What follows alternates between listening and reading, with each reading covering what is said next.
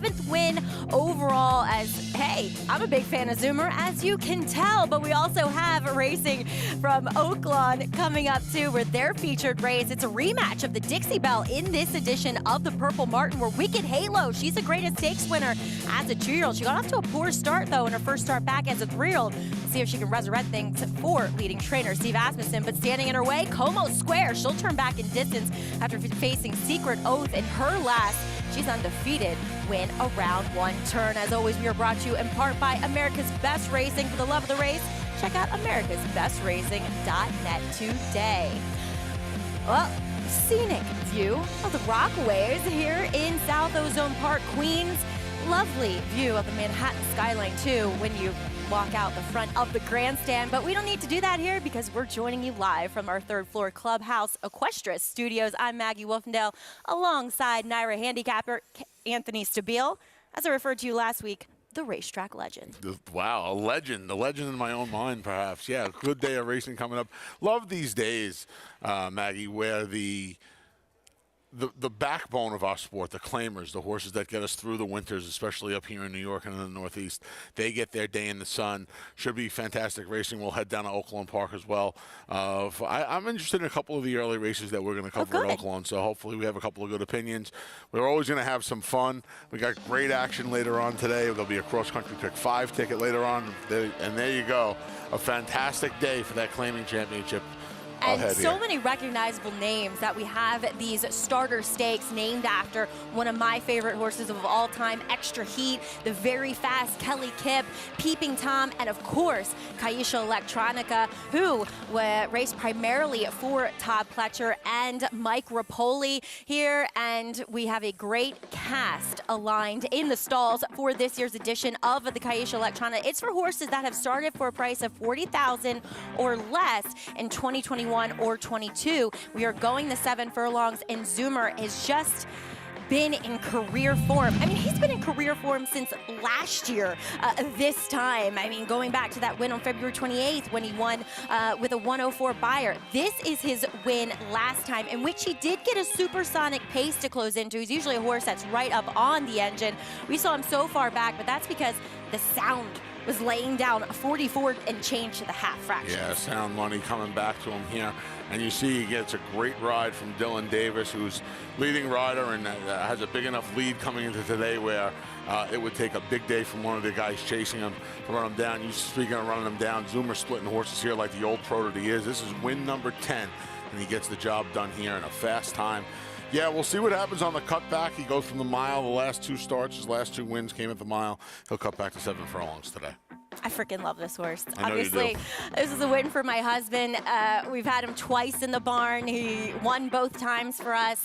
He is just one cool dude. He'll make this start, though, for Linda Rice, as she will send him out. She's got a lot of live chances on today's card, but there's also several other horses here. Answer In for Rob Falcone, second off the claim. He seems to be a horse maybe a little bit more accomplished at the 7 furlong distance. Yeah, we'll see how Answer In does. We have Repo Rocks coming in off a couple of our graded stakes here at the Big A.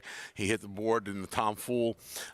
We'll see how he comes back, kind of finding his friends a little bit. It's an interesting race. I think that Caixa Electronica, named for one of the warrior of all warriors around here in the claiming ranks. And you know what the cool thing about that list that we had up was, Maggie, all the names for these races today? At least 3 of them were grade 1 winners. Yeah, that they were former started their claimers. careers for tags. At least 3 of them, Kelly Kipp, Belle Gallantey, Xtra Heat, all grade 1 winners. Yep, and Belle Gallantey. I mean, Xtra Heat and Kelly Kipp, they just started in a maiden claimer, and then they didn't see the claiming ranks ever again.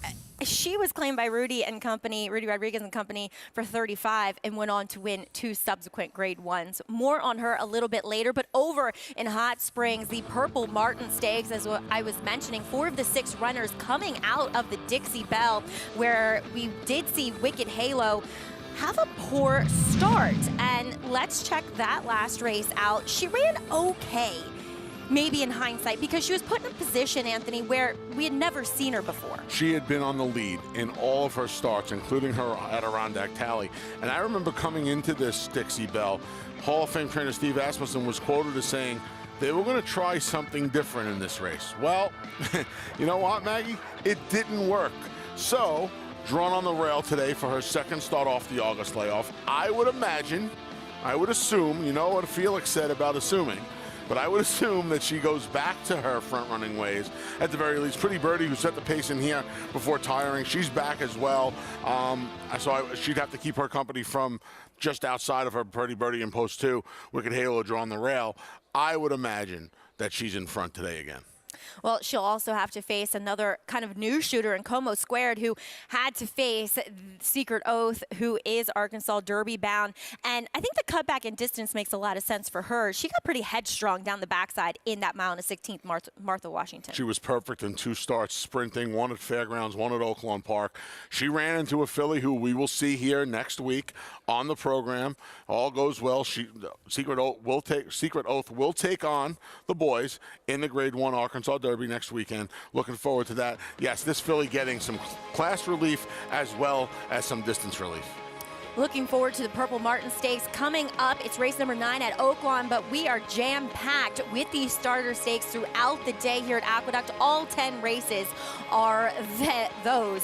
And the Videogenic Stakes kicks off the late pick for race number 7. We also have bonus coverage from Tampa Bay Downs, in which race number 10, that starts off our cross-country pick 5, in which we'll see a ticket of your making. Yeah, a ticket later on. That's a mile and 3/8 on the turf, kind of along the lines of our claiming championship day here in New York. The Stud Muffin on the dirt. As always, if you want to play today's races, make sure you do so with your Naira Bets account. Use promo code STAKES200 if you're a new member.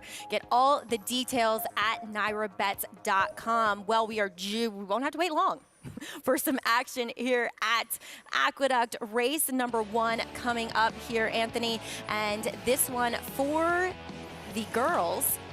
And it's the Xtra Heat, who, as I was mentioning, one of my favorite horses of all time. Obviously pretty close to her because she was campaigned and trained mostly in Maryland, in which good friends of the Salzmans. But it's cold into hair. She has maybe found new life again after turning back in distance. More on her as Linda Rice looks to kick off what hopefully is a successful day for her and her team. More on race number 1. It's the Xtra Heat on America's Day at the Races.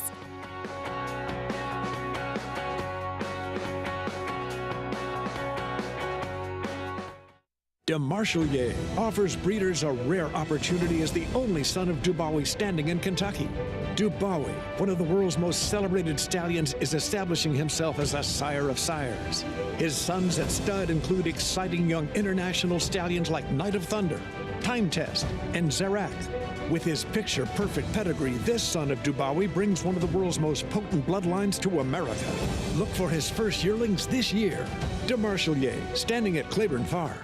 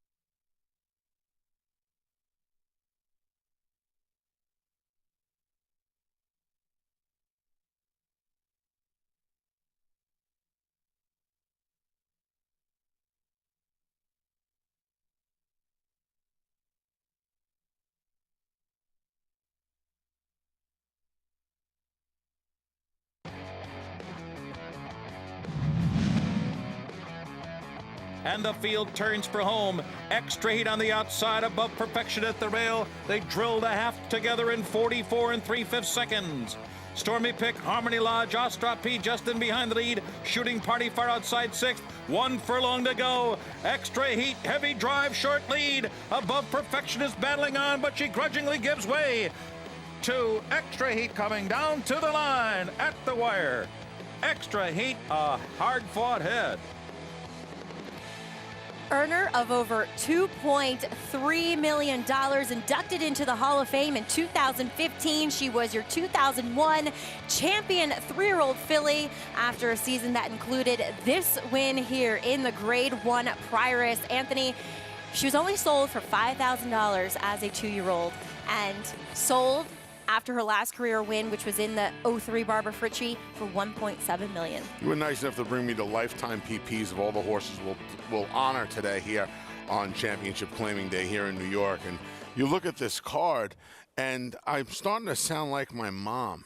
They just don't make them like they used to, Maggie. You look at her card, and it's just unbelievable.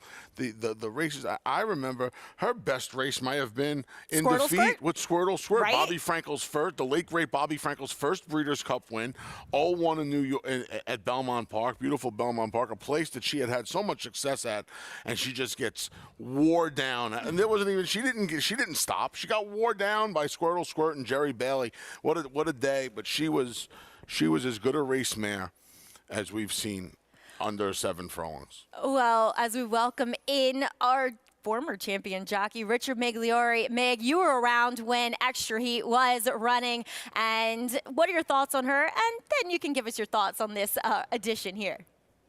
I remember, Maggie, just a diminutive little filly, not very big in stature, but certainly big through the heart.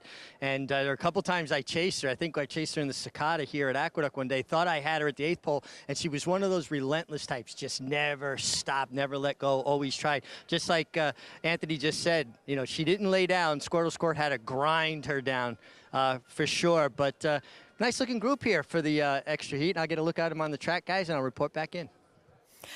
Meg, thank you so much. That's right. Xtra Heat, not very big. She was just all heart. As we do kick off a post parade here with number 1, Sweet Mia, as Charlie Baker leaves this one in. Yeah, Prairie Fire, who would have taken some money, comes out. Sweet Mia taking some money. She'll cut back from the mile. She won going 6-2 back for a quarter. Yeah, wired last time by a huge long shot, and Shatalamo as the next horse that we will see is your favorite. It's Colden DeHare, and it was good to see her really calm in the paddock, one that can be really obstreperous. You would know more about that than I would. A couple of second-place finishes to stakes fillies. Hey Mama Luke and Glass Ceiling in her last 2 against 3 other than allowance competition. She gets a big relief in class here. Here's a long shot first off the claim for Jimmy Ferraro, My Girl Lexi. Yeah, My Girl Lexi, knock-around claiming type, hasn't hit the winner's circle since Churchill Downs back in Indiana Grand back in October, rather. Here's another venerable type, 7 for 16 life, easy to bless. She ran a huge race 2 back on a sloppy sealed track that if she's able to repeat that performance on a fast track today, she'll get the money. She's a little edgy. We'll go first off the claim for Gustavo Rodriguez. He has good numbers. First off the claim from limited starters. She could be the speed in here under Eric Cancel. Maybe giving her pressure, though, number 6, Gazilda 40 Tails. This could be the other speed, though. She's been helped by racetracks in her past couple of victories. We'll see who's faster out of the starting gate. Trevor McCarthy, who was battling for leading rider for most of the meet, a little more aggressive, so maybe she is the one in front today. She'll have to do it from the outside post. If you want to play along with today's action, you can do so with the free online contest, otherwise known as The Showdown. Play against your friends and fellow handicappers. Just go to naira.com/showdown to watch your name climb the leaderboard and earn real prizes. That's the beauty of horse racing, isn't it? Right, the old adage at the poker table is there are no friends at the poker table. Yeah. Yet we come here, we put all our money in the same pool in our Naira Bets account, and we want to take each other's money, but we do it with a smile on our faces. We share a drink, maybe a cigar, a couple of snide comments if you're up to it. You're always up to it. I am always up to it. Checking out It's DeColden here, 3-5 favorite. Is she deserved? I know she's dropping in class, but easy to bless. She's been knocking around in some good company, too. So the theme, I think, for our portion of the program before we hand it off to the guys later on, Maggie, is we're going to see a lot of short prices in the first 3 or 4 races that we're going to cover. The other common thing these horses have in common, they all lack speed. So those are the most vulnerable types of favorites. Again, the problem is with a filly like It's Cold in the Hair, or mare, I should say, at 6 years old now.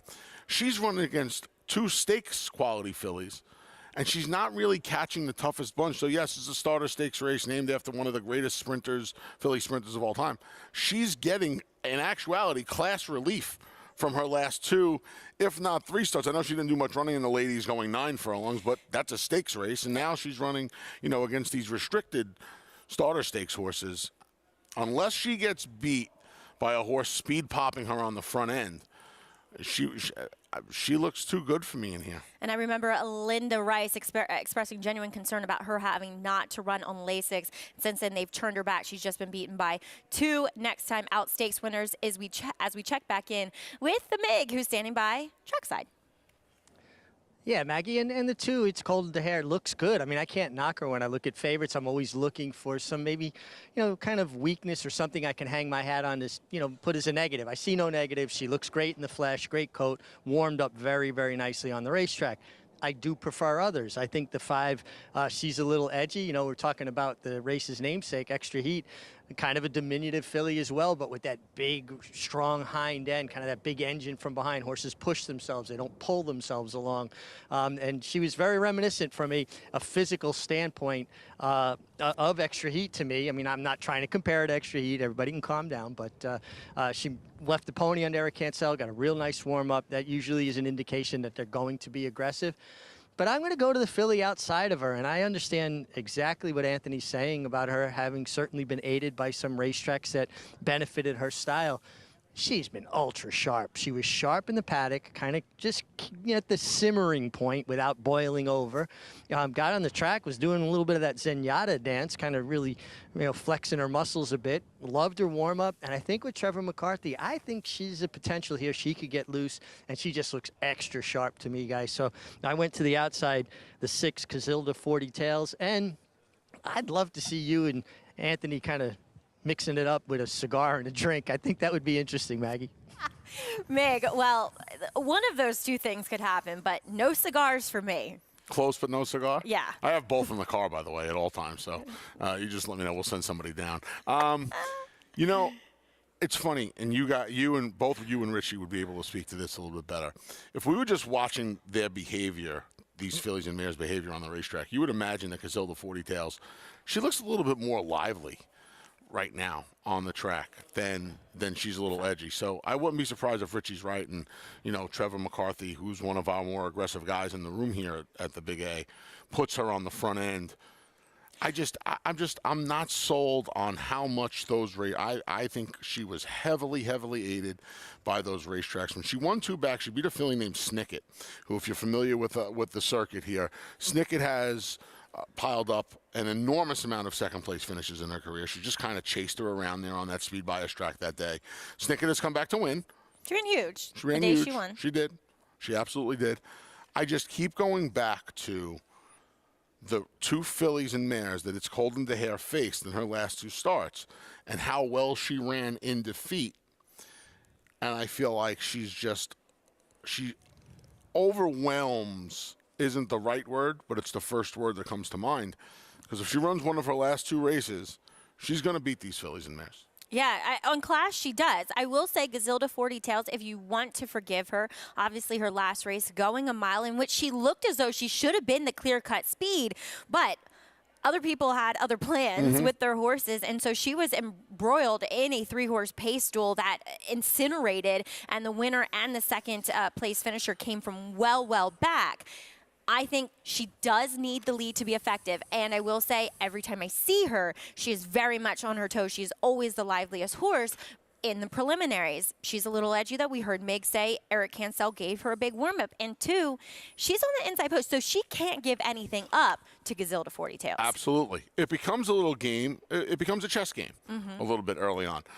It's a small field. There's only 6 fillies and mares in here. We've already established that It's Cold in the Hair has very little, if no, let's just, call it what it is. She has no early speed. Zero. My girl Lexi has shown speed, but that was going longer. Sweet Mia, the number 1, does not have a lot of speed. Easy to Bless, no speed. So see, I feel like Easy to Bless once upon a time had speed, but it seemed as though she's lost it. Not that it's really hurt her that much. I just think she may have been running against better horses in those races. Are you surprised? I'm a little surprised to see her at such a big price. Is it connections that she's second choice? I know, but just barely. I thought she'd be a clear-cut second choice with the 2 not taking quite as much money. I'm kind of surprised she's the second choice because I think, you know, we talk about how Casilda 40 Tails might be dressed up on those 2 racetracks she rode to victory in 2 of her last 4 starts. I kind of feel like that sloppy track race that she ran 2 back on, that sloppy seal track, that 90 Beyer speed figure, I think that kind of has propelled people to bet on her today. She's the one that I want very little to do with in here. I think this is a 2-5. People also like 1s, and Easy to Bless has, only finished out of the trifecta 3 times in her entire life. She knows how to get the job done, or at least be effective. But all the money coming in on It's Cold in Daher as Linda Rice looks to kickstart a big day. She will send out Zoomer a little later on in the Caixa Electronica, along with some other live runners throughout the day as they are heading into line 2 out as we send it upstairs to John Imrial for the call of the first here on New York Claiming Championship Day. Set for the start.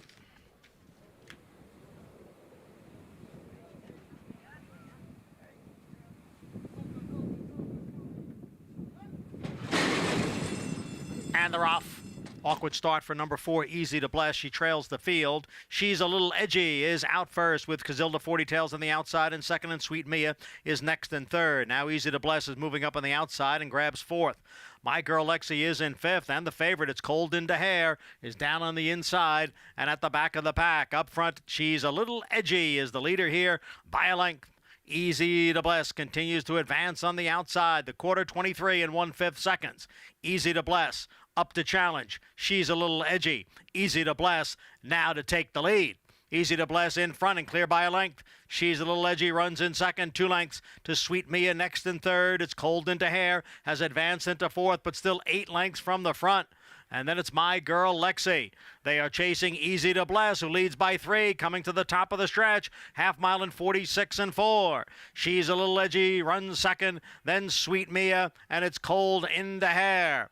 Easy to Bless has the lead as they pass the 3/16 pole. She's a Little Edgy runs second, then Sweet Mia, and It's Cold in Daher. Easy to Bless did not have the best start, but she's got the best finish as she wins the Xtra Heat Starter Stakes. Easy to Bless, much the best.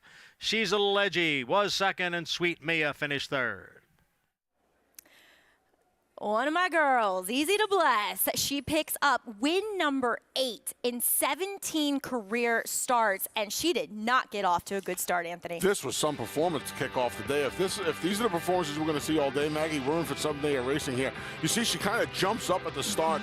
It looks like her front legs go up under Jackie Davis, who did an amazing job at staying out of this filly's way. Yep. She's not rushing her here. You'll see.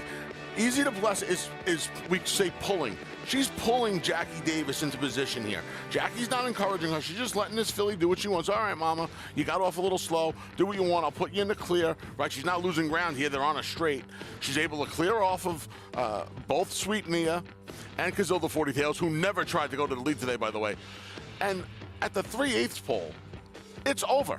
Mm-hmm. She goes by a loose on the lead. So she's a Little Edgy. And she just keeps improving her position. This was some performance to kick off the afternoon. And kudos to Jackie. As you mentioned, I think one of the biggest mistakes riders can make is getting in a horse's way. She didn't panic after that start. She just let her do her thing. And with a filly that knows how to find the winner's circle, you stay out of their way. And that's exactly what Jackie Davis did. And we are seeing Jackie really have, with the limited amount of opportunities and horses that she's been on, really make the most of them. Could not be happier for Jackie in the winter she's had. She's happy too. That Davis smile, it's a distinct one. You see it from Jackie, her sister Katie, who's not riding anymore. Of course, Dylan's our leading rider right now, and of course one of the most hard-knocking riders, Robbie Davis, the patriarch of the family. Yes, Jackie's having a great meet, and this filly ran really well today. Oh, there's one of the greats in the game. Frankie Dettori picks up his 4th Dubai World Cup win. This time, it was aboard Country Grammar. More on the big night coming up on America's Day at the Races.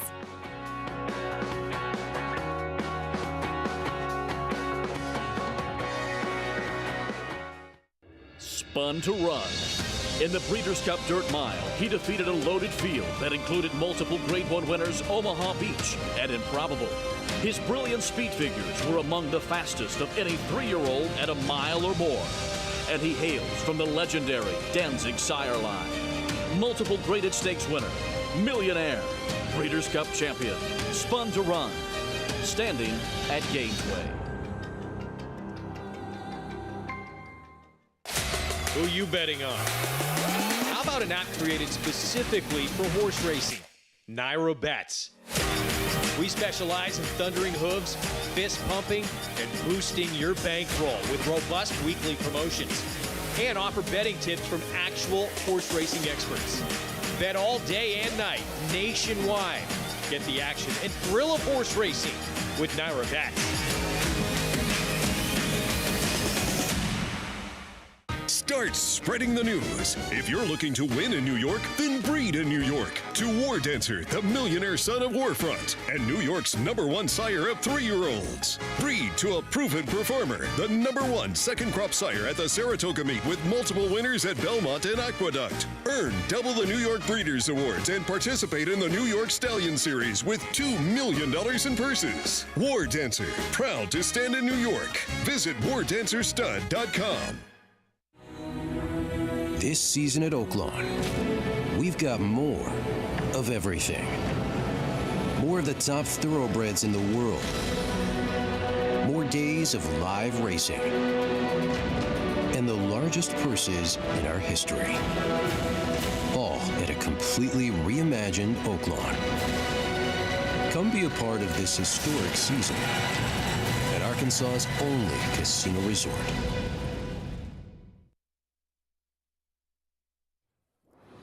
Welcome back, and thanks for tuning in to America's Day at the Races, proudly brought to you in part by Naira Bets. Bet any track, anywhere, anytime with your Naira Bets account. Check out nairabets.com or download the app today. Back here at Aqueduct, the first of our New York Claiming Championship races, the Xtra Heat, Easy to Bless, making that race's namesake proud, I would have to think, as she blew the break. Jackie Davis took nothing away from her, and she blew by him at the 3/8 pole. And for more, and alongside the winning rider, we check in with Richard Migliori. Thanks, Maggie, with a very happy Jackie Davis. Yeah, she did. She kind of broke awkwardly a little bit, Jackie, but she really caught up in a hurry and was always traveling in hand.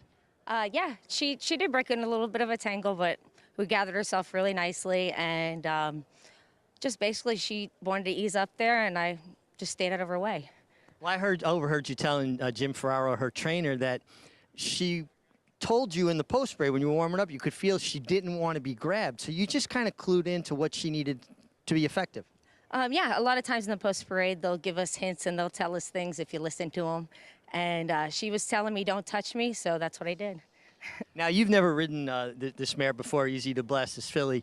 How do you prepare to ride a horse for the first time? A lot of times I watch replays and just read the form, and almost everything you need to know is in the form. And like I said, the post parade, they'll tell you something. And all it is just on the go, and sometimes you just got to change things. Well, awesome job. Congratulations. Guys, it's like I say, there's no such thing as a horse whisperer. There are horse listeners and another race rider from the Davis clan. Oh, it's always a family affair as, yes, Dylan Davis atop of the leaderboard. His brother-in-law, Trevor, married to Jackie and Dylan's sister, Katie. And Jackie just continues to have a lovely winter meet here at Aqueduct. And I couldn't be happier for Jackie. And just a testament to what female riders can do as we still continue to celebrate Women's History Month. And we'll talk about another female rider a little bit later on in the program. We got 1080 on the winner there, Easy to Bless. And she made us look good. She said she stayed out of her way, just like we did. So we know what we're talking about up here, Maggie. Just stay out of her way. You know, it's almost impossible to prepare for that, right? John Velasquez has famously said to every reporter who's ever covered the sport in the last 30 years, he leaves the room with plans A through Z, right? You can't really prepare for or go in thinking, well, this filly's going to break poorly today.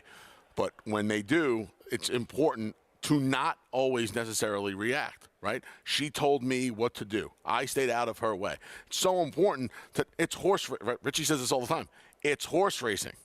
You have to let them tell you what to do. Sometimes you got to try and take control a little bit, but more often than not, just let them tell you what to do, and it should be clear sailing. Philly ran big today. As the great and Hall of Famer Angel Cordero, I think, once said, you can ride 8 winners in a day, and maybe only one of them is where you made the difference. Absolutely. 7 of the rest of them were by the horses doing. Coming from that guy, by the way. Right.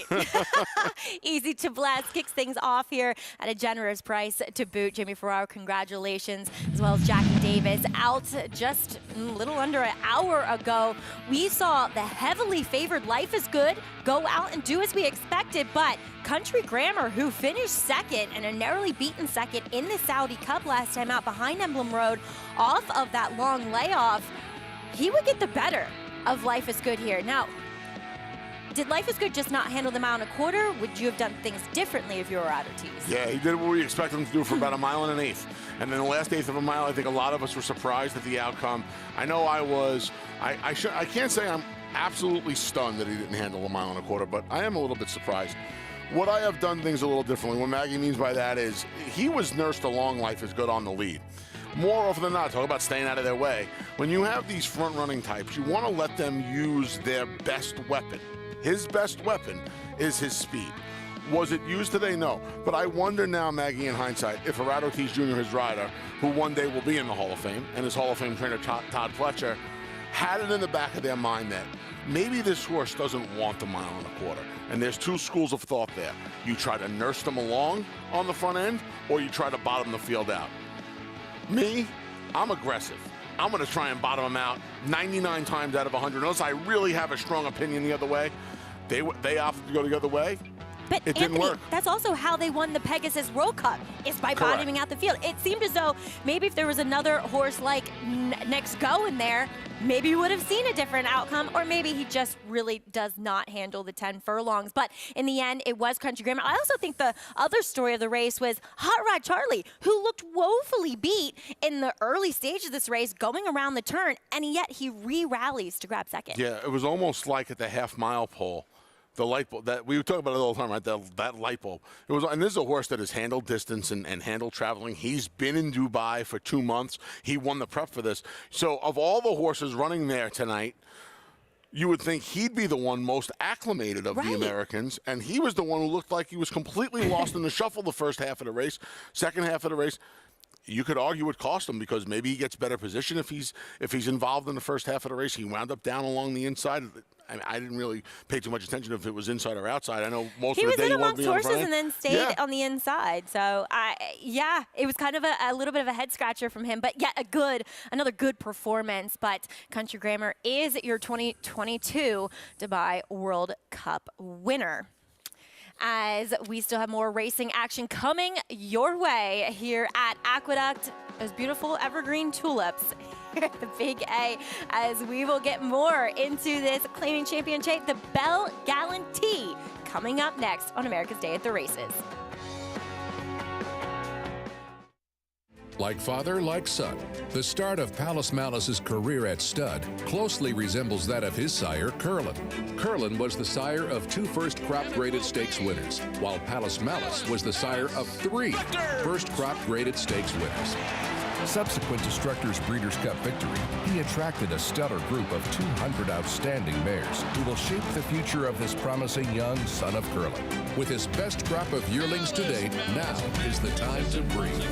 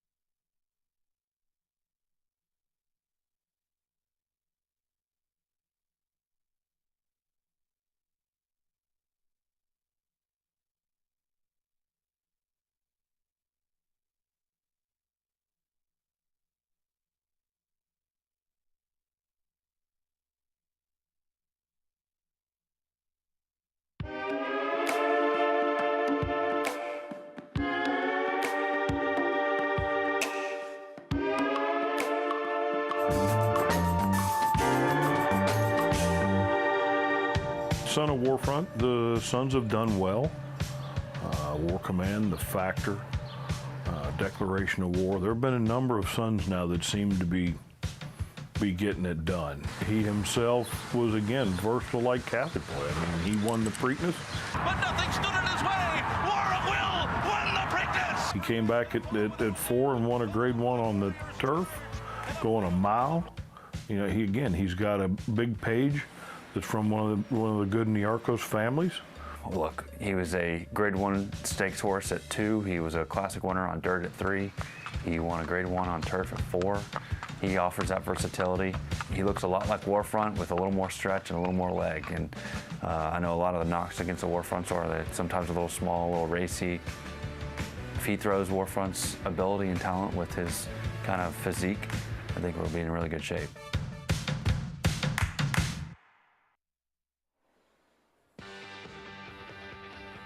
Claiborne Farm, 100 years of doing the usual unusually well, and just picture-perfect scenes from Claiborne Farm right outside Lexington. Now standing War of Will, grade 1 winner and classic winner, albeit though winning those grade 1s on either surface. Excited to see his babies at the track soon. But as far as Women's History Month goes, Julie Crone, one of the trailblazers as far as female riders are concerned, and she was just a great rider. It didn't matter that she was a woman. She won the 1993, I believe the first woman to win a classic, the Belmont aboard Colonial Affair, and she was inducted to the Hall of Fame in 2000. She also got her first Breeders' Cup winner in 2003 in the twilight of her career aboard Half Bridled.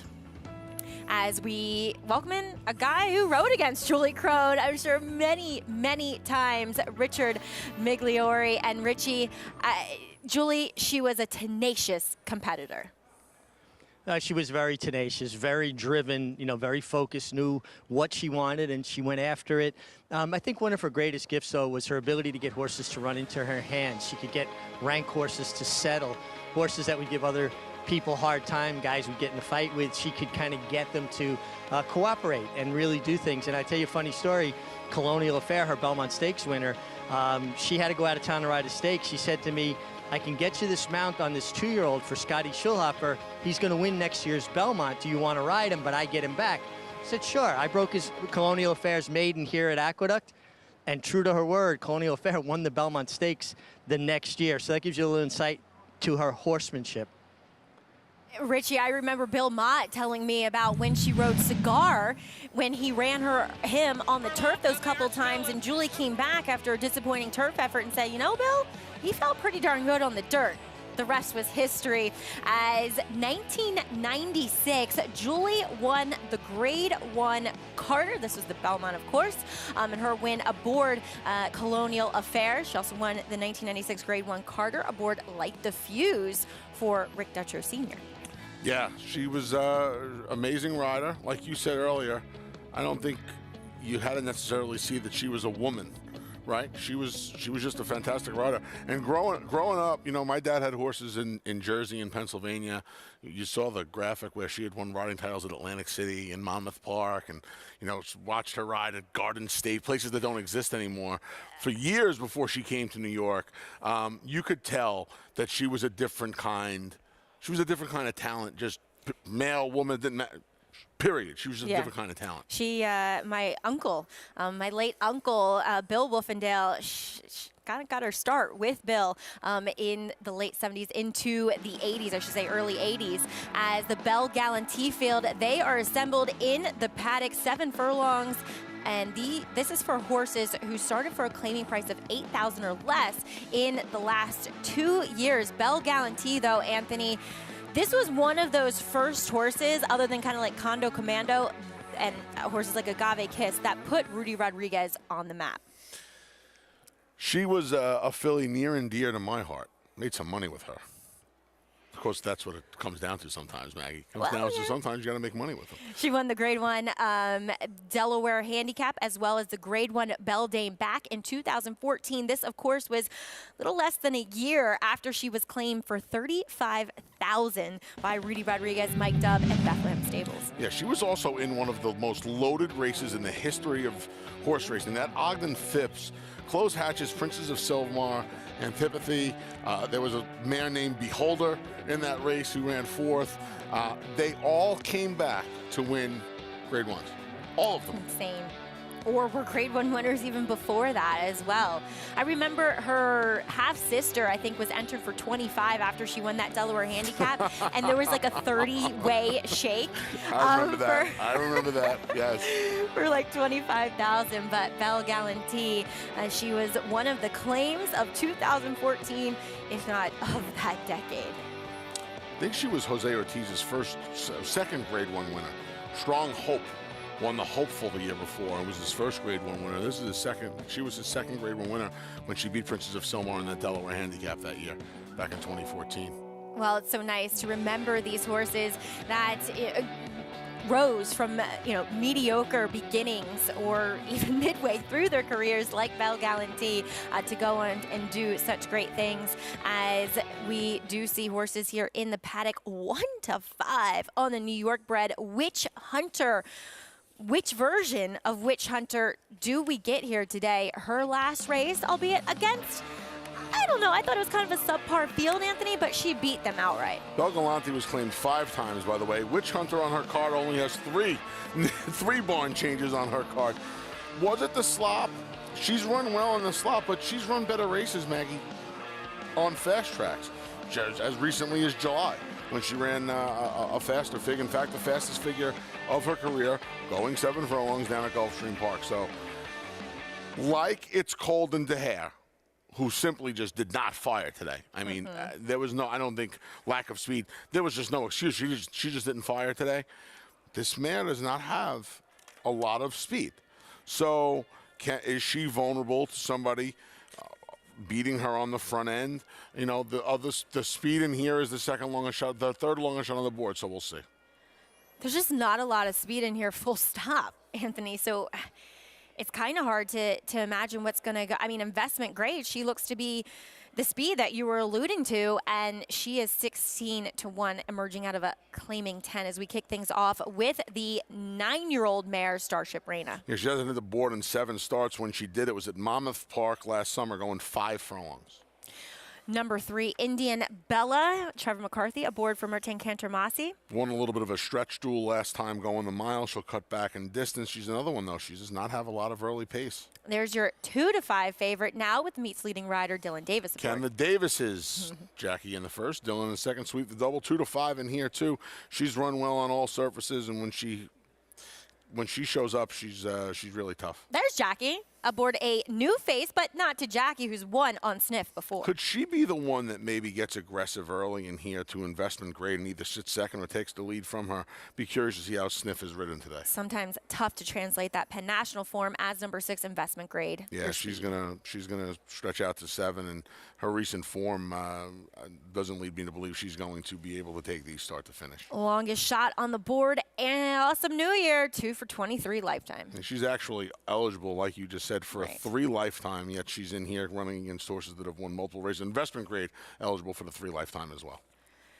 Yeah, it's kind of hard to endorse those horses when you are dealing with multiple winners. I mean, even thinking about those, let's say, other thans or second level open allowances, you'll get those New York breds who have run through their New York bred conditions, and I always give a serious look to them because I like horses who've won multiple races. We saw in the first race. I mean, with Easy to Bless picking up her 8th career win. But I got to say, Witch Hunter galloping off there, she looks tremendous on the racetrack. Yeah, and Dylan Davis, when Dylan came back from his injury back around Memorial Day of last year, you noticed 2 things.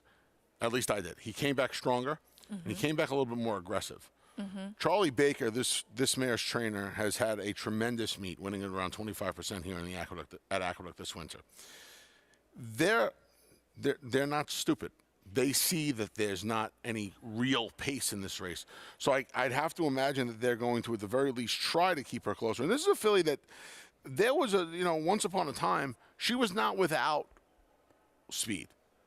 She was going a little longer. She was closer to paces. So they're going to have to, I think, maybe stay on top of her a little bit more early on to keep her from losing touch with the field. Or you don't want to fall 6, 7, 8 lengths behind the lead in here. Whether you think it's a vulnerable pace or whether you think it's a legitimate pace, you want to kind of keep her in striking distance today, I She think. has won twice in 5 tries over the 7/8 distance as we do check in with the MIG. What have you observed, Richie, with your heavy favorite in here, Witch Hunter? Witch Hunter really looks good, and as much as I liked her in the paddock, I liked her even more on the racetrack. She left the pony, really got into the bridle under Dylan Davis, made a great impression. I mean, she's a short price, but I can't get past her.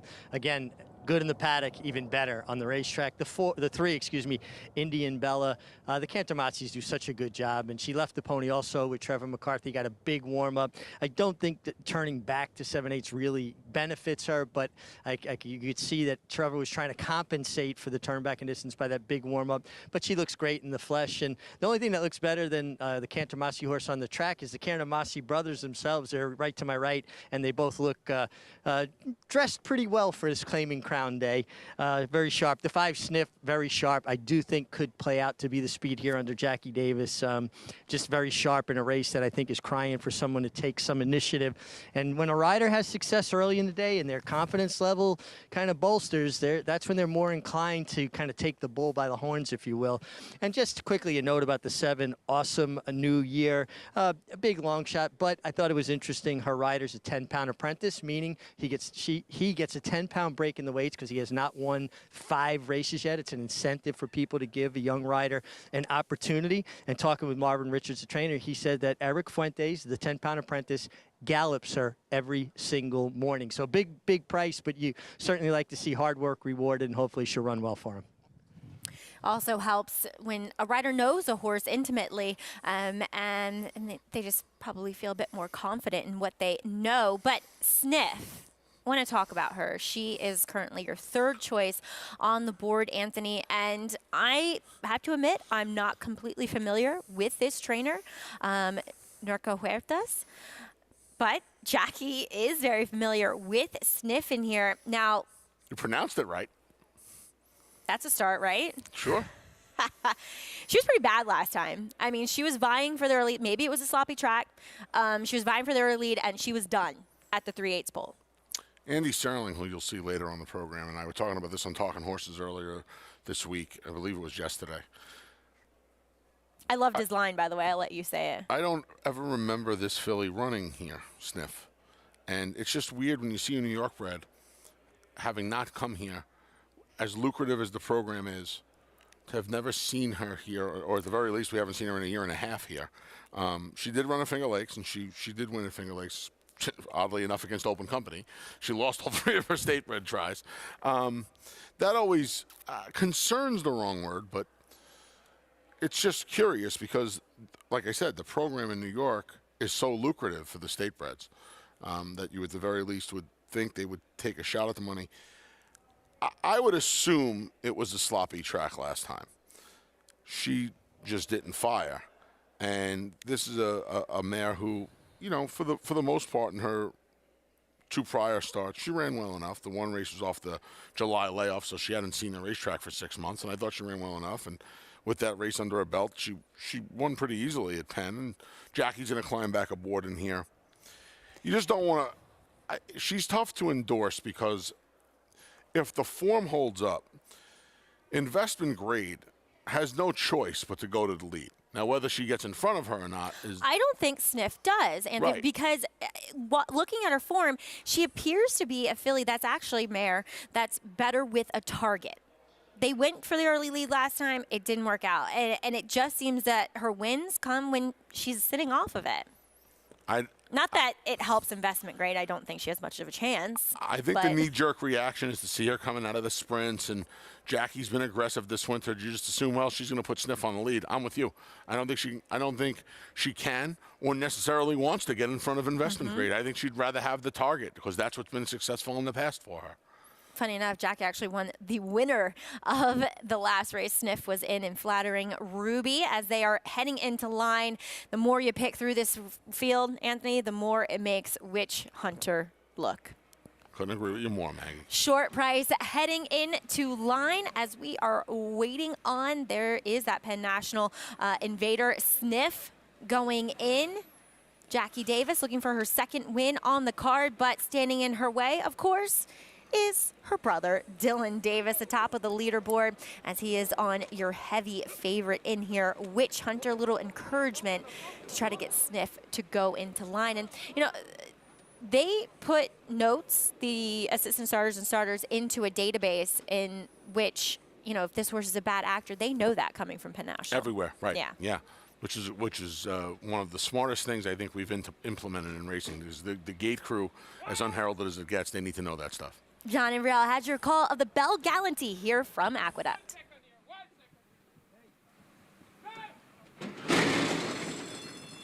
And the rough. Awesome New Year from the outside. Investment Grade is now moving up to challenge.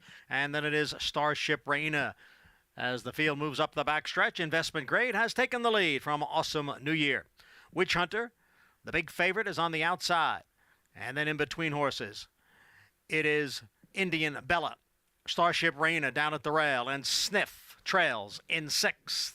The leader is Investment Grade by 3/4 of a length. Awesome New Year now getting closer in 2nd through a quarter in 23 and 3/5 seconds. It is still Investment Grade and Awesome New Year. They are right together. They're 1-2 going into the far turn. Then it's the trio of a Starship Reina, Indian Bella, and on the outside, Witch Hunter. Sniff is the trailer, but only 3.5 lengths from the lead, and now moving up. There goes Awesome New Year, and there goes Witch Hunter on the extreme outside. It is Awesome New Year and Witch Hunter, and the 2 of them are together. Then Indian Bella and Sniff, the half in 48-1. They head for home with Witch Hunter now taking over. Witch Hunter is in front and draws clear by 3. Awesome New Year trying to hold 2nd. And then on the extreme outside, it is Sniff. Indian Bella's in between horses and Starship Reina. But Witch Hunter is clear, and a no doubt about it winner here. Witch Hunter will win here by 7 lengths, and it's going to be very tight for 2nd. A photo for 2nd between Indian Bella and Sniff. much the best. Witch Hunter dominates this field, stalking wide, loops and swoops him at the head of the lane. You know, it was weird. You couldn't tell how she was traveling. I couldn't anyway. I think Dylan Davis, her rider, was just kind of fighting Witch Hunter a little bit. He didn't want to let her go. It turned out he could have let her go at the half mile pole. He wanted to wait until they were almost off the turn to just turn her loose. And when he does, she responds nicely, and past the 8th pole, she already has a daylight lead.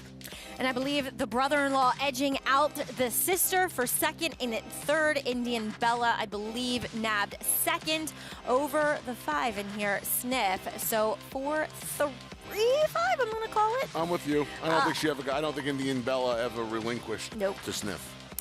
Unofficially, but definitely looks like the most certain winner here. Witch Hunter delivers for meets leading rider and the white hot barn in Charlie Baker in this Belle Gallantey as we are underway at Oaklawn Park. Their opener is coming up for this claiming 30, traveling the mile and a 16th for the fillies and mares, 4-year-olds and upward, and pretty wide open board as of now as we do kick off a post parade here. Number 3, West Side Girl, Calvin Burrell. I was just wondering where Calvin was. Turns out he's on West Side Girl. Yep, the Burrell's looking to get off the schneid for the meet. This filly woke up a little bit after breaking last to finish 3rd last time. Texas Rain will have Chelsea Bailey. Looks as though she could have some speed. Yeah, it goes from 3/4 of a mile back out to the mile and a 16th. She showed speed the last time she went around a ground 2 back. Scratch the 3, another female rider, Kelsey Haar, aboard. It's all in the notes who gets some class relief. Could the young ladies duke it out on the front end? It's all in the notes. She showed speed 2 starts back. Last time out, she dueled as well. I think the 2 and the 4 might put some pace on in here.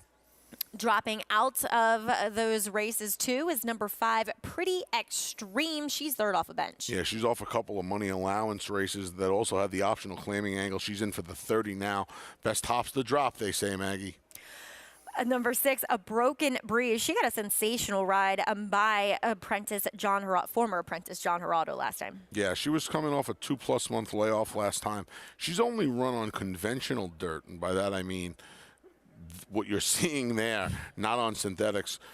3 times in her career, she's won twice. Yeah, and she looked good in winning her last race off a little bit of a break as we check in with our resident Hall of Famer, Gary Stevens, who is standing by live on, Gary, what looks to be a gorgeous day in Hot Springs.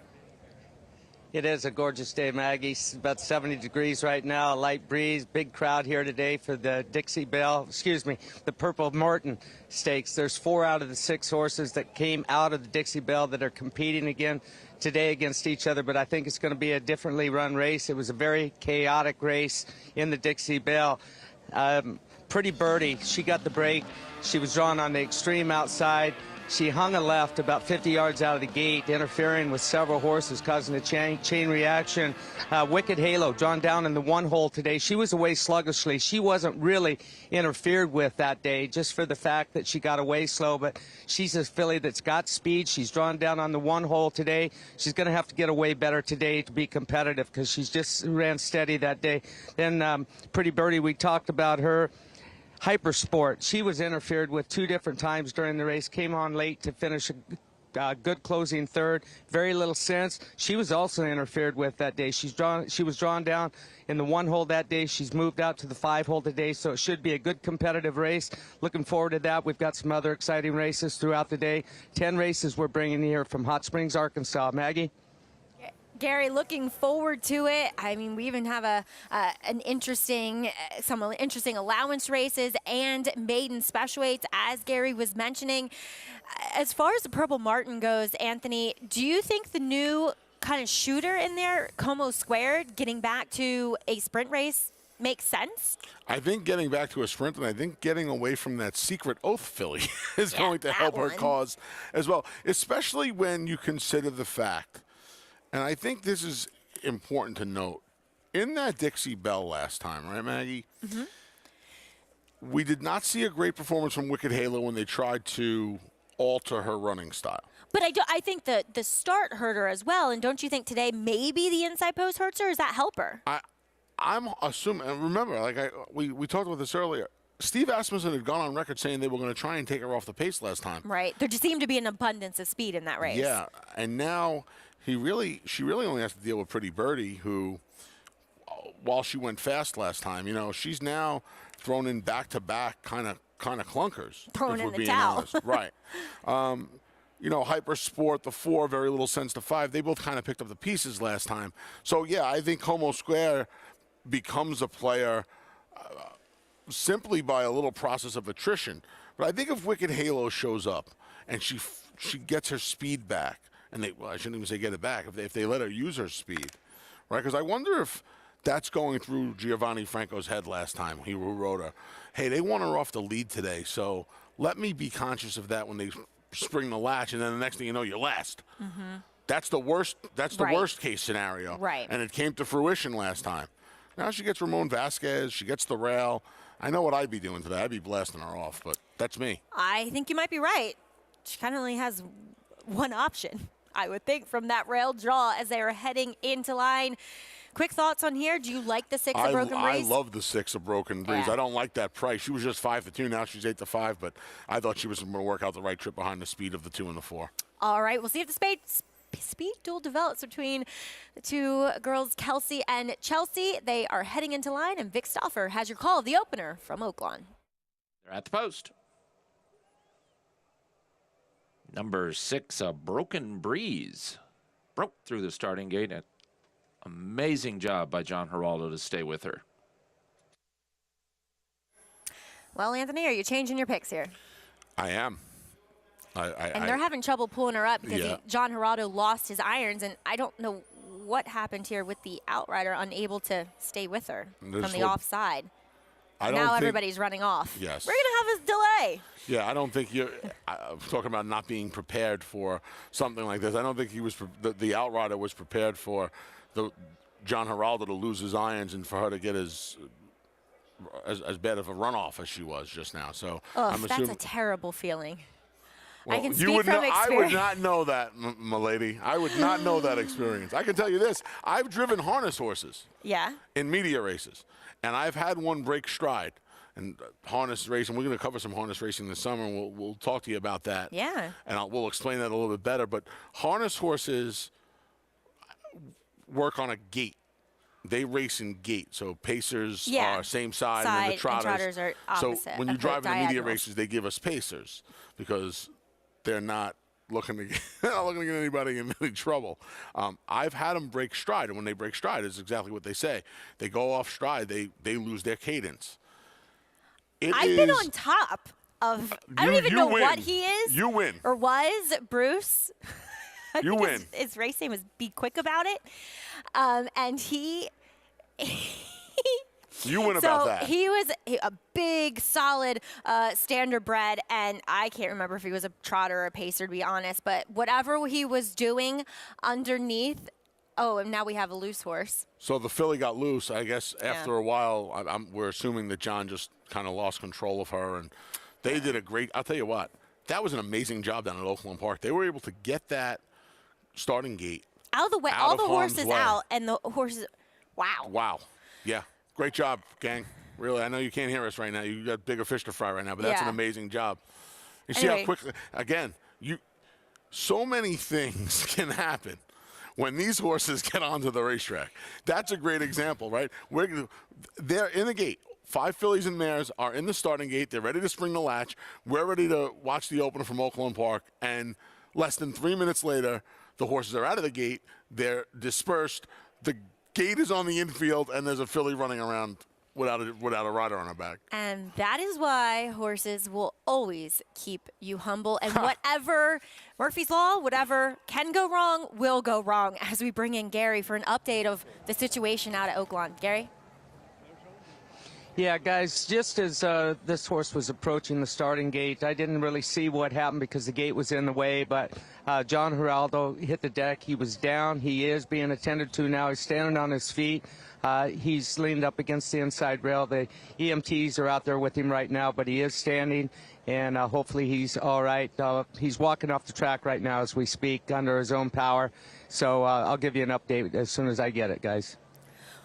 Well, Gary, thank you. That is a good sign to see John walking on his feet. All the other horses are with the ponies, and they will stay on the track. And we'll bring you an update and get official word to see if a Broken Breeze is a late scratch. More on this race to come on America's Day at the Races.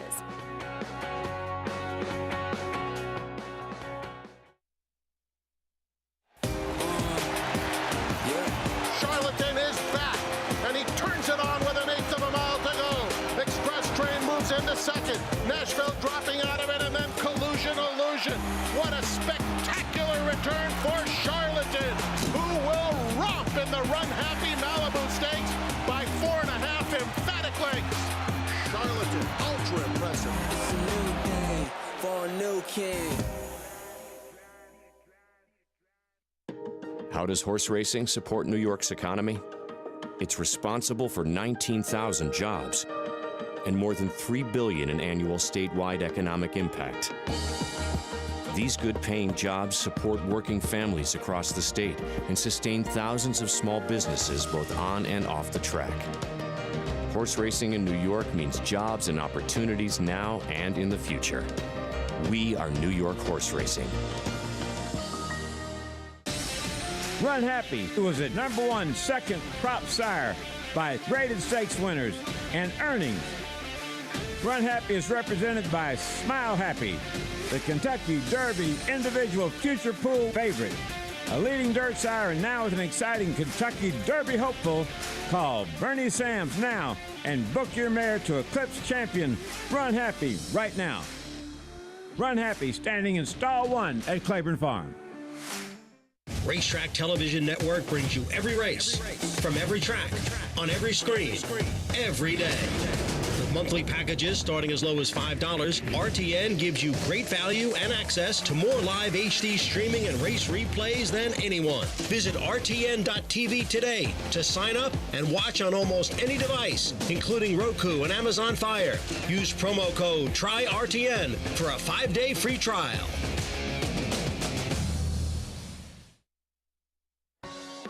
Welcome back, and thanks for tuning in to America's Day at the Races. Live coverage from Oaklawn Park, as well as here at Aqueduct, and a little bonus coverage coming up a little later from Tampa Bay Downs, as they are included in that cross-country pick 5. Well, the Belle Gallantey Starter Stakes goes to Witch Hunter in the most easy of fashions. The well-fancied runner at 1-5 for Charlie Baker and Dylan Davis.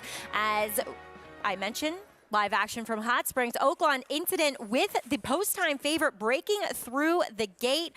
That was a Broken Breeze. She's a late scratch. Now 4 will contest. Vic Stauffer has your call. They're off. It's all in the notes. Right to the front from Texas Rain, who has asked for speed, and now these two will sprint along. Pretty Extreme races in third, and the early trailer is West Side Girl. A jointly contested pace at the clubhouse turn with Texas Rain, and it's all in the notes. It's all in the notes outside Texas Rain at the rail, and they go on at a good clip. They have opened up 6 lengths on Pretty Extreme, who's a length and a quarter in front of West Side Girl. To the backstretch they run, and the match race up front continues. It's all in the notes, and Texas Rain, it's all in the notes, a neck in front.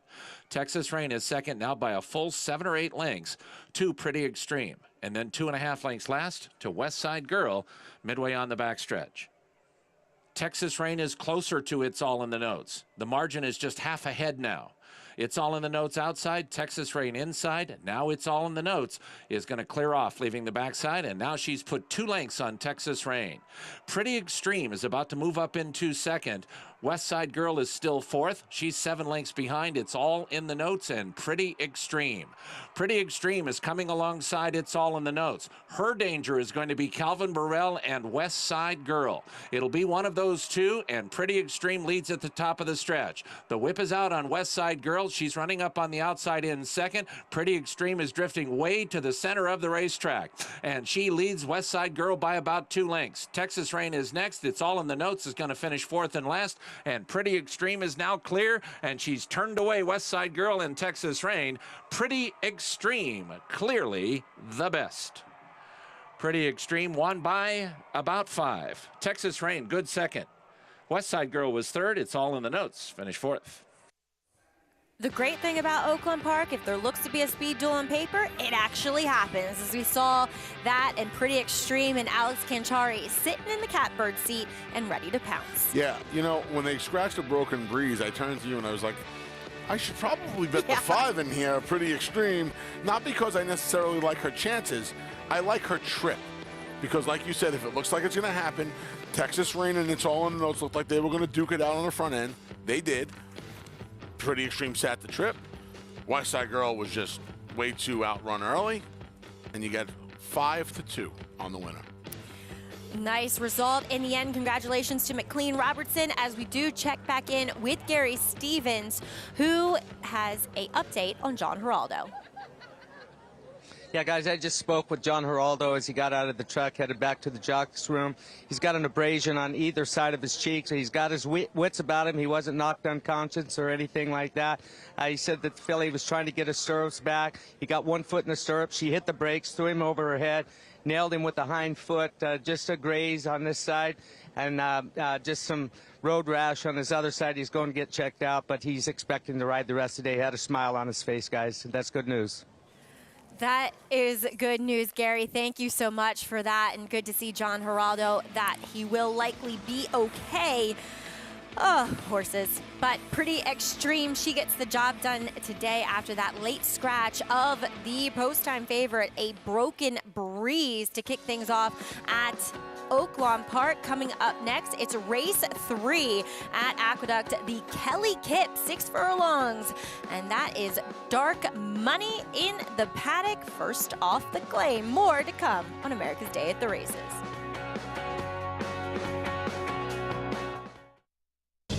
It's 1,000 words fighting back, coming down to the finish. If a picture is worth 1,000 words, this is one stunning picture. 1,000 words just in front. 1,000 words wins the Robert B. Lewis. Honoree P is full out now, second on the outside. And they're coming down to the line, and 1,000 words has done it.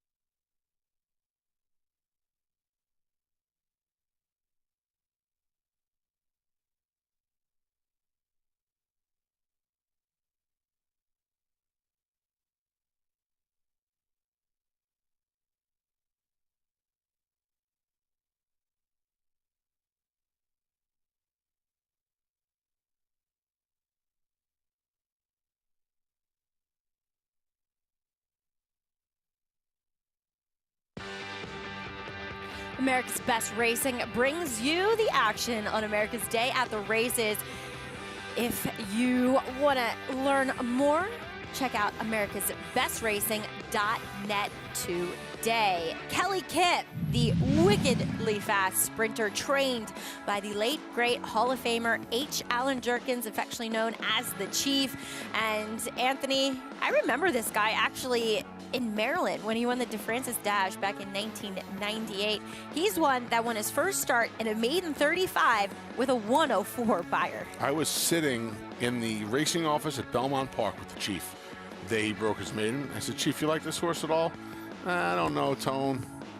I put him in for a tag. We'll see what he can do. I don't know about this racetrack. That was a track record, 55-3. And you know what's funny? Alan never lied to you. No. You kind of knew. You knew he didn't really know what he was bringing over because he watched the race in the racing office. He didn't always do that. You know, if he thought he was going to win, he'd go watch the race in the boxes. You know, the late great Jack Dreyfus, who owned Kelly Kipp under the Hobo Farm. known the race Hobo Farm. Jack wasn't out. I think it was a Thursday, if I'm not mistaken. But you know, the Chief's just sitting in there, and it's raining outside, and it's a sloppy track, and this thing goes 55-3. And I just looked at him. And he was like, I didn't know. And he got up and he walked down and he went and took a picture. It was great. I love and miss him, as I'm sure Miss him another every guy. day. Miss him every day. Another guy that has some great HL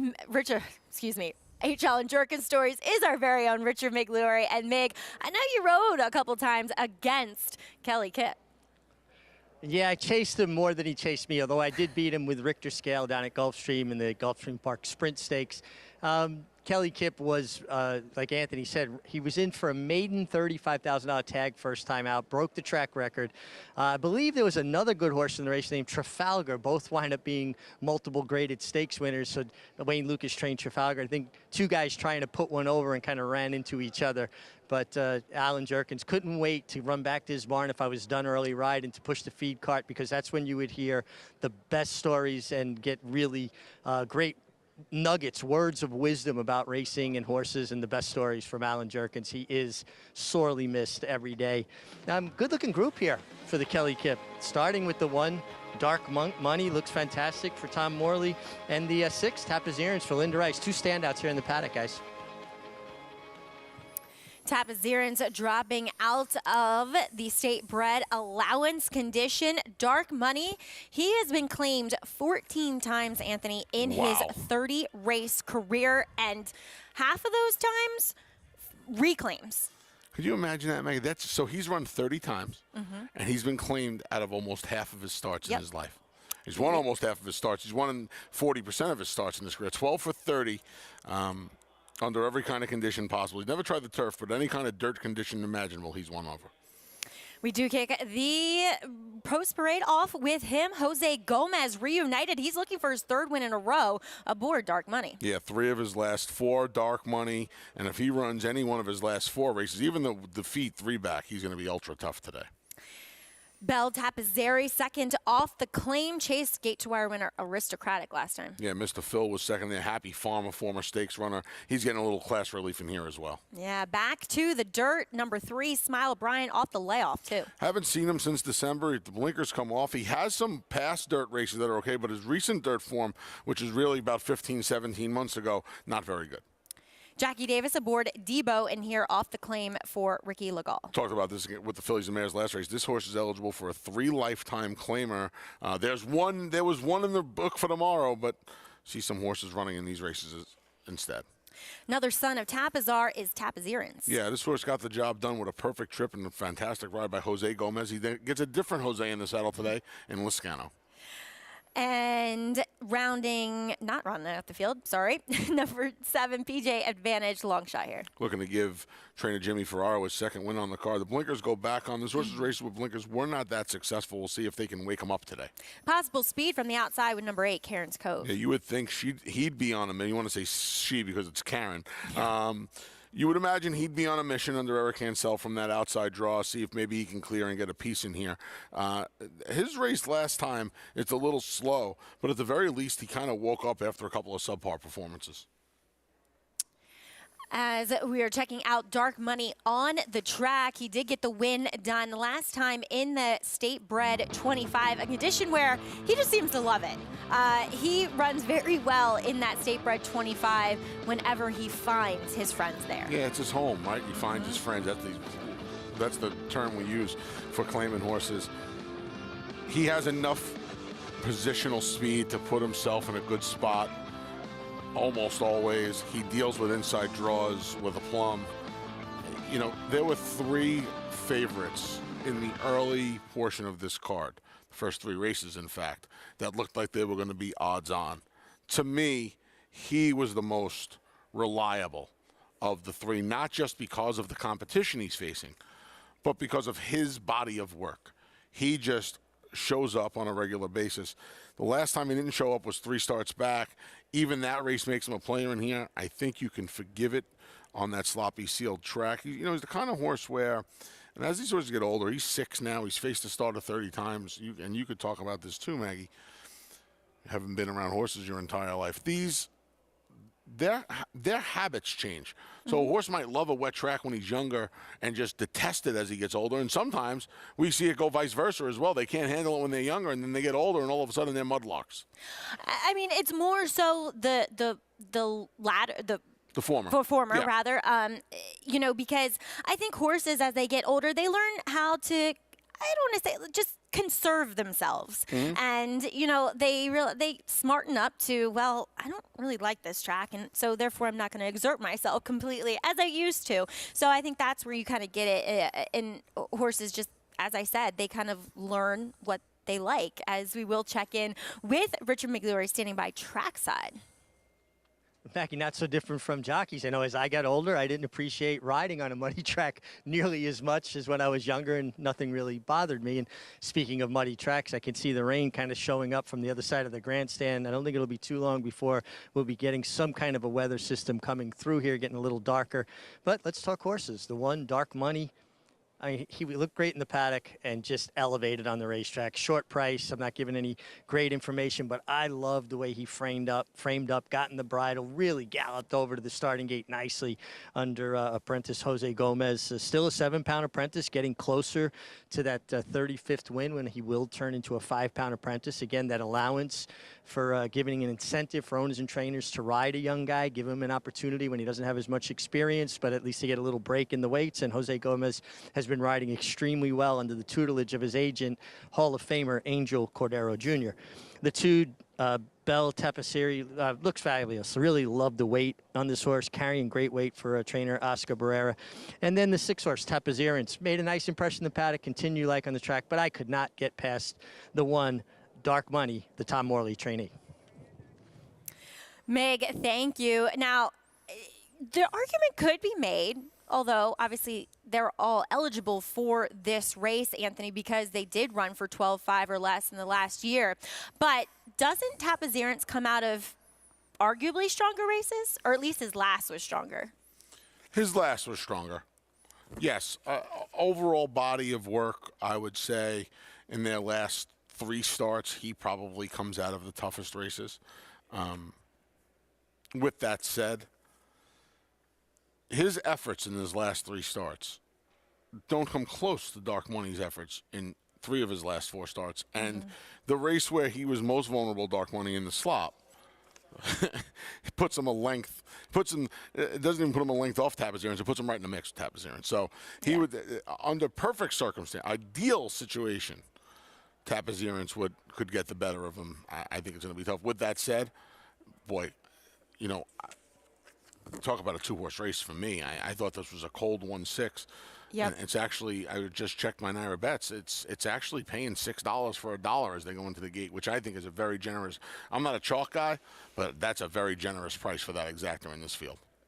All right, they're heading into line. Dark Money 1-2 as they head into the gate. Tapazirance, he'll be looking to rally from just off of it, as well as they are going the 6 furlongs here in this Kelly Kip. We send it up to John and Burrell for the call.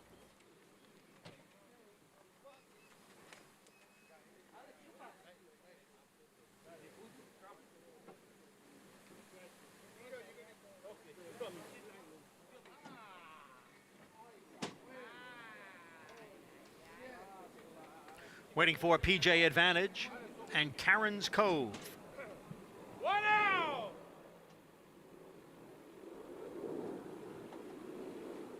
There in the gate for Aqueduct's 3rd. And they're off. Dark Money, a little bit of an awkward start there and is at the back of the pack. Out for the lead is Debo. Challenged here on the outside by Tapazirance. Tapazirance, Debo, and Karen's Cove, the 3 of them in a battle early on here. It's 2 lengths. Back to Smile Bryant in 4th, followed by Belle Tapisere. Dark Money has moved off the rail, is on the outside, is now racing in 6th. Farther back is PJ Advantage, who trails. Up front, Tapazirance on the inside, and on the outside, it's Karen's Cove. The opening quarter went in 23 and 1/5 seconds. Dark Money continues to advance on the outside. Dark Money is now going up to challenge for the lead. Dark Money up on the outside. Dark Money now to grab the lead. Tapazirance looks to battle on down towards the rail. Karen's Cove is back running in 3rd. Then Debo as the field comes into the stretch with Dark Money in front and getting away to lead by almost 3 lengths. Tapazirance runs in 2nd. Belle Tapisere is down at the rail. It is Dark Money in front with a 16th to the finish. Tapazirance and Belle Tapisere giving chase. It is Dark Money in front. Belle Tapisere, one last try. Not enough. Dark Money holds to win the Kelly Kipp Starter Stakes. Well, my heart's in my throat, if I'm going to be completely honest here. You need me to Little take bit of an early this? move. Don't take my blood pressure right now. No, I'll take this, though. He threw his head.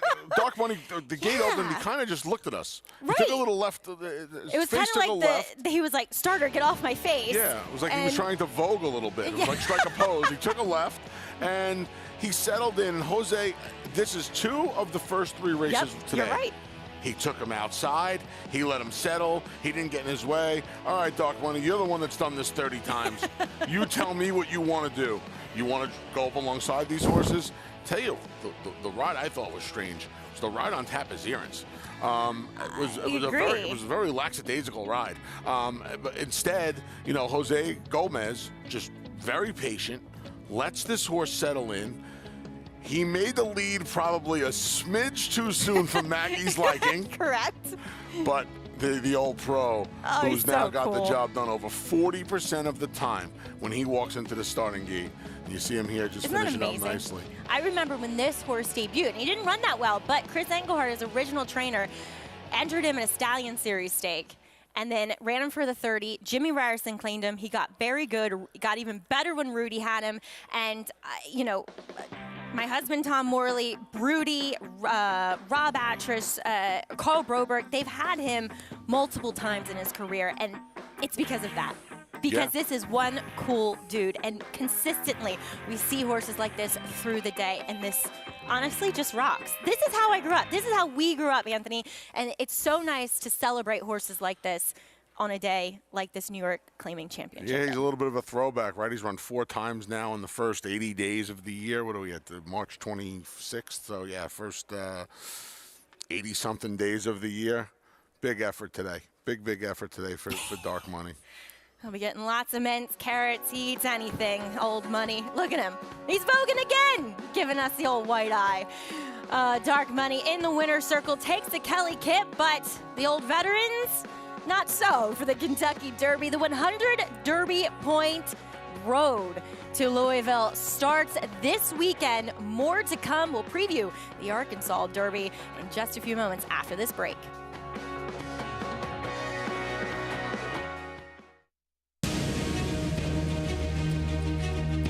Precocity. Strategic speed. Some speed at 2, but can carry it on through their later careers. Improbable, full of run. Improbable, now a Grade 1 winner. It is a complete runaway, an authoritative run. It's improbable to win the Whitney.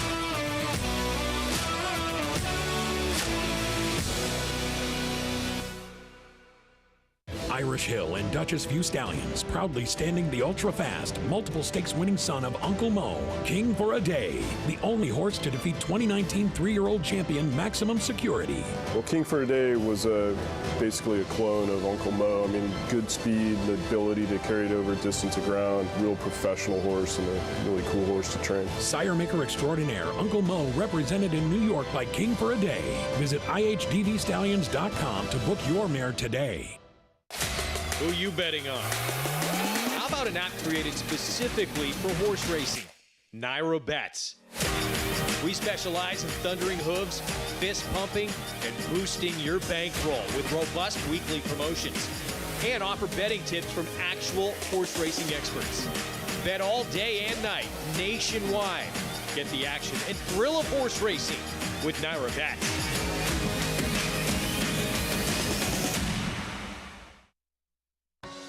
Welcome back to America's Day at the Races, live coverage from Aqueduct as well as Oaklawn Park. A little bonus from Tampa Bay Downs as well. I'm Maggie Wolfendale alongside Anthony Stabile in the winner's circle. Dark Money, just the coolest dude there is. For, yes, my husband, Tom Morley, and apprentice rider Jose Gomez, who's standing by downstairs with Richard McLaury. Thanks, Maggie, and a very happy Jose Gomez. Jose, we were talking off camera. This is the first horse you've ever won 3 races on and 3 in a row. How much confidence does that give you? Honestly, give me the most confidence in the world. You know, the horse, he there every time. Every time I rode him when Rudy had him, and both times he just gave it his all. And today, you know, in the gate, you know, kind of moving around, I didn't want to. We didn't break as sharp as I wanted to, but he just put himself there. And he knew exactly what to do. I was just there for the ride. He's a real professional because you could see he was taking you in hand the whole way. Yes, sir. Yes, sir. He knew that we didn't break the best, so you know he knew where he had to go. So. You're handled by Angel Cordero Jr. He's your agent, a Hall of Famer, one of the greatest riders in the history of racing. How much advice does he give you? How much do you guys talk about the races? All the time. We're always talking about the races. You know, he just gives me, how can I say, just advice, you know, on what to do, how to do it, you know, if I make a mistake, how to correct it. And, you know, he just talk about a lot about the races, a lot. Are you ever not happy? You're always smiling. Yeah, try to come off as happy, you know, try to look at the best in all situations. Congratulations, great job, young man. And you're always happy when you win, but I tell you, his smile's infectious, and I could feel his energy, and horses could feel that energy as well.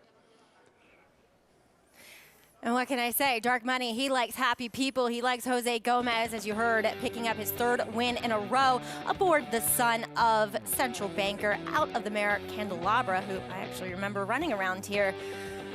That's when you know you're starting to get old, Anthony. Don't talk to me about that. I got 10 years on you, kid. 1, 2, 6. Officially at Aqueduct. Coming up next in race number 4, it is the Sis City, going a mile for the fillies and mares who've started for a claiming price of $16,000 or less. Couple of scratches in here, 2 long shots, as well as Fox. Actually, Foxtail was a long shot herself, but currently 3-2 customer experience for Rob Falcone. First off the claim, Dylan Davis in the irons. Back over at Oaklawn, hopefully won't be quite as eventful as the first race. A couple of those scratches at Aqueduct, by the way, I think impact the race heavily. Thank you. That's what I meant to say. It's okay. That's why you're here. That's why we're such a great team. Anyway. We are a great team. Race number 2 at Oaklawn, maiden 26 furlongs. Heavy favorite is the drop-down son of Run Happy for Brad Cox, Ricardo Santana, and the irons. But we kick off a post parade with number 1, Worth the Money. Pair of blinkers goes on. This horse has hit the board in 3 of his 6 tries. We'll see from the rail with the blinkers how fast he goes early today. Speaking of blinkers, they come off number 2, Brody Boucher. And the trainer has tried everything, turf, dirt, long, short. They're going to try the blinkers off this afternoon. He's a big price at 21-1. Favorite and likely quickest is the second time starting Coach Happy. This was blasted out of the starting gating in special weight competition last time out. Drops all the way down to the 20, having finished last. I don't want him at that price, Maggie. Protected again for that interesting rule, waiver claiming rule at Oaklawn, is Mega Charlie second off the layoff. If for a horse that didn't do much running in his first 5 starts, he did a lot of running last time out. Best race of his career, like you said, protected again for a barn that really started off hot. It's great on the track. As a number 5 is Mr. Frost. Yeah, there's another one. Went long, went short, special weight tag, blinkers on, blinkers off. He's just got to find himself a home. Couple of first-time starters from the Alan Milligan barn. The first one, son of Adios Charlie. Goodbye, Charlie. Yeah, both out of unraced dam. This one's out of an unraced dam, a first foal. This one, Goblin. Dam was over 4. This is the first foal.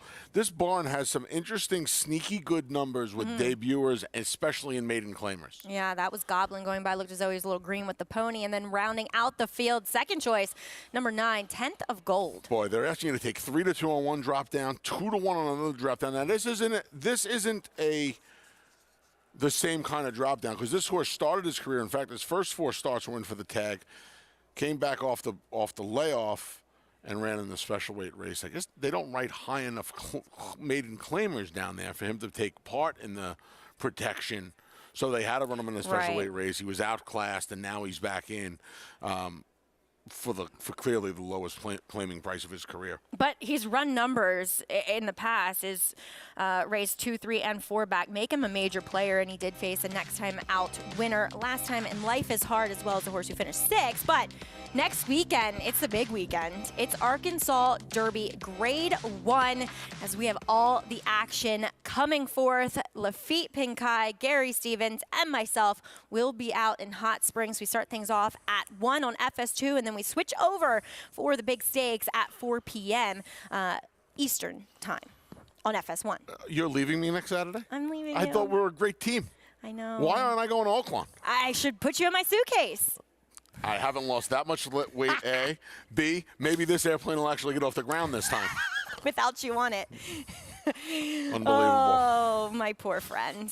We will get you on a plane at some point. I tried. Listen, I tried. You did. I tried my hardest, believe me. I know. I would have taken it as an omen myself the first time on a plane when they... We're getting back on this plane? You're getting back on this plane. Not me. It's a long story, but I think Anthony will be land bound. We'll tell it one day and tweet it out. How about that? So back to number 9, 10th of Gold, who we're catching there on our screen. Ramon Vasquez aboard for Steve Asmussen, who you mentioned. Ramon will be aboard Wicked Halo a little bit later on. Does come out of a live race, Anthony. If you said to me... Oh, loose horse. There's a loose horse. Another one. Lovely. Very eventful at Oaklawn today. There's like a DJ Khaled song down there. Another one. If you told me you have to take one of the 2 favorites in this race, I would say no way, Jose. Easily. No, if you forced me to. Okay. 10th of Gold, I would easily take 10th of Gold and number 9 over to 3 Coach Happy. Easily, because of what you said, Maggie. This horse has 3 races that would, annihilate this field. Now, we don't know what Coach Happy's going to do, but here's my assumption. He went from special weight to $20,000 tag. For the barn, right, this was a Brad Cox, Florence Giroux production. This horse was 5-1 on debut. Yeah, I saw that too. In which it's a maiden special weight that I don't know how strong it is in the aftermath of it. So the 7, it was the one that we saw loose. That was the one I mentioned was acting up with the pony. Goblin, Outrider, fantastic job, has caught up with him. We'll keep you abreast and whether or not he does participate in this race here. He is now live. Oh, still acting up, saying, I don't really want to go with you. I'm going to go back home. He called for backup. Yeah. Outrider called for backup. Yeah. Bringing up the rear, the support staff behind. Just in case. That's the just in case guy. Yeah. You know they're bad when you got the backup outrider behind you.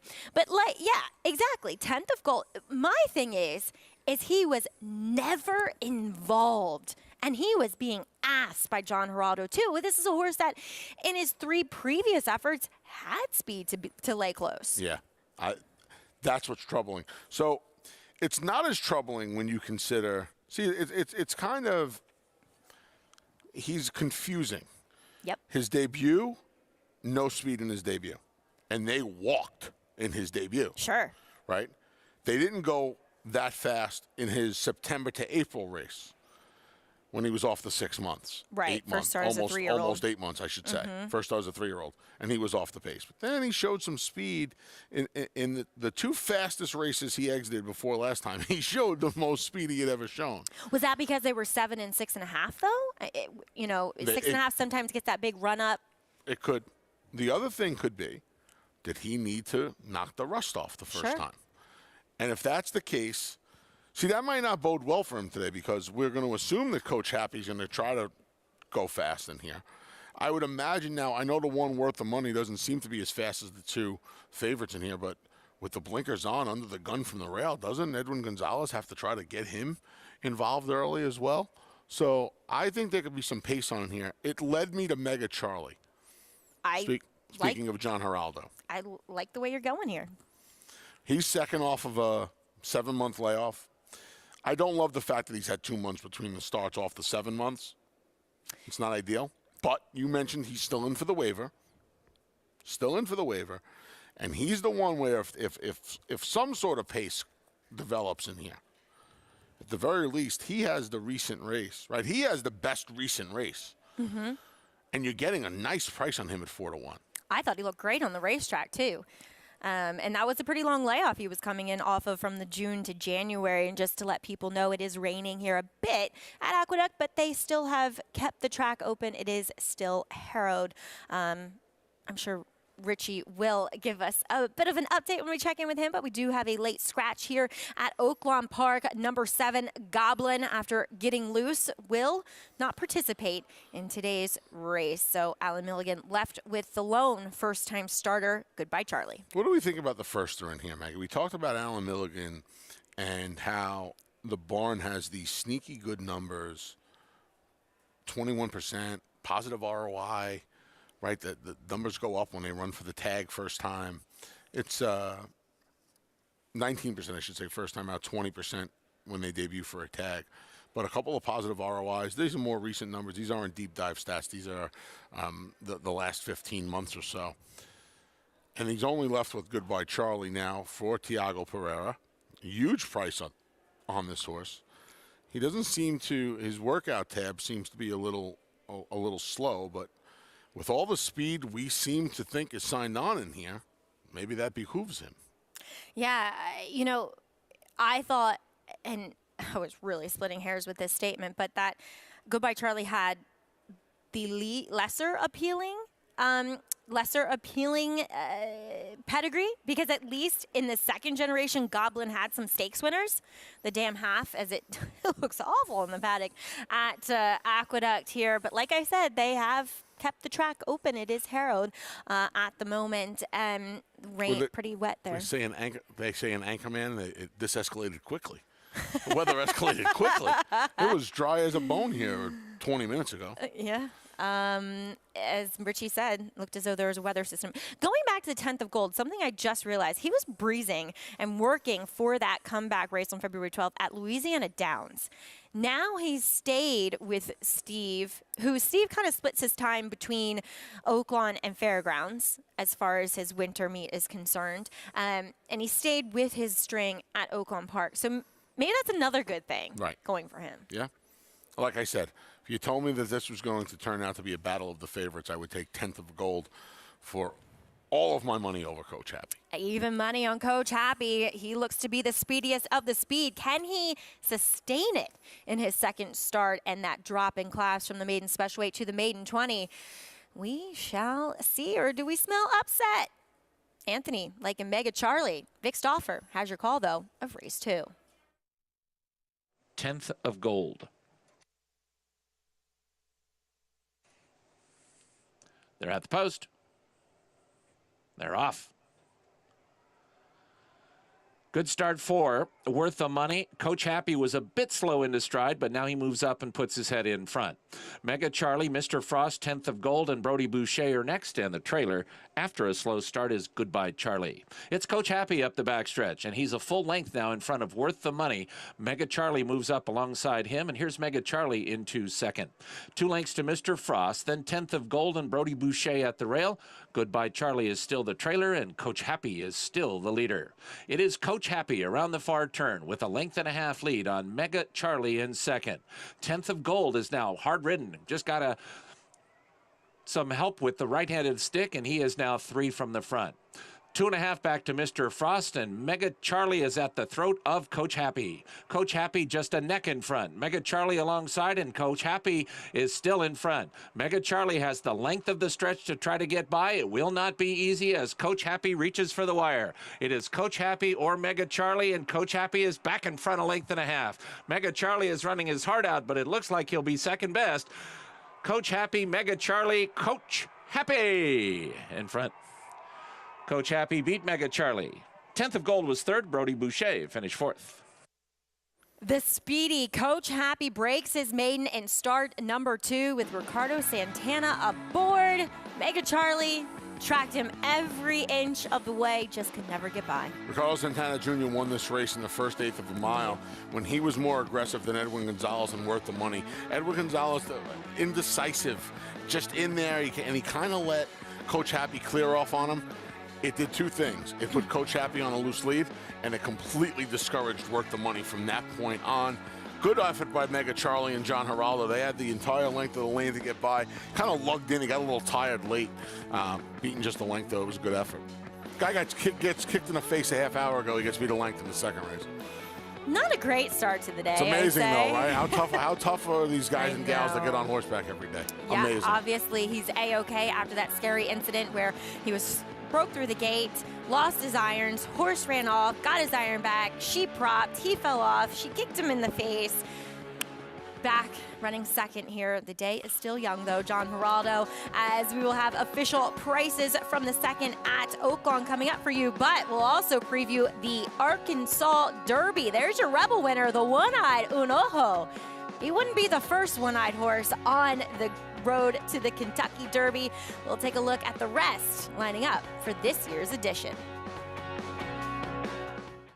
A Grade 1 winner on both dirt and turf, War of Will became a classic winner with this victory in the Preakness Stakes and added a Grade 1 with turf credentials in the Maker's Mark Mile. From ages 2 to 4, this versatile son of Warfront proved his class at the highest levels. Now his first foals have arrived.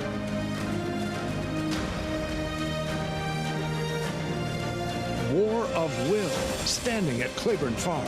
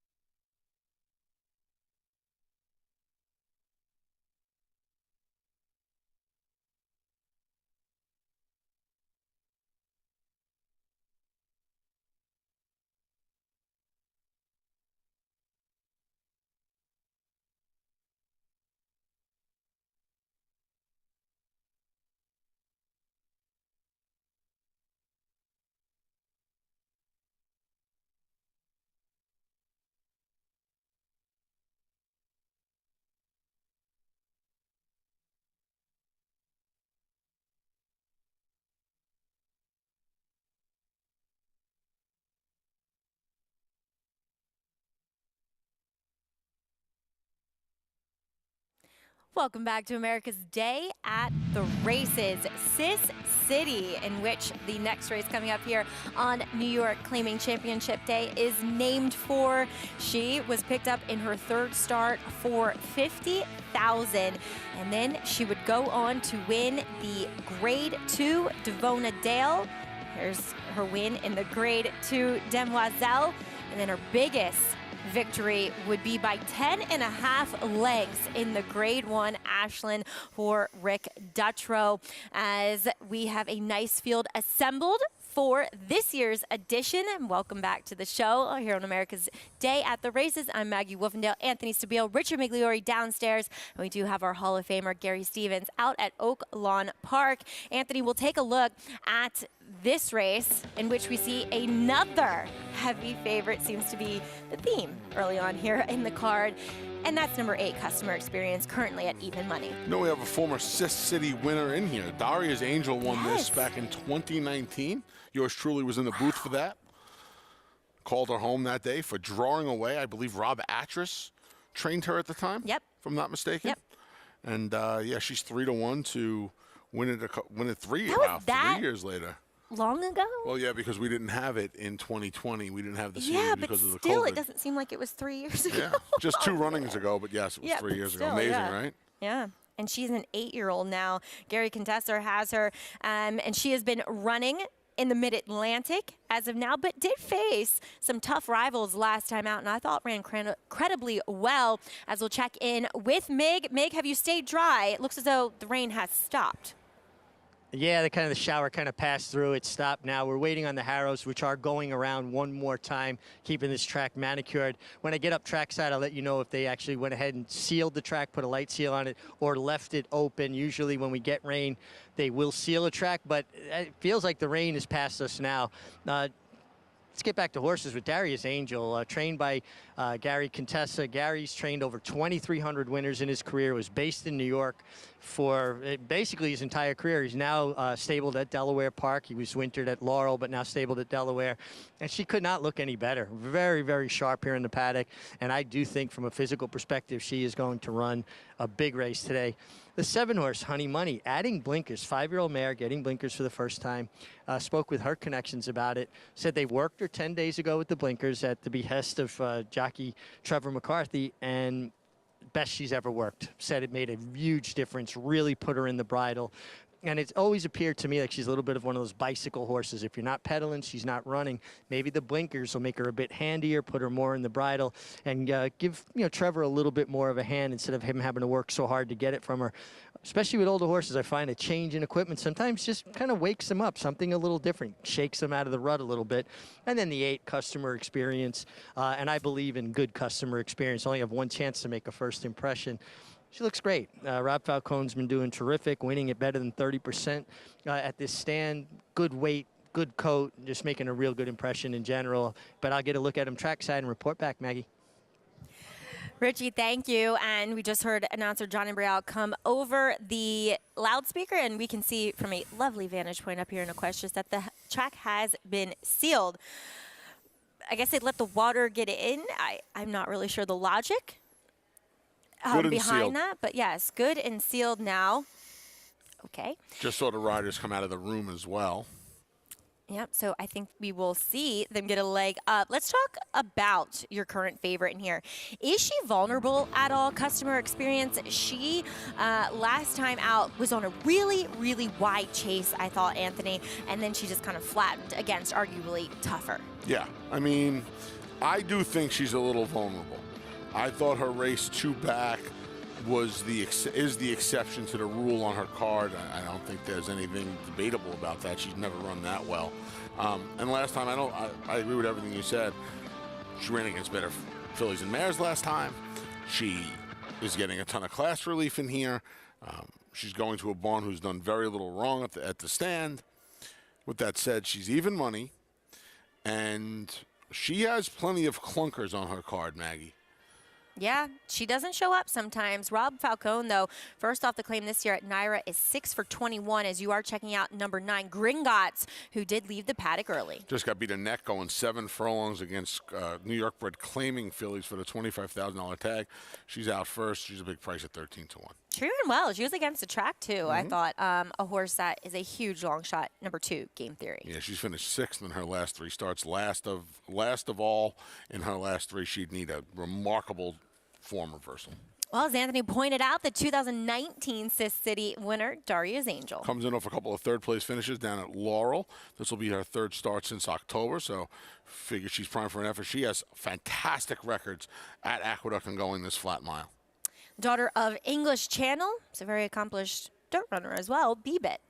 Yeah, B-Bit makes her first start off the claim for Jeffrey Englehart. She's changed hands more than a half dozen times in her last 12 starts. She's looking for her first win here at the Big A. Honey Money, as we heard Meg talking about, does add those blinkers today. Seems like a horse that has wanted to drop back on the turns recently. You know, Wayne Potts' barn has really heated up here the last 3 weeks or so. She's getting a nice warm-up. She gets Trevor McCarthy, those blinkers. She's the controlling speed in here with some of those scratches. As we do see Dylan Davis taking the favorite away from the pony, Customer Experience. Wonder how much pressure Customer Experience puts on Honey Money today if Dylan Davis tries to keep her closer, knowing that Honey Money could get dangerous if left to her own devices on the front end. That will do it for this field. Customer Experience is your 4 to 5 favorite, but play with your Naira Bets account and boost your Kentucky Derby bankroll with the popular Derby Bankroll Builder. Win up to $100 towards the Kentucky Derby when you bet select Derby preps. There's one today, Anthony. The Law Derby. Who do you like there? Louisiana Derby. I thought Epicenter was just too much for them. His speed, combined with Steve Asmussen and Joel Rosario, he got the job done on the Risen Star. I would imagine it's going to be much of the same later on today. I think Galt, the number 8, and maybe the number 9, Rattle and Roll, can round out the exactor and the try. Well, just bet $50 on that Louisiana Derby, and you will get $25 back. Visit NairaBets.com and make sure you opt in. Bet 50 or more to win on one of your horses. And that's nice. If all 4, Tampa Bay Derby was a couple of weeks ago. We have the Arkansas Derby next week. Then, of course, our Wood Memorial on Saturday, April 9th. You got to have up to $100 if you take part in all fall races. Love it. Customer Experience looks really good out on the track. Anthony, who'd you go with in here? I like Honey Money today. Why do you like Honey Money? Especially after the scratches. You know, with Foxtail coming out, who used to have some speed, and with a Ring Thing coming out of here, she was probably the speed of the speed before, but now she doesn't have anybody really hounding her. And I wonder if Customer Experience, who's done a good job at, you know, stalking and pressing the pace in the past, I just don't want that price, Maggie, at 3 to 5. So I'm going to take a shot with Honey Money for the hot barn. Blinkers going on. See if she can get aggressive with Trevor on the front end and lead him flag faulter. That's all. She does exit 2 open allowance races, and yet again, for the 4th start in a row, she's running over a sealed track as we check back in with the MIG. Yeah, Maggie, and that was one concern for the connections of Honey Money. Just, you know, we're hoping to get this race in before that rain came through, and, you know, she had to deal with another less than fast track and a sealed surface. But I tell you, I like what I saw on the racetrack. The seal on it, horses are really getting over the top of it. You watch where they were warming up. They're leaving hoof prints, but they're not getting down into the track deeply. And, you know, what I heard about the blinkers, how she looked framed up on the racetrack, I like her at 3 to 1 better than I do the 8. Customer Experience, who makes a lot of sense, but 3 to 5 is just too short for me. Great energy level from her as well. Another one, and I talk about horses framing up. It's the way they get into the bridle, the way they balance themselves. I love when a horse bows their head just enough, and the contact from the horse's mouth through the reins to the rider's hands is just like almost a perfect symmetry. And I was seeing that with both of these mares, and I'm going to go with Honey Money at a little better price with the addition of blinkers and see if she could get it done. Right, both Anthony and Richie going with Honey Money here. See how aggressively she is handled. I always had my doubts about her going a mile, but Wayne Potts seems to think that it's the way to go, and he was rewarded 3 starts back when she won and broke through that second level allowance. We do see the rider off number 5. That is Eric Cancel aboard B-Bit, balking a bit. She ran second in her last start behind a gate-to-wire upset winner in Shadalamo. She does take a bit of a step up first off the claim for Jeffrey Englehart as we see Eric Cancel climb back aboard and climbing into the gate. Customer Experience, she's your heavy favorite here in the Sis City at Aqueduct. Johnny Brielle has your call.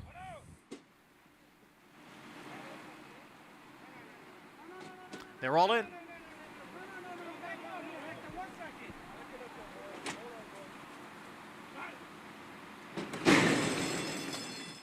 And they're off. Honey Money shows first with Daria's Angel now moving up. It is Honey Money with the lead. Daria's Angel towards the rail, and on the outside, Customer Experience along with Gringotts. The duo at the back, Game Theory and B-Bit. They race up the good and sealed track with Honey Money on the inside and Gringotts on the outside. The two of them are together. The favorite, Customer Experience, sits just off them in third. To her inside is Daria's Angel, the quarter 23 and 4. 2.5 lengths back to Game Theory, and B-Bit is sixth. Honey Money is first. In front here by 3/4 of a length. Gringotts on the outside in second. Daria's Angel down towards the rail. Then Customer Experience, who's in the clear on the outside and racing in fourth. As the field passes the half-mile pole, the opening half in 47 and 4. It's Honey Money, Gringotts, and they're joined on the outside by Customer Experience. So it's 3 of them across. Daria's Angel races in fourth, 5 lengths. Back to Game Theory and B-Bit. Honey Money and Customer Experience. Now the two of them are right together as Gringotts drops back. 1/4 mile to the finish. Customer Experience has now taken over the lead from Honey Money. It is Customer Experience in front. Honey Money runs in second, then Gringotts and Daria's Angel.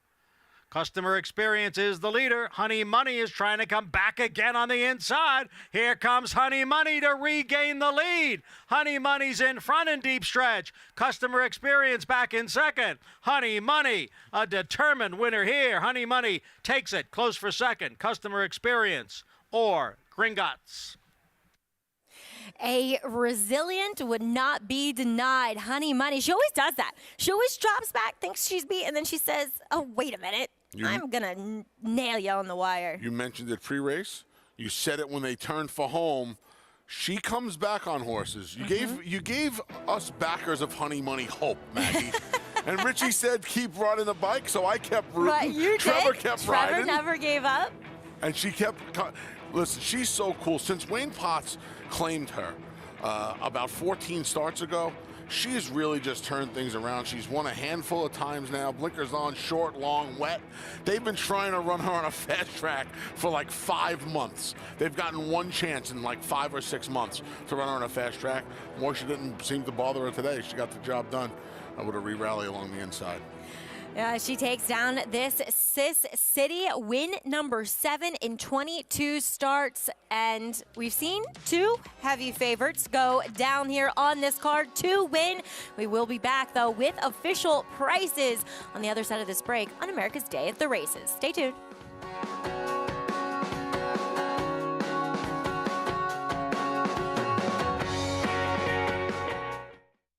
Good Magic's in front. Good Magic pulls away from Sobomini. Good Magic's gonna win his first race, and he's gonna do it in the Breeders' Cup Juvenile. Good Magic to the front of the field in the Toyota Bluegrass to win it. The champ is back. Good Magic in a good-looking performance. 800,000, 875, 8.5. Pete, 775,000. Thank you. The Fasig-Tipton Gulfstream Sale. We're bringing the heat to Miami once again with a catalog of selected 2-year-olds in training. Recent stars include Grade 1 winner Yapon, plus graded stakes winners Independence Hall, Art of Almost, Center Isle, and Cezanne. Burning up the dirt track with selected juveniles by the nation's hottest sires. The Fasig-Tipton Gulfstream Sale. Selected 2-year-olds in training, March 30th in Hallandale Beach, Florida. Where will you be? Introducing a stallion, as top class as they come. In 22 career starts, he won or placed in 12 graded stakes, competing in 15 grade ones, earning over $1.7 million. His undisputed speed is evidenced by 7 100-plus buyer speed figures, a 3-time grade 1 winner, Raging Bull. Racetrack Television Network brings you every race, from every track, on every screen, every day. With monthly packages starting as low as $5, RTN gives you great value and access to more live HD streaming and race replays than anyone. Visit RTN.tv today to sign up and watch on almost any device, including Roku and Amazon Fire. Use promo code TRYRTN for a 5-day free trial.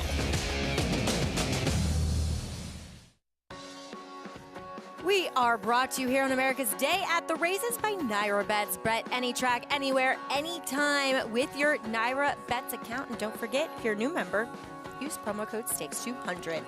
Into the winner's circle on this New York Claiming Championship Day, Honey Money, as she picks up win number 7 with Trevor McCarthy aboard, and he never gave up on this mare, who looked beat at the quarter pole, Anthony. Yeah, customer experience sidled up alongside, to steal Tom Durkin's word.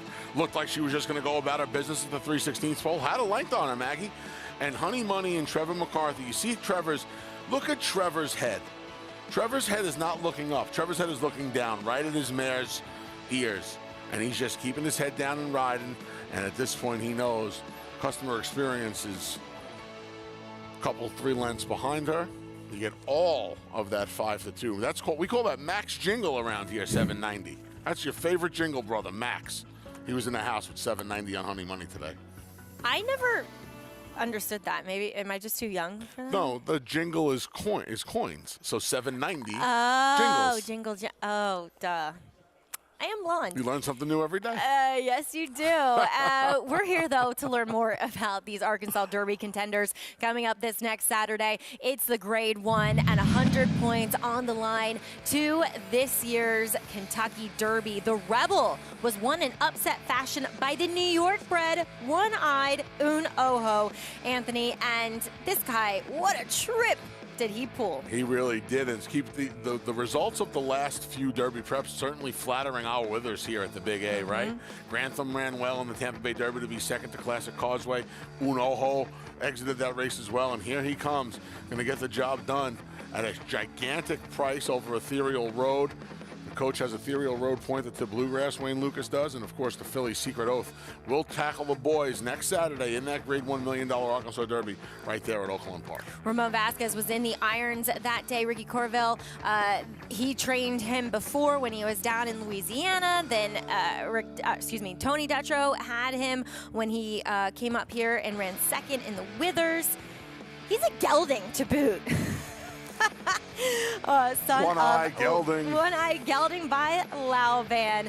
But there are the probables for this year's Arkansas Derby, none other than the filly as well in Secret Oath. But Barber Road, he keeps picking up checks and picking up Derby points as well in those Arkansas Derby preps, Richie, as he will go out for Johnny Ortiz. We saw this horse's last breeze yesterday on the show. And for you, working out horses that are on the Derby trail, what were you looking for? Were you just trying to maintain, or are you looking to build on workouts into each subsequent race? No, I definitely think it's building blocks. It's, trying to build into that crescendo to be at your best on the first Saturday of May. This is a horse that's been around the fringes, nibbling at it. But as a rider, if I'm working him, I want him in the bridle. I want to feel that energy level. I want to get a good finish out of the work. I want to get a good gallop out. I love watching this work. I love the jockey cam, kind of living vicariously through it. You see him, he jumped off behind a workmate, a stablemate there, goes to pick him up, engage. A lot of trainers will use a workmate to keep a horse interested, keep them in the bridle. They get more out of the work, working into the bit. But I like what I see here, from that vantage point, and I like for people to see it. This is what riders are experiencing out there, and it makes me want to kind of knock off my old croup boots and get out the old Caliente and go out for a little bit of a spin, Maggie. Meg, I hate to break it to you, but you're going to need a bigger helmet than the Calientes. They kind of have evolved in protecting your head. I'm old school. I'll hook you up. But there's a nice Italian brand. They make some good helmets. But Meg, I couldn't agree with you more. It's such a cool vantage point with that jockey cam, watching that workout. But for more on the filly taking on the boys, Gary, we bring you in, and you're very close, obviously, with Hall of Famer D. Wayne Lucas. What's the vibe coming from that barn with regards to this very talented filly? Well, she had an outstanding final workout yesterday. It was exactly what he wanted, maybe. He told Luis Contreras he wanted to go in 101. He hit that time right on the dot.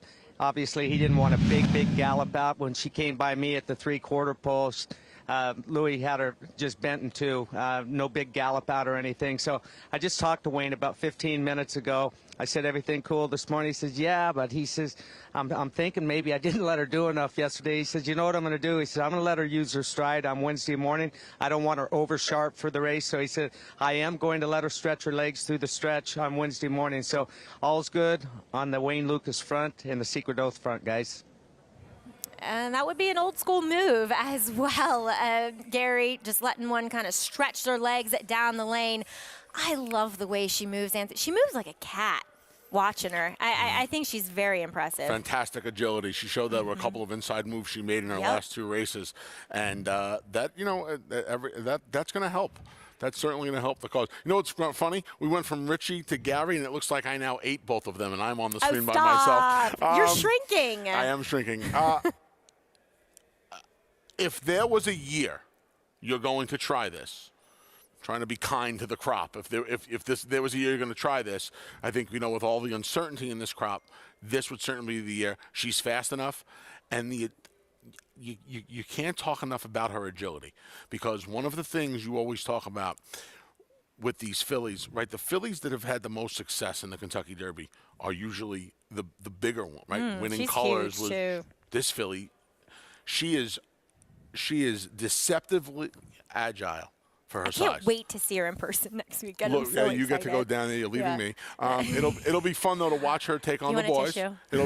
It'll be fun to just watch her take on the boys, and I think it always adds an intrigue to the trail when you have a filly, and not a filly that's like a pie in the sky kind of filly. She's a real filly.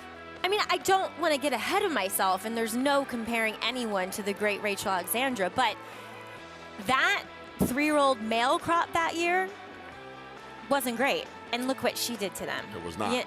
You kind of almost get that same vibe with Secret Oath. And, Wayne Lucas, That's a great analogy. I mean, look, I don't. She's no Rachel yet by any means, but we're still very early in the year, and you said it yourself as well. It's just it's crying out for a superstar, and we didn't even mention her biggest challenge possibly, and that's a horse who has not faced Graded Stakes Company in We the People. I'm a big fan of We the People. We will see that next Saturday. Yeah. Looking forward to it. The Arkansas Derby will be on FS1 starting at 4 p.m. Eastern Time. They are heading to the gate, though, for the 3rd over at Oaklawn. We'll get back to it here as we do see fairly wide open board, Anthony. Number 1, that is Betty's Cash, second-time starter. She is going to be the one taking the money. Love doing that, the girls' names and the boys. Karen's Cove, Betty's Cash. Yeah, I got you. I like a horse a lot here, Max. There was a Maggie's Lat. Who do you like? I like the 6, E.V. Sherman, who's backing against straight 3-year-olds. Yeah. He's back on a fast track as well. I think the moisture in the track in 2 of his 4 starts kind of hindered him a little bit. That sealed track. He spun his wheels a little bit. He's going to be forward now on fast ground on an opened up Harrowed racetrack.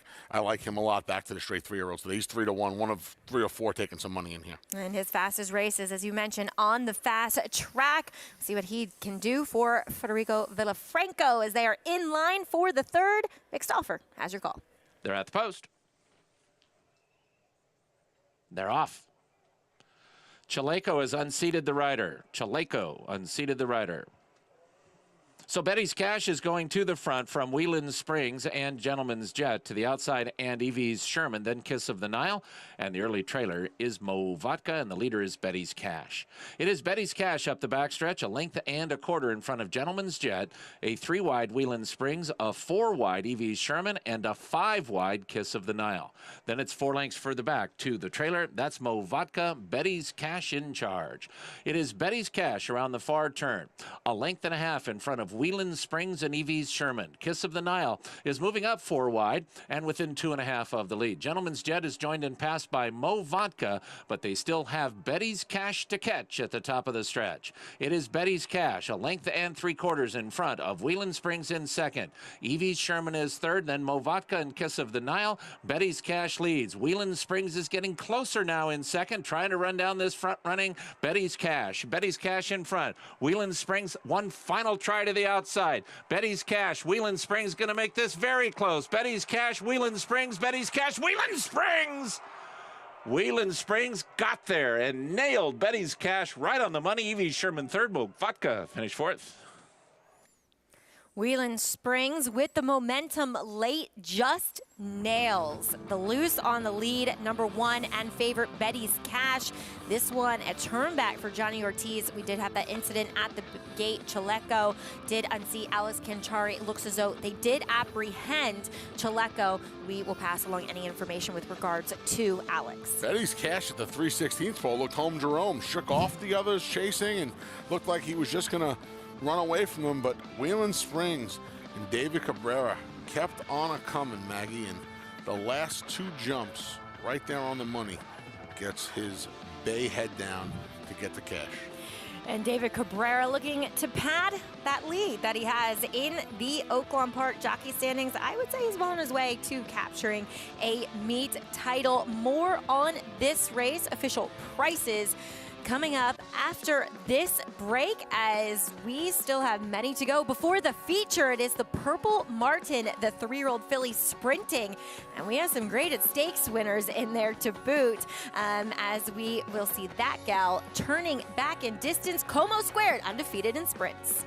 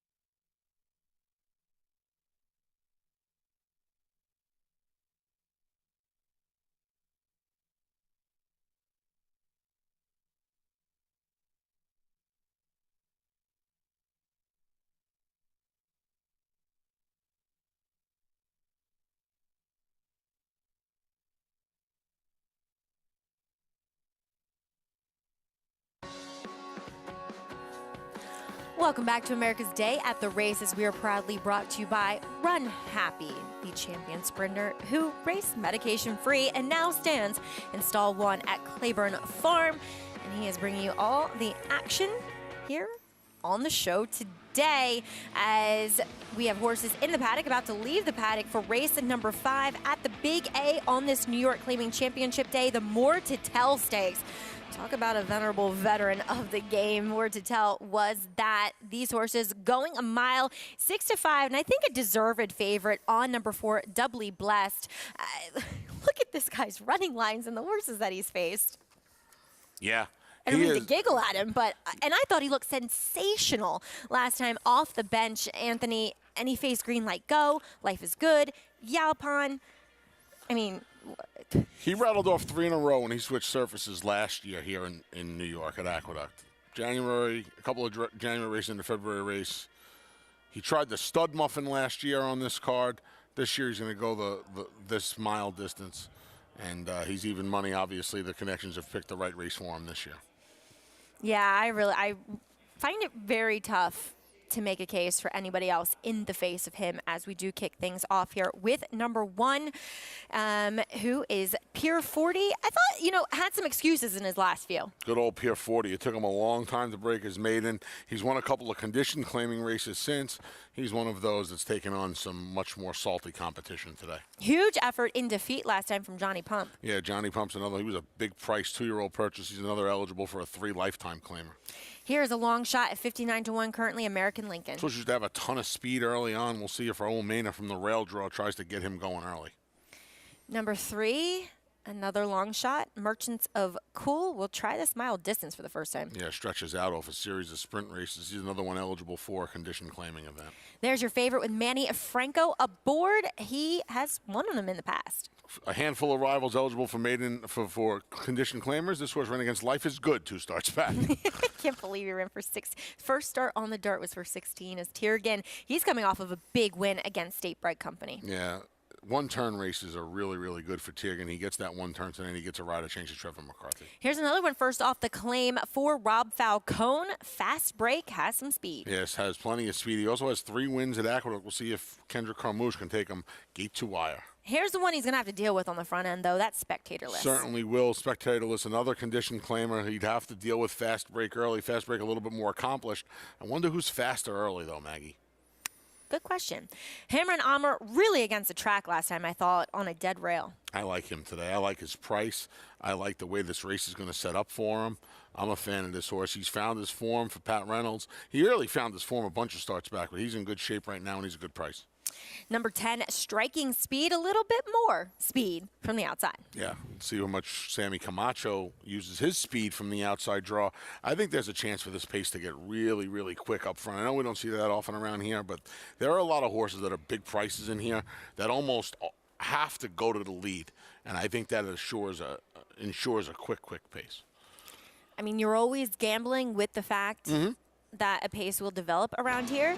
But it does seem that way as we are offering that 10,000 hit and split. Win your share of 10,000 when you bet with Naira Bets. Visit nairabets.com to opt in to the promo. Play one or all of the selected wagers, and if your ticket wins, you share that $2,500 per winning wager. Visit nairabets.com. Aqueduct late pick 4, Tampa Bay late pick 4, Gulfstream late pick 4, Cross Country pick 5. Tickets up. You didn't tickets for all of them? All 4. And You're a machine, there'll be man. a Sam Houston Champions Night ticket up later as well. We got you covered from 8 in the morning with the Dubai racing all the way tonight over at Naira Bets to Texas Champions Day /night. That's why the busiest days are always Saturdays. Yep. As we need to check in with the MIG standing by. MIG, how does your favorite, Doubly Blessed, look second off that layoff? Maggie, he could not look any better. I mean, he looks very formidable on paper. I mean, you know, he's chased Greenlight Go, who's been raging form for trainer Jimmy Jerkins. It's going to be a major contender in the Carter Handicap. And now he's in a race for horses that have started at some point in their career for a $16,000 claiming price. So, I mean, he couldn't look any better. And he's a horse that carries good weight, so I think having the race under his belt should probably move him forward. That's a scary thought. Really can't fault him at all. Looks terrific. The 1A, another really good-looking horse, so you can see why he was an expensive purchase as a young horse. His name is Johnny Pump. Now, I understand it has something to do with art, but growing up in Brooklyn, a Johnny Pump was our name for a fire hydrant. So we opened a lot of Johnny Pumps in the summertime to get cooled off. The 5 Tiergan looks really good. A horse that carries his weight for a horse that puts in big efforts. High energy level on him, like what I saw from him in the warm-up. And then the 6 Fast Break, Rob Falcone Jr. He does a great job. His horses always look good. Horse looks sharp, left the pony with Kendrick Carmouche, and got a good warm-up. And I think that's indicative of them using his weapon, which is his speed, Maggie. You know Kendrick, that's for sure. And that horse was on his toes, as Meg was pointing out in the preliminaries so far. First off, that claim for Rob Falcone is number 6, Fast Break. Yeah, I think we're going to see a nice pace in here. I really do. And, you know, I like Hammer and Hammer. But obviously, if the pace develops like I think it's going to, it's not just going to help Hammer and Hammer. It's going to help Doubly Blessed, and it's going to help Tiergan. It's going to help all 3 of these horses. So, you know, you kind of take the pace. Well, it's going to help one, not the other 2. No, it's going to help all 3 of them. I'm just hoping for the horse that seems to have really found his form as of late. 9-2 is a square price on him as well. It really is. And last time, it was a sloppy track in which you wanted to stay off the rail. He stayed down there the whole time. It was a tough race, too. Mystic Knight winning that day, going the mile and an eighth. And he cuts back here in a distance where he's just had so much success in the past. As we do see Rider off, as we will have a late scratch of, of the three? Yes. The 3 horse in here who was Merchants of Cool will not participate today. Thought you were going to do something for like Frosted Flakes there. They're great. I think the bad behavior down at Oaklawn is contagious here in New York now. We have a late scratch. We had a rider off in the last race. I mean, Oaklawn has had a loose horse in every single race. It's amazing. As we do bring in Mig, as we do see that late scratch here of Merchants of Cool. Yeah, Maggie, and just another one of the safety measures, one of the safety protocols in place. If a rider feels like a horse isn't warming up satisfactorily, they take it to the examining veterinarian and the horse is scratched. It protects the betting public. It protects the racehorse if he's not 100%, and it protects the riders around them as well. So I really believe that, in New York, they're very lenient about it. A rider brings a horse to the vet, they take him out, and better to err on the side of caution. There'll always be another day, but for people that don't understand how the process works, there are people positioned at the starting gate to make that judgment call, and there'll be another day for Merchants of Cool. Merchants of Cool was a big long shot in here, so really not affecting the board as of now as you're checking out. Well, we lost one of the grays. We still have 2 in here, and one of them is Tiergan. Is his last race believable? Because 4 starts back, he ran the same figure in what was a really tough open second-level allowance race. Yeah, I mean, believable, yes. I think it's believable because he's run comparable enough figs in the past, just back on November 28th under the same conditions, 1-turn mile here at the Big A. He also got his Lasix back. Now he's won without the Lasix, but he has 3 races on his car without Lasix. 2 of them are abysmal, and one of them is a very, very slow victory in the Ashley T. Cole against 2 other rivals. Right. So, I mean, obviously this 1-turn, Aqueduct, he's hit the board in 9 of his 13 tries. He gets his Lasix back, and we talked about the pace. He figures, him and Doubly Blessed figure to have the jump on Hammer and Hammer. I wonder which one of them, and this could very well be a point where if it comes down to the 2 favorites, who gets the jump first? My guess would be Tiergan, as well as Trevor's been riding and reading the racetrack. My guess it would be Tiergan with Trevor McCarthy, but it could be the favorite as well.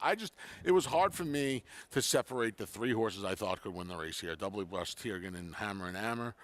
I have a little soft spot for Hammer and Hammer. I like him as a horse, and he was going to be the best price, so I picked him on top. I like the way he looked. I bet a few bucks on him today. A former stakes winner of the Easy Goer. The Easy Goer. That's right. There was a DQ in that race for the minor awards, if I'm not mistaken.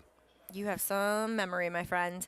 As they're heading into line, track still good and sealed, as we will send them postward here for this More to Tell. John and Brielle with your call.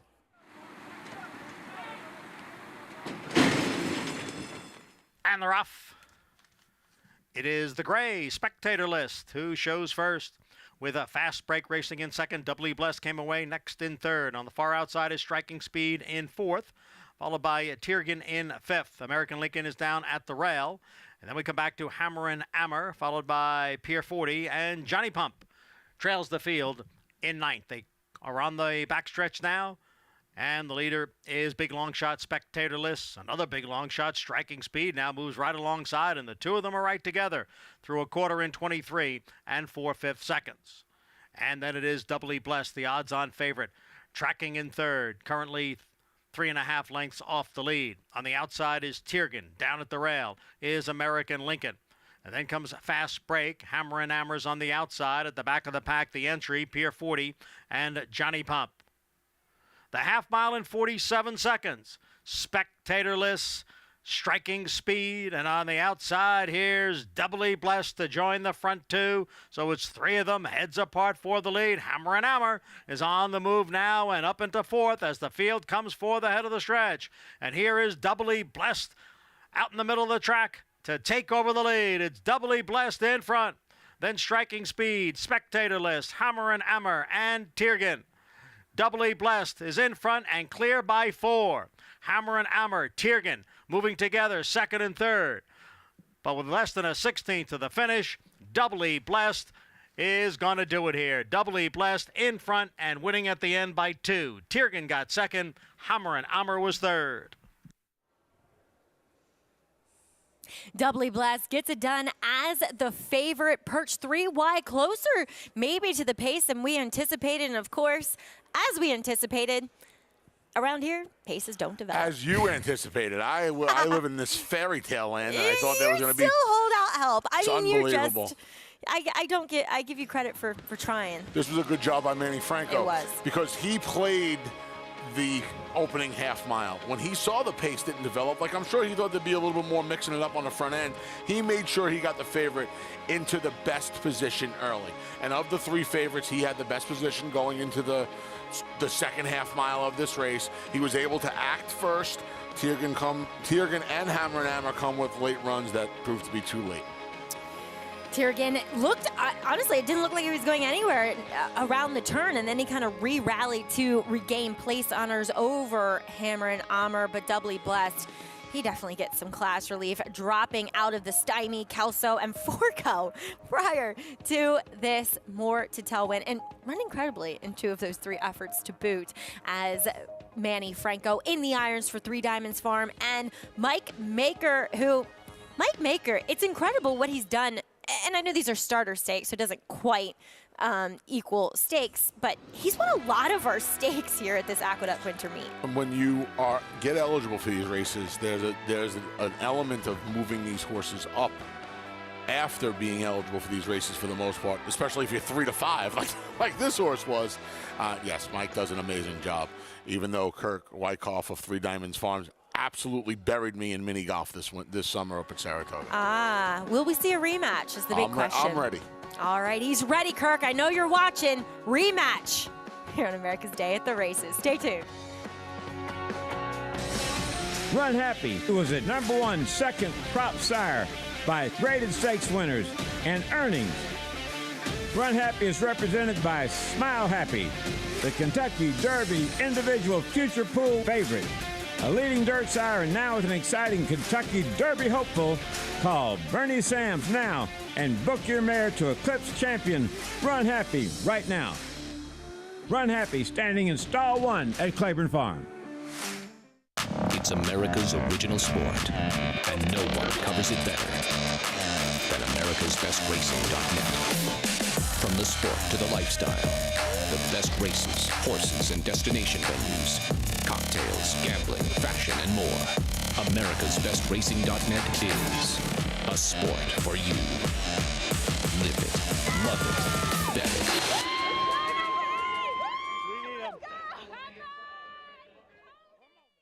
Harris Farms, proudly standing Smiling Tiger, a triple Grade 1 winner, defeating Breeders' Cup champions Dancing in Silks and Amazombie, a leading California sire with over $9.7 million in progeny earnings, with 94 winners in 2021 and graded stakes superstars like Spice Perfection. Spice Perfection wins the Grade 1 La Brea. And Tiger Dad. Smiling Tiger, a leading California sire, standing at Harris Farms. It pays to be Cal-bred. How does horse racing support New York's economy? It's responsible for 19,000 jobs and more than $3 billion in annual statewide economic impact. These good-paying jobs support working families across the state and sustain thousands of small businesses both on and off the track. Horse racing in New York means jobs and opportunities now and in the future. We are New York horse racing.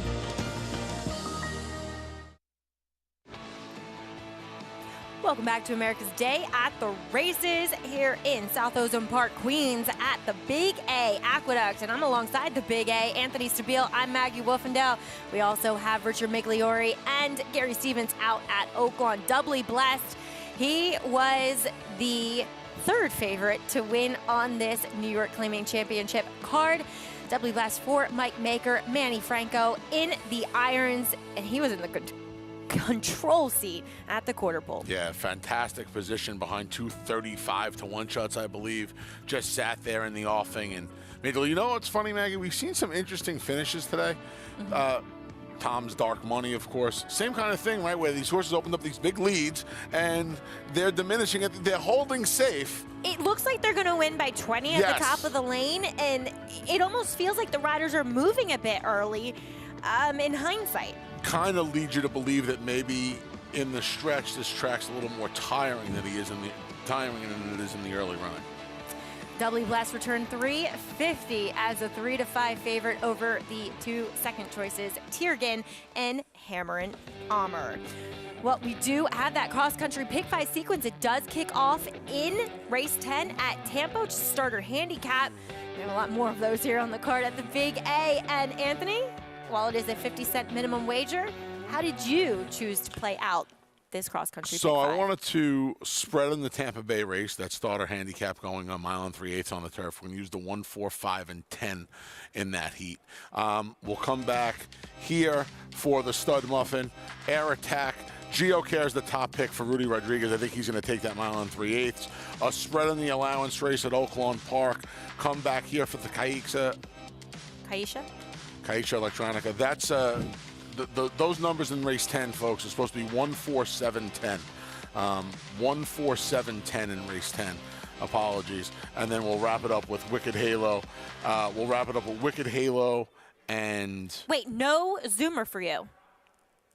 Zoomer's not part of it. Race 10 is race 10. Yes, gotcha. race 10. Okay. 1, 4, 7, and 10 on there. And then we're going to use Wicked Halo and Como Square in the last leg. All right, cool. Well, best of luck. You've done very well with your Pick 5 sequence tickets, as we will have more coming up with regards to that cross-country Pick 5. But coming up next, racing from Oaklawn Park, their 4th race on the track. Fingers crossed. No drama this time around, but more racing action here across the country on America's Day at the Races. 800 going 70, 50, 75, 850, 75, 175, 175, 150, 175. Ralph, 850,000. Thank you. Volatile in front by 2. Whitmore is down at the rail. Forense Fire and Mind Control. It's Volatile in front as they pass the 16th hole. Volatile victorious in the Vanderbilt. 1 by 2 lengths. 850,000. Thank you.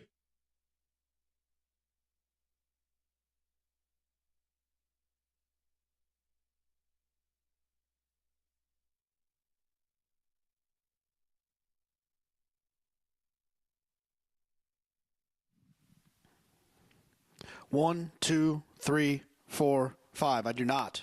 Danny Glow. I do not. What's up, JK? Hi, Maggie. Horn.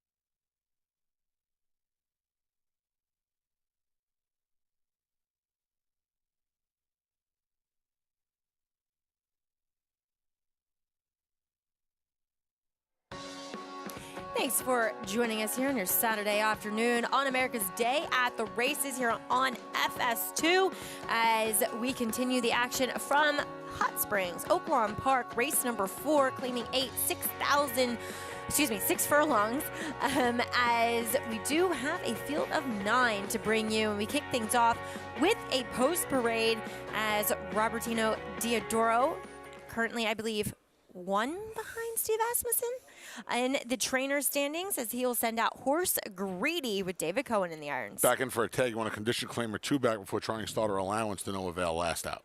American Dubai second off a little break and just narrowly defeated at this condition. So far, speed's been good at Oaklawn today. We'll see if he could take them gate to wire as the favorite. Well, speaking of speed, Raven's Reflection, he'll give him a run for his money. May have to be the one to deal with it, though. The barn is still 0 for the meat. This one's a big price at 23 to 1. Shipping in from Delta Downs is number 4, Lover Boy, 7 to 1. 2-month layoff for Chris Richard.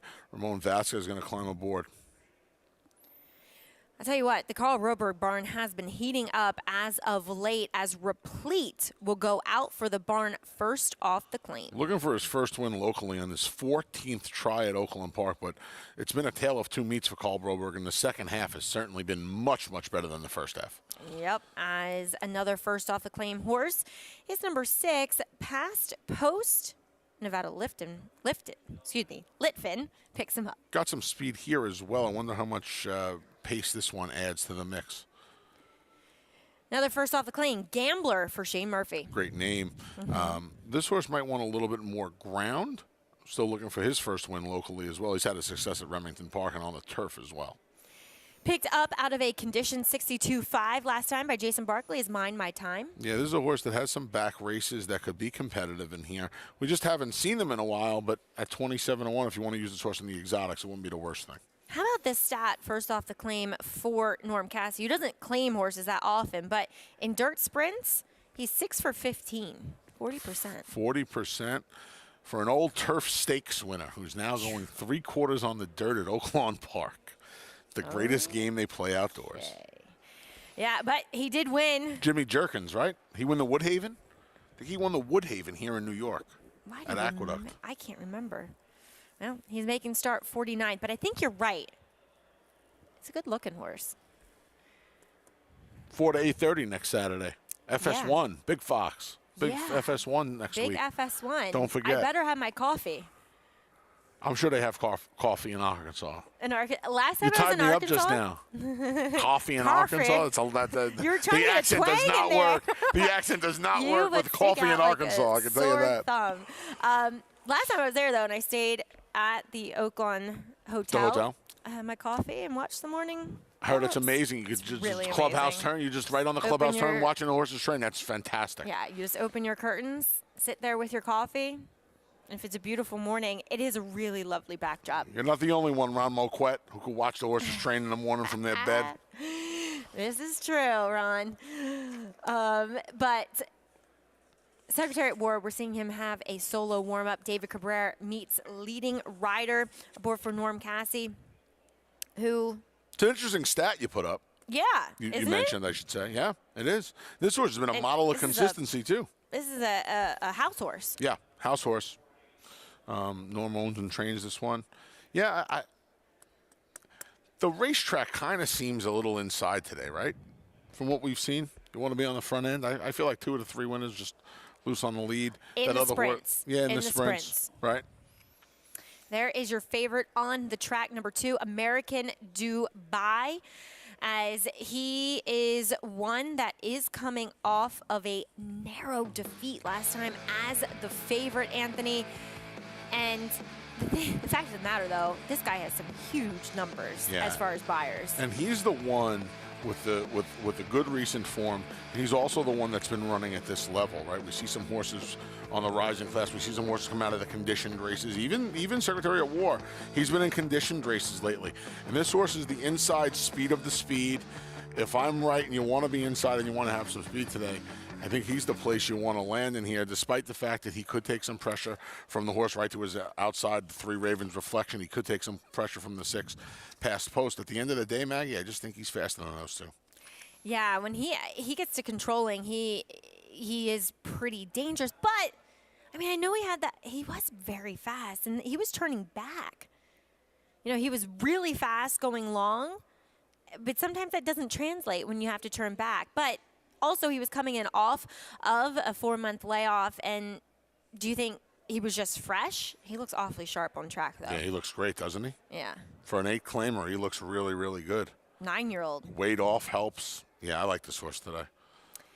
I can't believe Secretary of War is favored into him. You know, I mean, look, they're 8-5 and 9-5. That's a $1,000 bet. There seems to be a disparity, though, between figures with these two horses. I mean, consistently, American Dubai is so much faster than Secretary at War. Yeah, I know. And the way that, to me, the way the track's been playing in the sprints, I'm convinced American Dubai is the horse to beat in here. I'm really looking forward to next week. I was just going to say, I can't wait to see her Secret Oath take on the boys. I love when it adds some intrigue to the trail. I really do. it does. And this season so far has been crying out for someone to step up. And I think, maybe getting a little bit overshadowed in a way by Secret Oath running in this Arkansas Derby is We the People. I think a lot of people are excited to see what this horse can and may do. So it's 3:45 Eastern time. The Kentucky Derby will be getting run 10 weeks from today, 9 weeks from today. Mm-hmm. No, less than that. What am I talking about? 5. 6 weeks from today. 6. If we were 6 weeks and 3 hours away from walking into the gate, I'd be betting We the People right now. You and a lot of people. But a lot can happen in those 6 weeks and 3 hours. So. Well, but you also think about it and look at the last Triple Crown winner that we saw in Justify. He didn't get his career started until around about the same time. Is he in that league? I don't know if he's in that league. His figures certainly aren't in that league yet. Nope. But he's got some foundation with the 2-mile races, and he's going to get the 1 1/8 next time. Obviously, in the Arkansas Derby next Saturday, he'll take on. He'll take Secret Oath on. I think that's the story right now. We'll see just how she stacks up to the boys. And we are likely to see those horses that were formerly with Bob Baffert transferred. I think, isn't Doppelganger heading? I believe so. I believe one of the three that Tim Yachtine has. Tim Yachtine has him, and then I guess Messier went to Rudy Brisset. Or was it the other way around? I think it's the other way around. Other way around. That would make sense if Doppelganger's going into the Arkansas race. And Rudy Brisset, of course, trains We the People.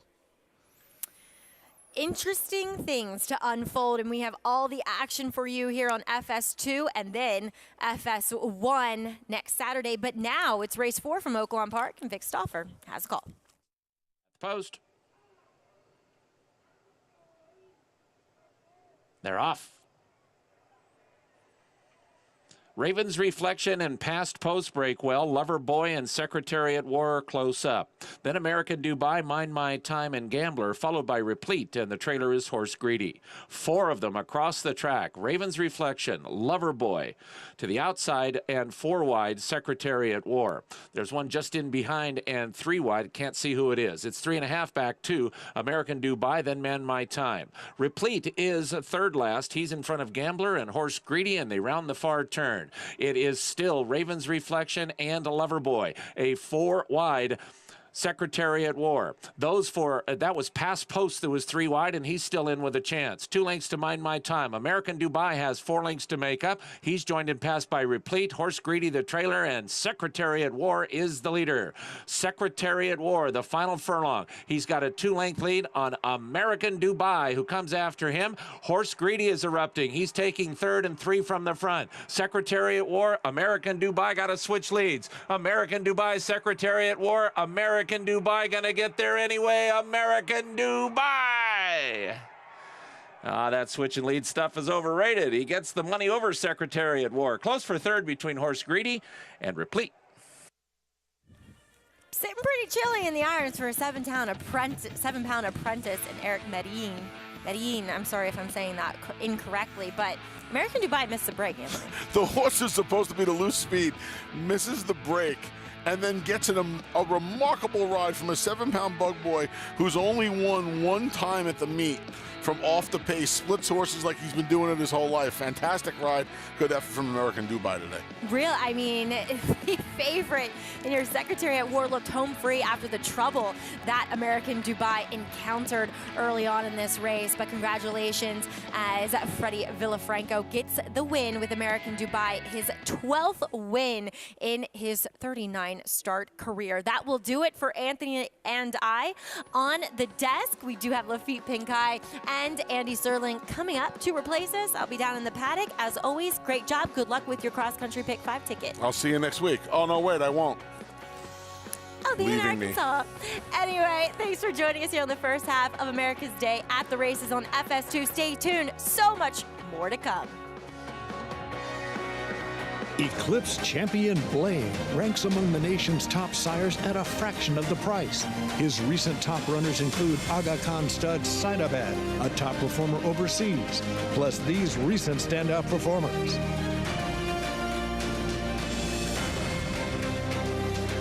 With success on the track and success in the ring, this proven son of Arch is truly a gold value stallion.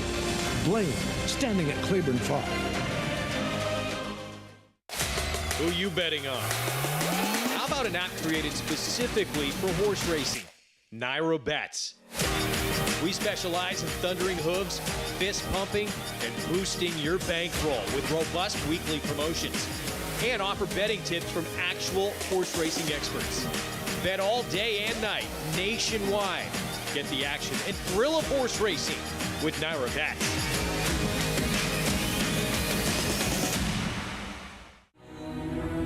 This season at Oaklawn, we've got more of everything.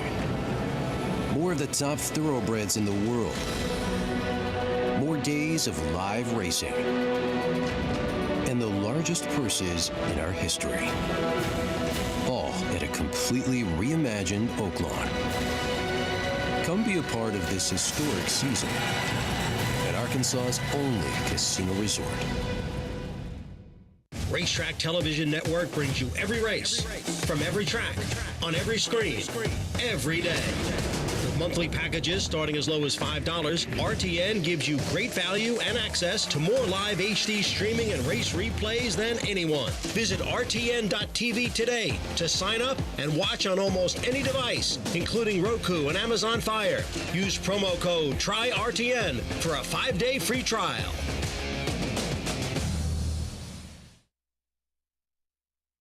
For a time, as many as 350 Major League players converged in Hot Springs, Arkansas each spring to prepare for the upcoming season.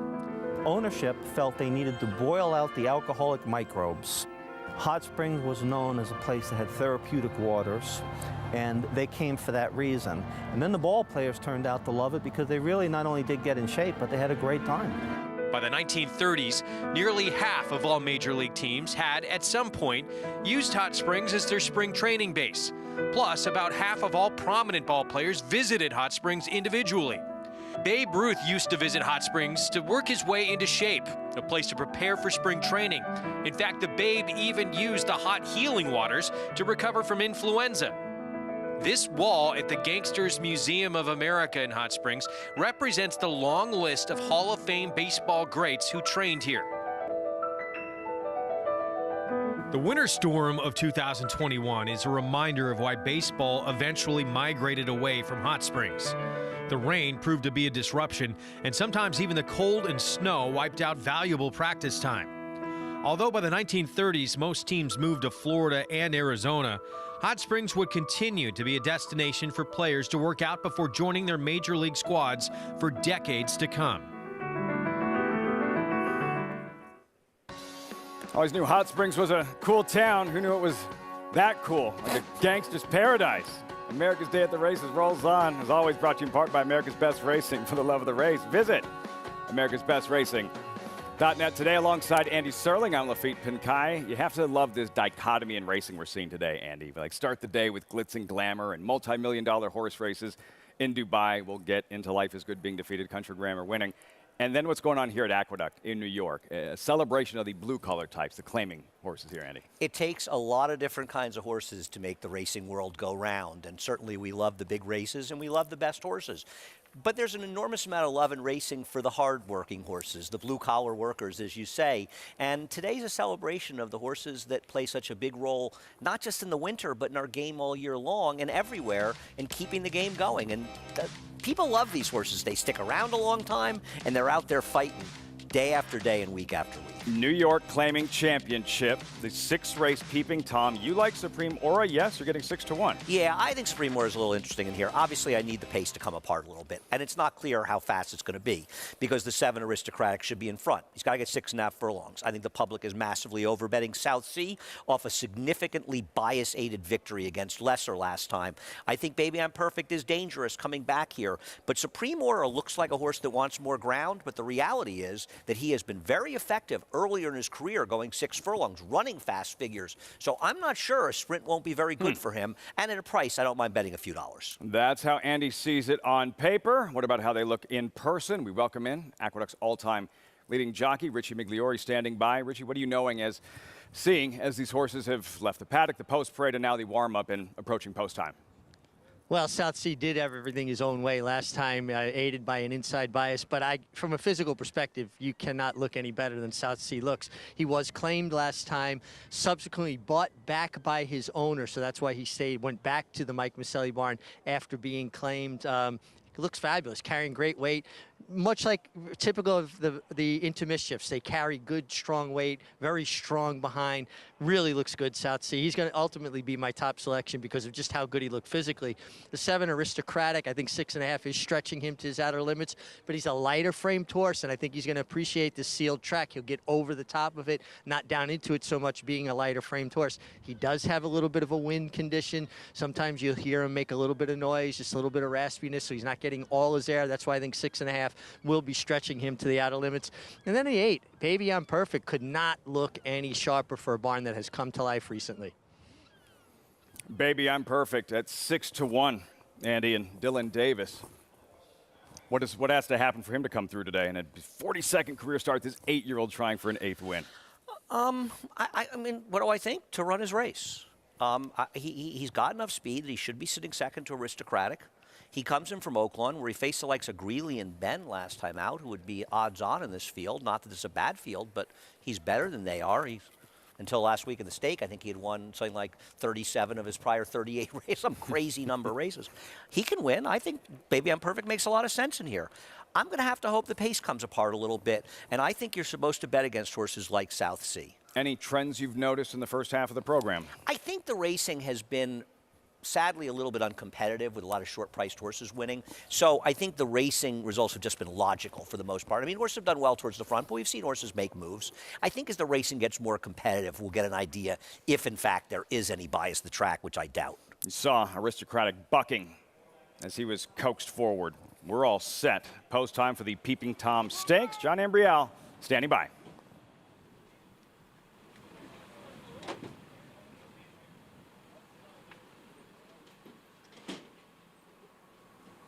All set for race 6.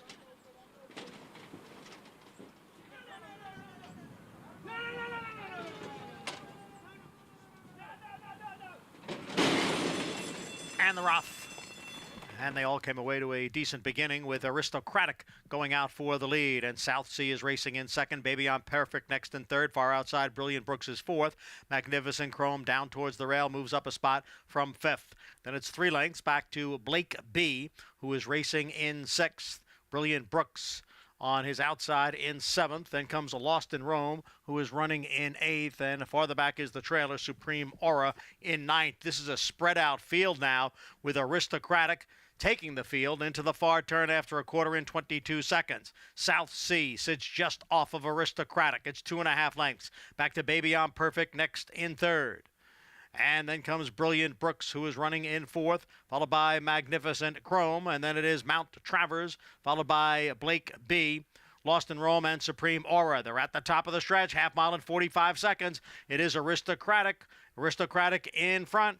Baby on Perfect now moving up on the outside to grab second. South Sea is back running in third. Farther back, it's Brilliant Brooks. Here comes Baby on Perfect right alongside of Aristocratic. And Baby on Perfect has taken over with less than a 16th to the finish. Baby on Perfect drawing away at the end. Baby on Perfect is the winner. A late run from Supreme Aura from last to complete the exacta. Baby, I'm Perfect. In the Peeping Tom Stakes, Dylan Davis, Mig liked what he saw as he was gearing up before the load. And Andy, Supreme Aura, who was a country mile, a dozen lengths back at the top of the stretch, comes plodding home to complete the exacta. Yeah, I mean, you know, he was just too far back, but he made a huge run at the end.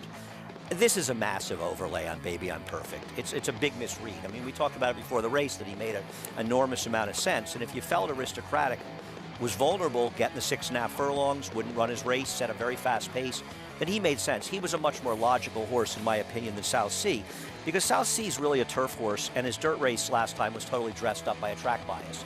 And tossing short-priced horses that are dressed up by biases is how you make money at the racetrack. And that's happened a lot this winter because of biases. I did well in here. I mean, I had the exacta. I think the 2 was a little interesting. 6-1 over 6-1. It's a tremendous overlay. I wonder if I'll get these kind of prices, and I think this puts Dylan 6 or 7 in front now with just 12, 13 races to go. But then again, Kendrick Carmouche was like closing 8 in day. front with 2 races to go. Closing day, he was 8 in front with 2 races to go on the day before closing day. He was 8 in front. So I think Dylan's going to make sure he rides it out to the wire. Not that Kendrick didn't. Cancel with 6 wins closing day last year and snatching that Oaklawn Aqueduct riding title. Dylan Davis here with Baby I'm Perfect. Second win in the afternoon for Davis. Won the Belle Gallantey earlier, and second win for Potts as well with winning the Sis City in race number 4. 8-2-7-9. 6-1 over 6-1. Baby I'm Perfect in the Peeping Tom Stakes. We'll have those results as soon as they're available. We need to move back to Oaklawn Park. Still looking ahead to the feature at Oaklawn. Have the Purple Martin, 3-year-old fillies a little bit later on. We'll be recapping all the stakes activity from Dubai earlier this morning. And if it sounds like I'm stretching, it's because I am, Andy. We're waiting for the results from Oaklawn, not yet available. Since you're stretching, we can bring up that you referred to Ted Knight as the white-haired guy that played golf with who? Who do you play with? One more time? You referred to... I'm hearing voices. I was hearing, what did you ask me a question? I'm always hearing voices. Welcome to my world. Let's take a look at the Kaija Electronica. Again, on this day and celebrating the claimers. And for Kaija Electronica, and such a popular horse, and for Michael Coley, Todd Fletcher, the field here. Scratch number 4, More Grateful. There it is with a 3-1, very tepid favorite. Answer In. Key race, Zoomer, Answer In. 3 of them exiting a $40,000 claimer. 2 starts back mid-December here at Aqueduct. Right, and to show how strong this race is, you got a horse who's a reasonable price, who's coming out of 2 straight graded stake races, and that's Repo Rocks. So, Zoomer, Answer In, More Grateful. Well, More Grateful's not going to play, and him scratching helps the horse I like, Mexican Wonder, take some pace out of the race. But, I mean, Zoomer's coming off 2 straight wins. Now, Linda Rice claimed him. She has not been successful with her claims throughout the Aqueduct meet, just 1 for 32 on the dirt. But he's in great form. Answer In is in great form. Ran in a tough race. Big Engine who beat him. His horse that's capable. He's run New York bred stake races before. So we're looking at significant, you know, we love the bread and butter horses, but most of the horses, even the winners at short prices, are horses that don't compete in claiming races. These horses that have competed in claiming races, but have the ability to perhaps step forward and run some stake races as well. And the Kaija Electronica, why so fitting? A race on this day that a race is named after him. I mean, there's probably very few horses that embody the whole notion of claimers becoming greater stakes winners than Kaija Electronica, at least in recent years. I mean, you can go back to the Kerrybacks and horses like that from way back, but he won the Charlestown Classic. He won our True North in extremely exciting fashion. He was a really, really cool horse. And he's exactly the kind of horse that's being celebrated today. He's the kind of horse that people remember and they rooted for and they loved. Because when it came up, this race, I saw people on message boards, I saw people on Twitter talking about Chiesha Electronica and remembering him. And that's one of the great things about this game, because in remembering great horses, you remember great times from your life as well. And that's what horse racing does for us. It brings back really positive memories, and the horses do it for us. 69 lifetime starts, 23 victories, Chiesha Electronica. That's coming up the 9th on the Saturday program, Aqueduct. Meantime, how about Dylan Davis? As you mentioned, leading rider here, second win on the afternoon, and taking down this Peeping Tom. I'm going to look at the morning line that David Aragona makes, and I'm going to guess that he just had the winner of this race, the second choice. 7-2. Third choice, second choice. It's insane. This race was misbet. Check in with Richie McGlory with winning rider Dylan Davis. Yeah, talk about baby, I'm perfect, about a perfect trip, stalking third out in the clear. Dylan, you had to feel good about the way things are setting up. Yeah, it looked great in front of me. I love the way he warmed up. He bowed his neck nicely. Wayne did a great job getting him here. And when I saw in front, I knew Aristocratic had a lot of speed early, and was just really trying to play second, but they were really opening up in front of me. And I was happy where I was at. I remember when Trevor rode him 3 back here, back at Aqueduct. I was checking the replays out, and he really had to ride him a little touch early, so I was still able to get into him early, and he was able to persevere late, so it was great. You talked about how sharp he was in the warm-up. He looked great in the post-parade. Did that get something that really bolsters your confidence? Of course, yeah. I mean, I love the way he's feeling. He's got good energy. He's bringing, and I liked what I felt under me, and I like that my horse has a lot of confidence and good energy going into it, and I'm happy that, and he was able to pull out down the lane, so it was great. Dylan, 6-win lead now. Today, almost over, halfway through the card, more than halfway through the card. Tomorrow's card, so it's not a done deal, but you got to feel good having a little bit of a cushion now going into the last few races. Yes, of course. So I already have 2 winners today, and the competitors behind me have to win more than what I've got today to at least gain some ground. And we have, a day and a half left, and I'm excited. So I'm trying to get more winners to make it tougher for those guys, but it'll be a great thing to get. You're doing a great job, Walt-Me. Congratulations. Thanks, Rich. All right. Guys, I don't want to jinx him, but a 6-win lead, I think he's got to feel pretty good about his position. Sounds like he jinxed him to me. Kendrick Carmouche, if he's watching, he's like, that's nothing. That is nothing. I don't care if you wake up closing day with a 6-win lead. Dylan will be fine if Eric Cancel wins 8 races between now and tomorrow, yes, so he'll be fine. Yes, lots to smile about Dylan Davis. Couple of starter stakes wins thus far. Winning this Peeping Tom. $14.60. What'd you get for your exact, Andy? For $53. $6 for 2, yeah. Seems well done. And a really good run from Supreme Aura. Really lost contact with the field. About a dozen back coming off the far turn. No, he did make a nice run. He wasn't catching this horse, but he did make a solid run. And that's, but he was a little bit farther back, but I don't know that he was ever beating this horse. And to me, the value in the race lay in how much they were overbetting South Sea. Coverage continuing on this New York Claiming Championship Saturday. We shift gears to Oaklawn. $10,000 claimer, mile and a 16th. Take out numbers 5, 8, and 9. Tez at 8-5, the favorite. I wonder if that's a Cortez Kennedy reference. Wow. He did follow football a little bit in the up until the 90s, because he was like an early 90s guy. Cortez Kennedy, defensive tackle for the Seahawks. Monster. You could not run on the Seahawks with Cortez Kennedy. I don't know. The only player really I follow in Seattle is Sue Bird. One more time? The only player I follow in Seattle is Sue Bird. I'm very up on Sue's career. And she's everywhere these days, right? You can't turn your TV without seeing her. Killing me. We're going to be pausing, just a brief pause, welcoming in a new audience, and you'll see this post-parade in the 5th race from Oaklawn Park as our coverage continues on America's Day at the Races.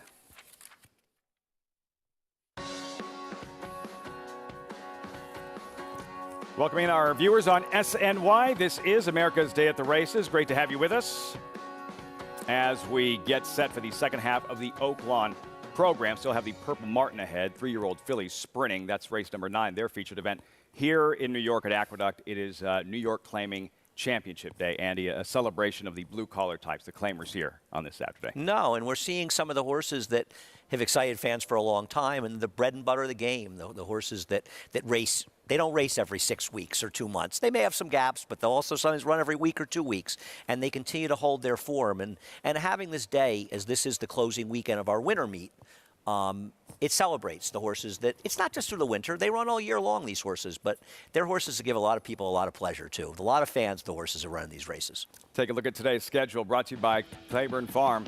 4 left here at Aqueduct. It has rained to a certain extent a little bit earlier. We have a good track currently, still with 4 races left, those starter stakes races.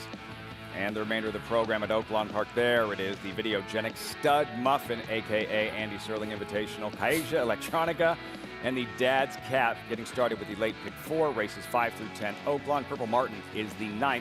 And Tampa Bay, that's key. Start of the 50-cent cross-country pick 5, 10th race at Tampa Bay Downs, and it is a tough one. You're big at Tampa Bay. You were just there a few days ago. I was there twice. By the way, I'm excited to be on SNY. The Mets are starting up in less than 2 weeks. Baseball. That's right. You're a big Met fan. Yeah, I am. Are you a big Wicked Halo fan today? As she's going to be? Well, I'll tell you one thing. I don't think you'll see them rating her again. How about you? I think that experiment... No, that didn't work. You know, and I think for a trainer like Steve Asmussen, who definitely understands the value of speed in this game, and listen, I don't knock them for experimenting last time. On paper, there was a lot of speed in the race. It's the first race of the year, and they want to see if she can be effective rating. Now, it's also possible that she's just not effective, period, anymore. But I don't think you want to lose twice trying that experiment. Part of that historic summer at Saratoga for Steve Asmussen. Adirondack win for Wicked Halo, just like her mother, Just Wicked, 2015 Adirondack winner. Asmussen has another 3-year-old filly running today. Her name is Echo Zulu, long-awaited 3-year-old debut in the Fairgrounds Oaks. 6 weeks till the Kentucky Oaks. This filly, though, Wicked Halo and Jose Ortiz on that afternoon. Ortiz in Dubai, rode Midnight Bourbon in the Dubai World Cup. We'll see the field for the Purple Martin. 3-year-old filly sprinting 3/4 of a mile, $150,000 purse, race 9 post time around 6:10 Eastern. You like Como Square a little bit? I do think Como. I love a turn back, as people know, and this horse is cutting back in distance. And I think with Wicked Halo and Pretty Birdie in here, the pace should be honest enough, and I don't trust either one of them. I think Como Square is going to run well, but I think Wicked Halo is going to run a lot better today, too. Yeah, we have boots on the ground. Hall of Famer Gary Stevens at Oaklawn Park. With Como Square, Gary, what is she going to do to take out the likes of Wicked Halo in this field, these good, fast 3-year-old fillies in today's Purple Martin?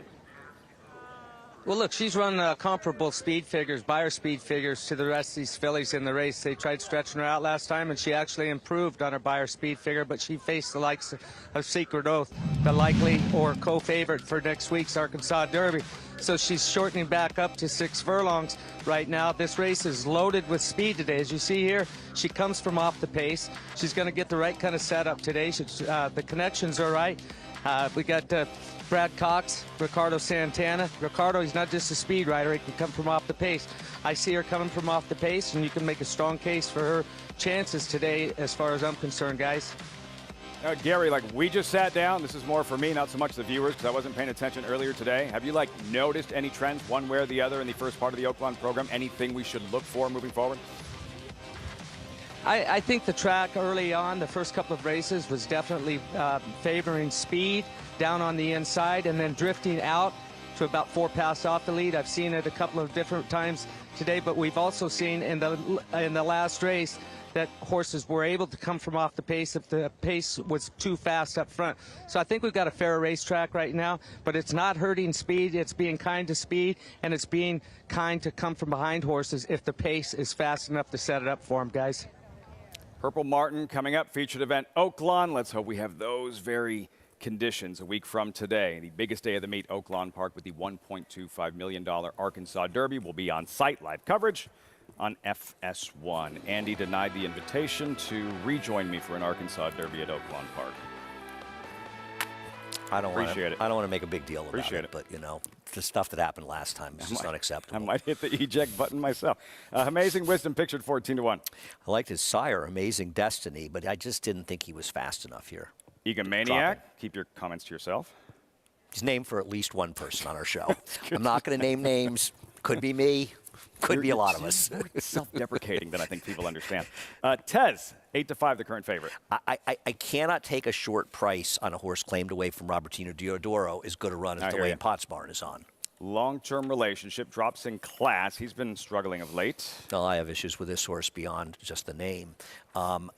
He's dropping, but man, he's just been so slow lately, and he's got to make up a lot of ground.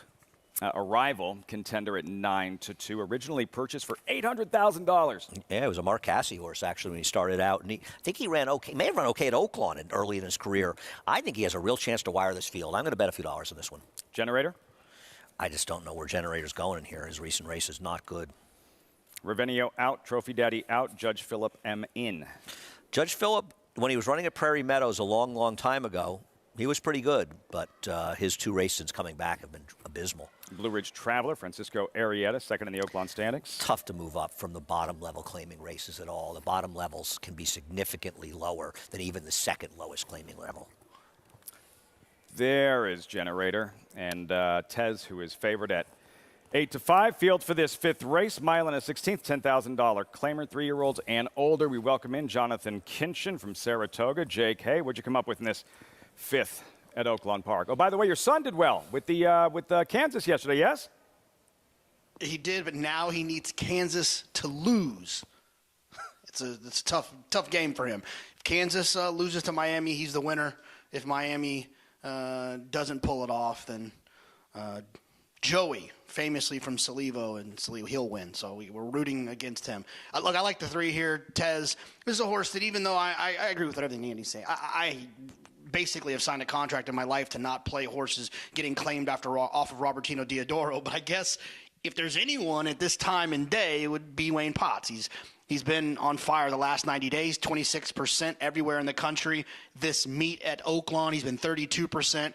And really, there's just nothing else in here to get me excited outside of the other horse that Andy mentioned. That's why I said it's a 2-horse race, the 6 Arrival. This horse does have a tactical edge on the 3 Tez, which is always kind of something that you want to look at when you're trying to beat a short price horse. It's an easier story to tell yourself if there's a pace advantage or a pace disadvantage. And I think the 6 Arrival will be closer, and the 3 Tez will have to run by the 6 Arrival. You're getting a better price on the 6. Like I said, I think it's a 2-horse race. If the pace is as slow as I think it's going to be, I like the 6 Arrival. But if someone happens to go or it ends up speeding up, I have no problems with taking the 3 Tez, despite the trainer change that I would typically like to avoid. Wait, go ahead. What is that on the wall behind you, Jonathan? Those sheep? I think it's like dogs. They're dogs? Okay. No, they're dogs. A little Boston Terrier here, a little poodle there. Yeah. Who does your decorating? We're animal friendly over here. Who does your interior decorating? Same guy does your hair? No, well, thank God it's not the person that does your hair. I don't have any hair, Jonathan. He's at least doing something in your house. Where is this all? We're on until 7. Where is this all going? Is this where we're at with all these races? It depends if the alcohol holds out.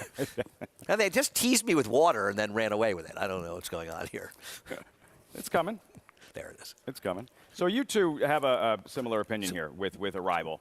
The fact that he's a threat with his speed. Elvin Gonzalez in the saddle. 4-1 here as they circle about before this 5th race at Oaklawn Yeah, Park. I mean, listen, right or wrong, and Jonathan and I certainly disagree a fair share of the amount of time, but we do also look at races in a fairly similar manner. And listen, people look at races in similar manners. They're going to come with different horses a lot of the time. But we have basic tenets we believe in. And obviously, if you have 2 horses in a race, even if you feel that one may be a little bit better, if the other one both has a tactical advantage, and in this case, the 6 Arrival is a significantly better price, you're always going to go to the other one. Now, of course Jonathan's right. If somebody puts pressure on Arrival, he's in trouble, and that'll help the 3.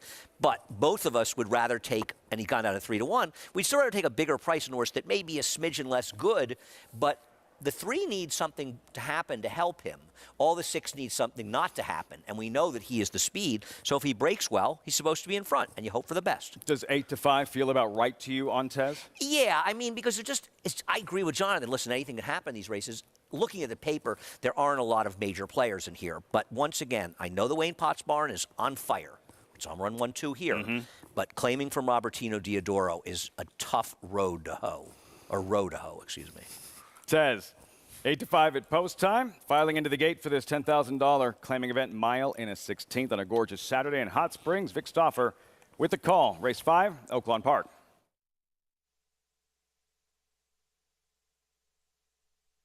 They're at the post. They're off. Blue Ridge Traveler, Generator, Arrival, Long-Term Relationship. These four are quickest.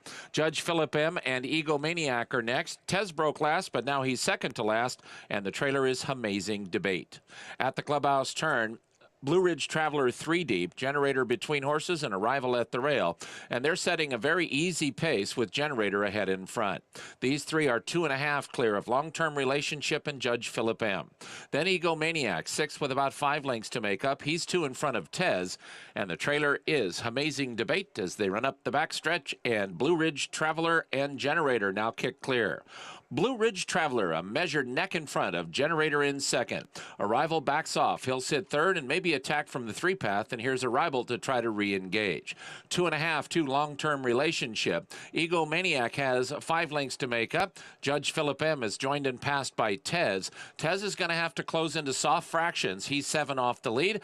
Amazing Debate is the trailer, and Arrival likes it better in the 3-path, and he comes to re-challenge. So Generator, Blue Ridge Traveler, and Arrival are right across the racetrack. Long-Term Relationship is 4th with 2 to make up. Egomaniac is next. Outside of him goes Tez, and Tez has moved up now to be about 4 from the front. He'll still have to go. Generator off the top of the turn. He's got a 2-length lead now on Arrival in second. Then Egomaniac. Tez is closing now in the center, and here comes Tez, and he means business along with Egomaniac. Generator, Tez in the center with giant strides, and here comes Tez all the way to take over the lead. Arrival is taken second. Generator is third. It is Tez. Tez won by a length over Arrival. Generator was third. Egomaniac finished 4th. Had to sweat for a while there, Andy, but in the end, Tez from well off the pace delivers at 7-5. I imagine Jonathan feels exactly the same way I do. Everything had to go wrong for Arrival for Tez to beat him today because 2 horses went after him. Arrival had to stalk those horses. Not that he had a bad trip, but not the trip you wanted with him. So the pace got a little more contentious, and Tez was able to pick up the pieces. No knock on Tez, but this race was run in a manner beneficial to him and not to Arrival. You both felt kind of a 2-horse race, and that's exactly how it unfolded with Tez. Giovanni Franco, congrats Gary Stevens, of course, the agent of Franco. First half of the claim, Wayne Potts. Tez putting away Arrival and other rivals in this 5th race. Oaklawn Park will have the results when we come back. And next at Aqueduct, the Videogenic. About 2 weeks after the Breeders' Cup was held at Aqueduct, a former claimer became a Grade 1 winner. Videogenic in the 1985 ladies. Should have run her against Life Magic in the Breeders' Cup distaff.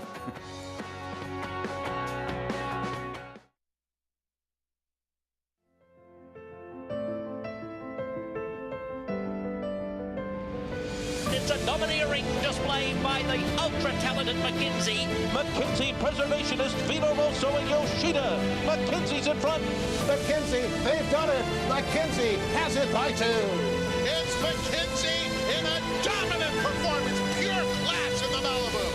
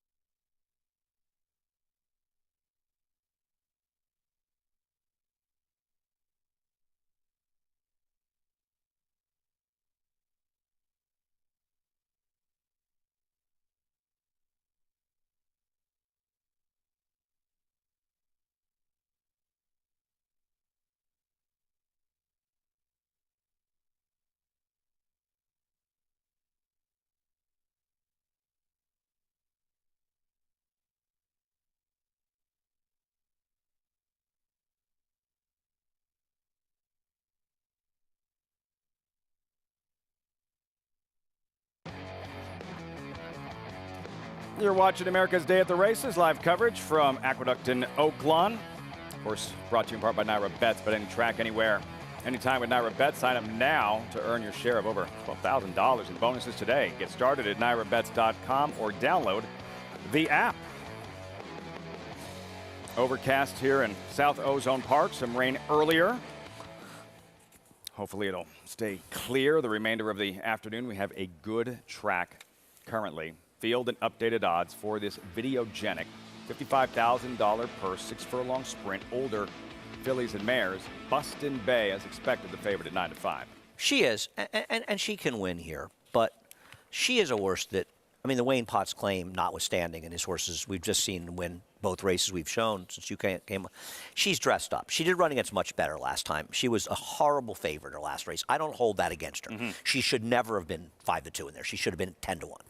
But her 2 prior races, which are good enough to win here and make her kind of the horse to beat, they were both very much the benefit of the bias and very good trips. She's also not getting the lead in all likelihood because the 2 quality stones, a long shot is going. So she doesn't stalks. have to have the lead to win. No, she doesn't. She can stalk, but Awesome Indra may have. But Awesome Indra, the 4, may need the lead to win.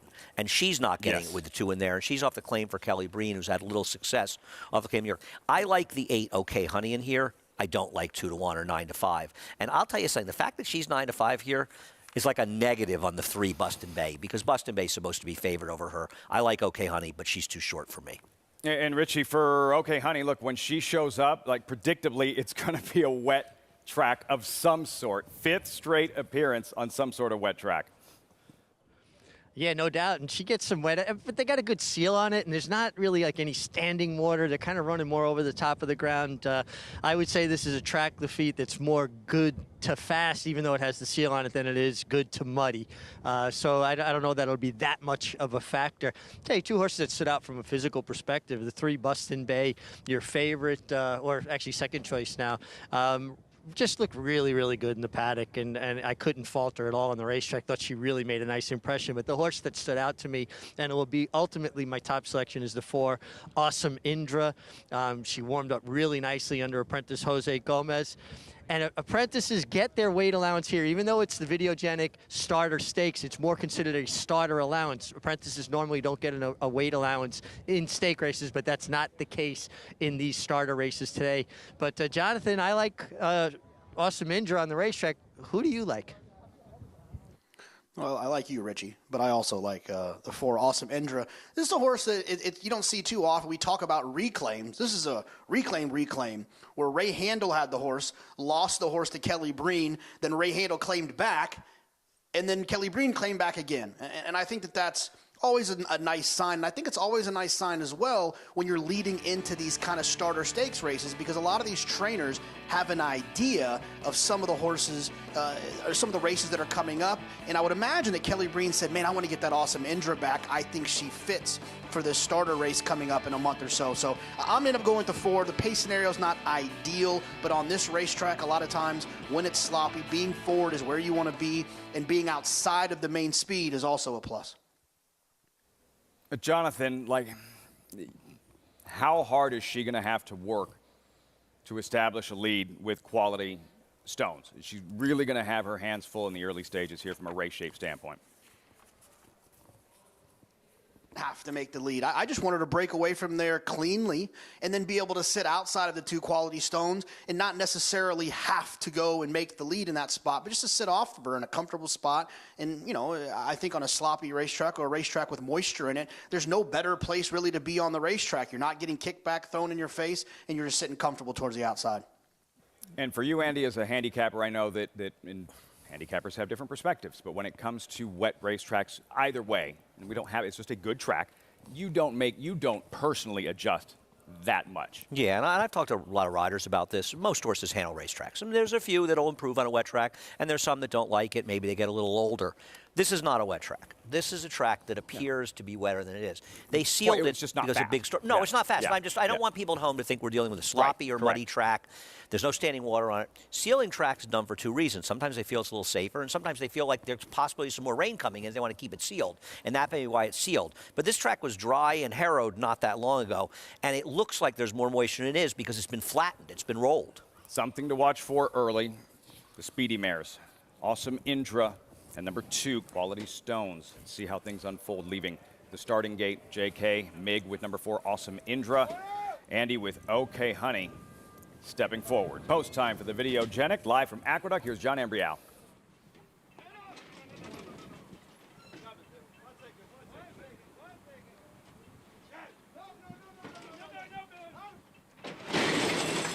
And they're off. Quality Stones right out for the early lead with Awesome Indra racing in second, and Bustin' Bay is next in third. Shasta Star down at the rail in fourth. OK Honey on the outside now moving up from fifth. It's 2 lengths to Shadow Lamo in sixth, and Cover Photo is the trailer. Quality Stones by ahead. Awesome Indra right there on the outside in second. And then it's a length and a half to OK Honey, who is next in third. Down on the inside is Shasta Star in fourth. The opening quarter, 23 1/5 seconds over the good and sealed track. Awesome Indra now moves right next to Quality Stones. Awesome Indra on the outside, Quality Stones on the inside, and OK Honey sits just off of them in third. Then it's almost 3 lengths to Shasta Star, who's being asked for more. On the far outside is Cover Photo as the field turns for home, and it is Awesome Indra who has the lead. OK Honey moves up on the outside to take second. Quality Stones is now in third.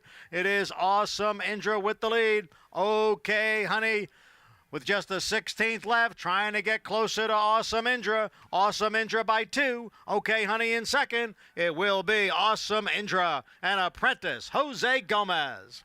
OK Honey was second. Shasta Star completes the trifecta. She passed a mare. Awesome Indra kind of showing a new dimension when Quality Stones outfooted her early, puts her away. Megan JK selection. Andy, your pick, OK Honey, chasing in vain, going to have to settle for a second place finish in the Videogenic. Well, OK Honey's been unlucky on some occasions, but she's also raced with 6 wins and 20 seconds and thirds. We call those sort of character flaws. She was very comfortable finishing where she did, and Awesome Indra, as you say, she didn't have a bad trip, but her preferred trip is controlling, as many speed horses doing, so she did have to stalk. And the story in this race was the number 3, Bustin' Bay. She never ran a step. No excuses, just a no-show? That I could see. I think she's a horse that's been dressed up by good circumstances, and it made her look better than she was. Maybe she got into a good cycle, partly because of trips, and now she's sort of just not that good. Your concerns not unfounded regarding Bustin' Bay. Awesome Indra takes advantage, puts away Quality Stones, holds off OK Honey and the apprentice Jose Gomez. For Kelly Breen, the reclaim by Kelly Breen after she was reclaimed by Ray Handel, as JK mentioned, 4-8-1-6, 2-1 at post time. Awesome Indra takes down the Videogenic. Results, reaction when we come back. You're watching America's Day at the Races.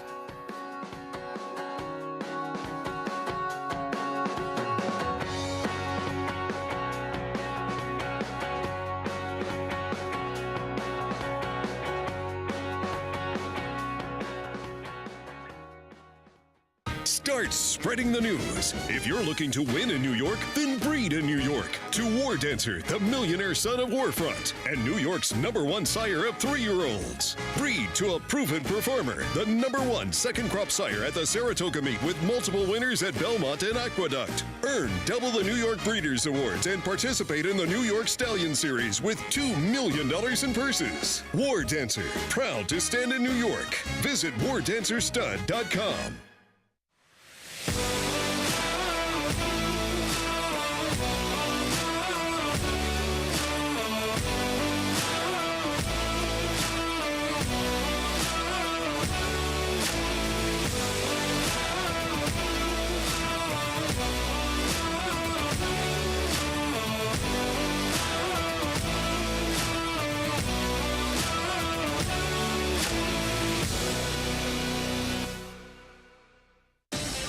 Run Happy, who was at #1 second crop sire by graded stakes winners and earnings. Run Happy is represented by Smile Happy, the Kentucky Derby individual future pool favorite. A leading dirt sire and now with an exciting Kentucky Derby hopeful. Call Bernie Sams now and book your mare to Eclipse champion Run Happy right now. Run Happy standing in stall 1 at Claiborne Farm. Blood Horse Plus, available through bloodhorse.com, provides exclusive, timely, and unmatched content to subscribers, including Fox Sports, Blood Horse branded weekly programs, a detailed stakes winners section, behind-the-scenes videos from Blood Horse staff, on-demand access to deeper horse statistics, and a $5 monthly credit to equineline.com. Upgrade to Blood Horse Plus today.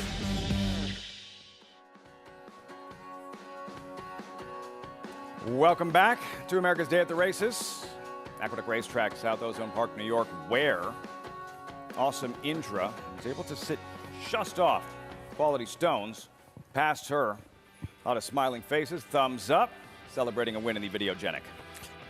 Yeah, getting the job done, it's nice. And, you know, and you're a Jose Gomez fan. I am a big Jose Gomez fan. I think that, you know, he's working with Angel Cordero, who, a great agent, especially for a young rider, because he's got so much wisdom to impart to them and be able to help them. And, you know, Manny Franco, John Velasquez, riders he was involved with for a long time, I'm sure they would tell you the same thing, that they have an incredible debt to Angel. And, you know, I mean, as you well know, with your father riding against Angel for all those years, Angel is one of those riders, I don't think we appreciated him enough when he was here. Brilliant. Brilliant. You get in your head, too. Make you do things a little bit differently than you might otherwise. King of New York, Angel Cordero, as he was known. Jose Gomez, under his tutelage, riding well. An awesome Indra 660 over OK Honey and Shasta Star in the Videogenic. 4-8-1 as our coverage continues of the New York claiming championship series here at Aqueduct. Also, getting started very shortly, the cross-country Pick 5.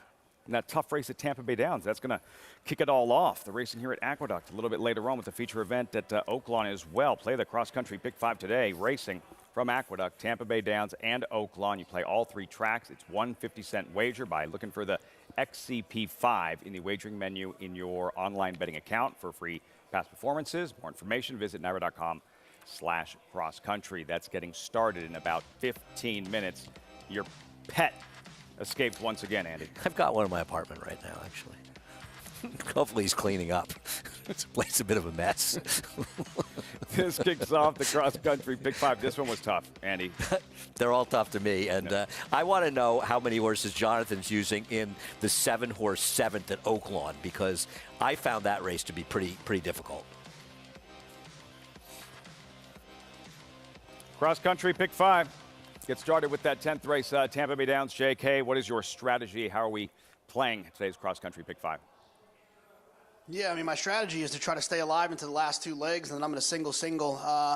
In this kind of longer distance, mile and 3/8 turf race to get started at Tampa, I thought it was tough. I ended up spreading, and there's a lot of horses that were coming out of a similar race, closing into a slow pace. 1, 4, 5, 6, 8, and 10 were horses that I wanted to make sure I had. The 1, LP, Pilo, I don't know. You can help me with that, Lafitte, when it comes back to you. I think this horse makes a lot of sense down on the inside. In the second leg, 1, you get the 1 and the 1A. It's an entry. 4 and 5. I thought Blew It back to 2 turns could get loose in this spot. On to the third leg. 3, 4, 5, and 7. Another tough spot. And then to wrap it up, I'm going to single No Salt in the finale at Aqueduct. I think this horse just kind of stands out in this starter type series where you can get a horse that's a little bit better than they used to be when they qualified for the condition. And then I'm going to single the 2, Pretty Birdie in the Purple Martin. You look at some horses that are exiting that race. I thought Pretty Birdie ran the best race. Came in off of a layoff, ran extremely fast early, and just got tired. I'm hoping for a tighter and more fit Pretty Birdie this time around. El Pio, I think, but I'm thinking it's going to get pronounced El Pilo today, JK. The number 1 in the first race, the cross-country Pick 5 coming up in that 10th race at Tampa Bay Downs. All get started very shortly as our coverage continues here from Aqueduct and Oaklawn Park. That Purple Martin a little bit later on with those fast 3-year-old fillies. An exciting Saturday of thoroughbred racing continues. You're watching America's Day at the Races. When we come back, live action continuing from Oaklawn. We'll be right back.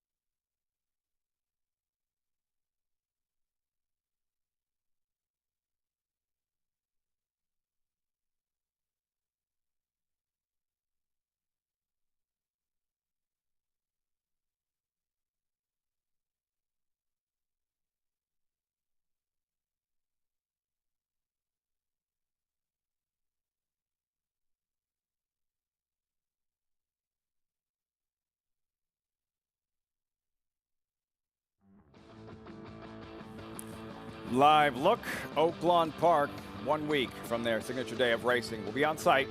Grade 1 Arkansas Derby, $1.25 billion per secret oath. The filly taking on the boys.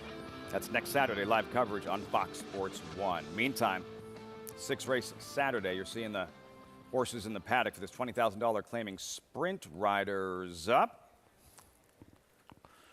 7 minutes out. And it's tricky for the handicapper. Well, Andy, with all the diamonds to the outside 8-5. Why? Right. Well, you've got the drop-down dilemma. I mean, what do you do with a horse that's the best horse in the race, that figures to get, even though it has an outside post, but figures to get at least a reasonable trip, probably stalking the 1 and 8 in here, but was claimed for $50,000 in November. Ran a couple of not great, but okay race against better, and is now running for $20,000. That's a lot of bad intangibles. So the question is, do you pass? Do you have a better idea on somebody else? I'm not running, as John likes to say, I'm not breaking into line to bet this horse, but this horse has that claim me look on it, right? Right. There's probably going to be 17 claims in this horse, the way the claims are. At Oaklawn, yeah. There was a horse that had like 38 claims, some crazy number of claims in him last week. The numbers have been incredible. Do you like anybody else in here? You know, to me, Espionage on the Rail is interesting, but I'm not betting horses claimed from Chris Hartman, where they don't win a particularly high percentage with a low ROI. This guy is horses do well, but claiming from him is tough. So I don't really know where to go. The drop down O-Dog, maybe the 3. Francisco Arrieta. If you think that the favorite is vulnerable in all the diamonds and those red flags you mentioned, it's nice if you have somewhere you want to pivot that you feel good about, and everything else sort of feels a little bit hesitant. Right, and to me, when you start handicapping a race, your first opinion when you're starting to put together your actual opinions before you're doing research, where do I stand on the favorite? You know, do I think he's much worse to beat, but I think he's vulnerable for these reasons? Do I think he's relatively invulnerable? I know the problems with the 8, and I know the drop down and dumping this horse is not a good sign. On the other hand, maybe they're trying to win a race and get out while the getting's good. The winner's share of this purse is $17,600. They're not getting out, but they're getting a decent amount of their money back. We'll have another look at him in the post parade. All the diamonds. There's Espionage, as you mentioned, first after the claim. Ingrid Mason, ease and winner in his latest, number 2 Special Price. Elvin Gonzalez to ride Miss Nita Cocktail in the feature. Yeah, well, Espionage just needs a break because he's the speed if he breaks. Special Price, he's going to have to hope he runs faster, but he is dropping. O-Dog, who you touched on, drops in class for Cipriano Contreras. Yeah, I worry a bit he's a bit pace compromised, but Arrieta's riding so well he'll probably get some position. Charlie can do a cutback, Andy. He's cutting back. Well, he's dropping. Oh, Charlie can do. Where am I? The 4. I'm sorry, I forgot about him. He looks like he's class over. Drop and a he's cutback. just over. No, class move off the claim. Number 5 here, Speak Unity. David Cohen, 4th jockey in as many races. He's dropping, but this is a trainer who does not have great numbers dropping in general. American Union, number 6 at 12-1, lightly raced. Chris Richard does well out of town. Last 5 years at Oaklawn Park, 2 for 54. David Cabrera, leading rider in the saddle. Scratch number 7. Pops Biscuit, the 8. Kelsey Hart takes over this afternoon. There he is, first after the claim. Several first after the claims in this one. He should be stalking in here. You have to ask yourself how you feel about a horse moving up that was claimed from Steve Asmussen. All the diamonds. Do you trust him? No. 3-2. I don't trust him, but I don't have a strong case for anybody else, so I'm not going against him here. Maybe Jonathan has a better idea than I do. Field for the 6th race here at Oaklawn Park. Touched on the Arkansas Derby next Saturday. Today's races, perfect time to sign up. Play all the action on our program, more while earning up to a $200 deposit match bonus. New members use sign up with promo code STAKES200 to earn up to a $200 deposit match after your first deposit. Bet any track, anywhere, anytime. Join now at NyraBets.com to earn that $200 deposit match. JK, your thoughts going into this 6 at Oaklawn and what to do with all the diamonds, the heavy favorite 7-5? Yeah, similar thoughts to Andy. I mean, I guess if this horse was drawn a little bit more poorly, I like where he's drawn towards the outside. If he was drawn on the inside, and maybe there's something else that was really interesting, I would try to get cute and beat the 9, all the diamonds. But this is a horse that has back numbers that fit even before getting to the Mike Maker barn, and now you give this horse some more time all the way since prior to that, November, to kind of be in the Maker barn. I'd like to draw. I think the horse is going to be running well, finishing in this spot. The only real concern is that since Maker took the horse, he was running this horse protected in starter allowance races and now shows up in here for a tag. Now, Maker is sharp. There's also a break there. So maybe there's an issue they've kind of worked themselves through, but they feel like maybe couldn't come back later. So let's just go ahead and run this horse for 20. And if someone wants to take him, that's fine. Like I said, not cutting a line to bet this horse to win, but I do think this is the horse that's most likely to win. I guess if you were looking for a little bit more quote-unquote value, and I would use that word lightly in here, I would say the 3 O-Dog, a horse that also has competitive figures, but I'm not crazy about his style. So coming from way out of it, it was a tough race. I'm ultimately going to go with the 9, but like I said, it's not a strong opinion.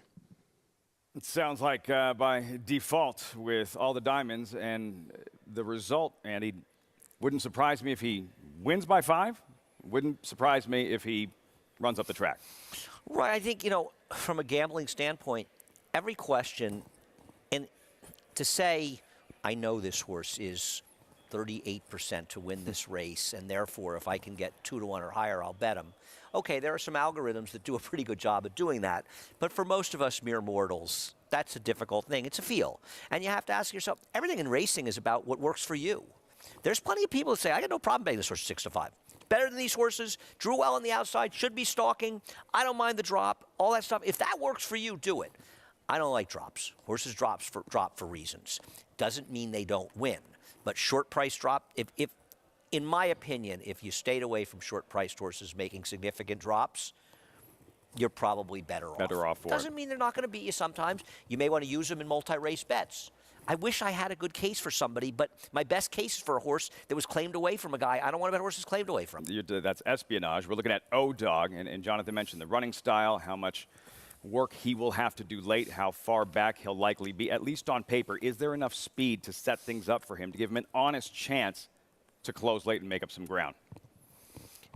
Not really, but I'll say 2 things. I think Arrieta understands he needs to get him closer. So I'm not sure he's going to be that far out of it. And these are a couple of ifs. You think the one's not going to come back and run. You don't like the claim away from. And I like Ingrid Mason to claim this horse. I'm not knocking her. I'm saying I don't want anybody to claim this horse from Chris Hartman. Mm-hmm. So you feel like I was going to run. Well, if you feel like the one isn't going to be able to maintain the speed, doesn't that kind of help the race fall apart a little bit? And then, and these are all ifs, you're a little dubious of the 9, who's now 4 to 5. And you're only betting against the 9 if you're skeptical of him.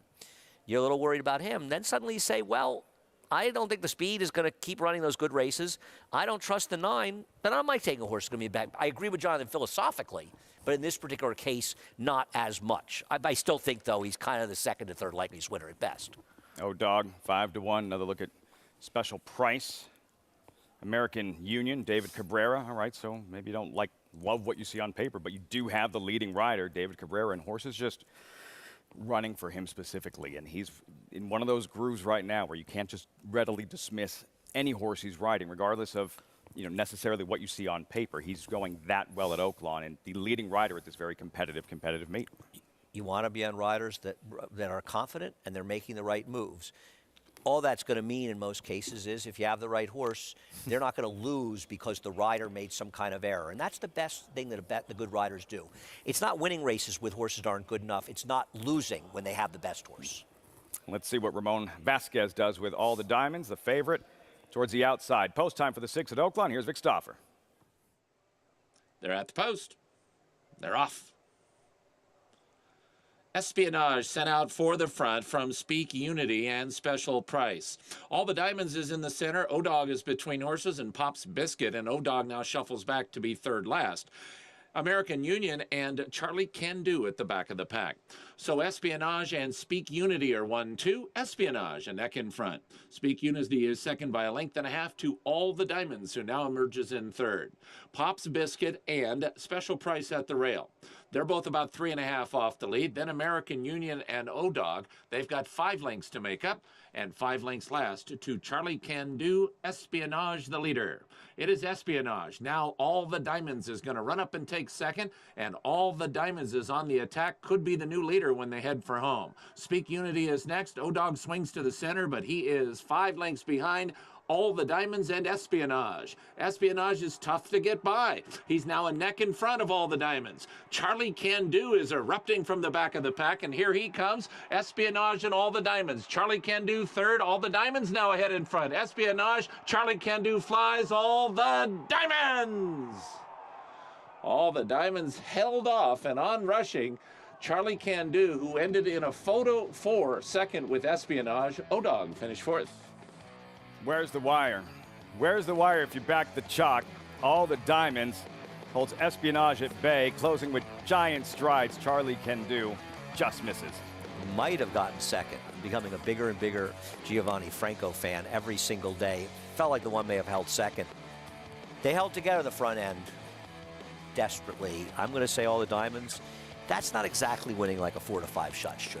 You had to sweat. Yep. It's not an easy game. Mike Maker, second win on the afternoon. Max's Stable. Son of former Derby winner Orb, All the Diamonds, able to hold on in the 6th race at Oaklawn. Results forthcoming. Meantime, back here at Aqueduct and this claiming championship Saturday. Stud Muffin is next with a $75,000 purse. The story is the distance here, Andy. 1 3/8 and the lack of experience for these horses having run this far. Yeah, it is. I mean, distance is the great equalizer in racing. There's no doubt about it. You do have the horse Air Attack that won this race last year, and you've got the great 10-strike racing. We have at least one huge fan of theirs near that shipped Original 10 all the way from Oaklawn because of the distance, and he is a true distance horse. Might be too short for him. That's Maggie in the paddock for this Stud Muffin paddock report. Maggie. And guys, we do see Blewett, who is the one taking some early attention. And by the looks of things here in the paddock for trainer John Toscano, who's looking to win this race for the 2nd year in a row, rightfully so, as Blewett over the years has proven that he is a true 2-turn horse. Well, he certainly gets it going the 1 3/8 here, and he looks fabulous. This is a horse who typically wears how he's doing on his sleeve, so to speak, and when he looks good, he generally shows up, and he looks fabulous. He's striding out well here in the paddock. His coat and flesh are just resplendent. He looks very, very dangerous here, and I like the fact, too, that he is coming in off of a win in which he had to sit from off the pace. A lot of times, I think, over his career, we were under the notion that he was one that needed the lead to be effective. So I like the fact that he comes in here off of a win, showing that he doesn't necessarily need it to win. As we'll move on to Air Attack, who won this race last year for trainer John Toscano. I love what I'm seeing from Air Attack here once again, as he will go out this time around for trainer Rob Atras. A horse that just looks really strong, really healthy, second to Blewett as far as appearances are concerned here in the paddock. So I understand him being a short price here. I do give the slight edge to Blewett. He just seems a bit more energetic, a bit more lively. As we also take a look at the plain one part of that 10-strike racing duo, as I do like Original Intent shipping in here. I have no problems with him here in the paddock, but I did think that probably the lesser regarded plain one Roman Empire. Look at his 2-turn races. He only has 2, and his best race by far was when 3rd in that Florida bred restricted race, going 1 1/8. Now he gets 1 3/8. I think he should appreciate the distance, and I did think that I saw just this horse looking a bit healthier first off the claim for Michelle Giangiulio. Lafitte? Battle of attrition. Who will emerge victorious this 1 3/8 Stud Muffin? And when we come back, we're heading to Oldsmar, Florida, Tampa Bay Downs. The cross-country Pick 5 is upon us. That's next.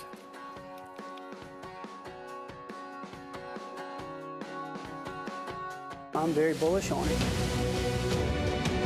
Tom's D'Etat's got a 4-length lead at the 16th pole. Tom's D'Etat has conquered the Clark.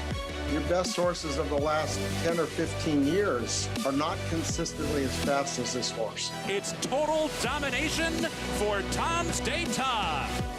He's a beautifully balanced horse and a really good mover, and he's just full of class.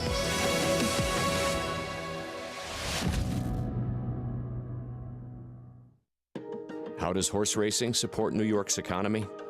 It's responsible for 19,000 jobs and more than $3 billion in annual statewide economic impact.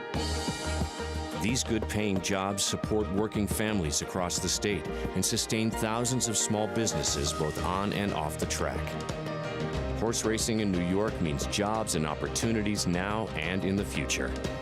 We are New York horse racing. Who you betting on? How about an app created specifically for horse racing? Naira Bets.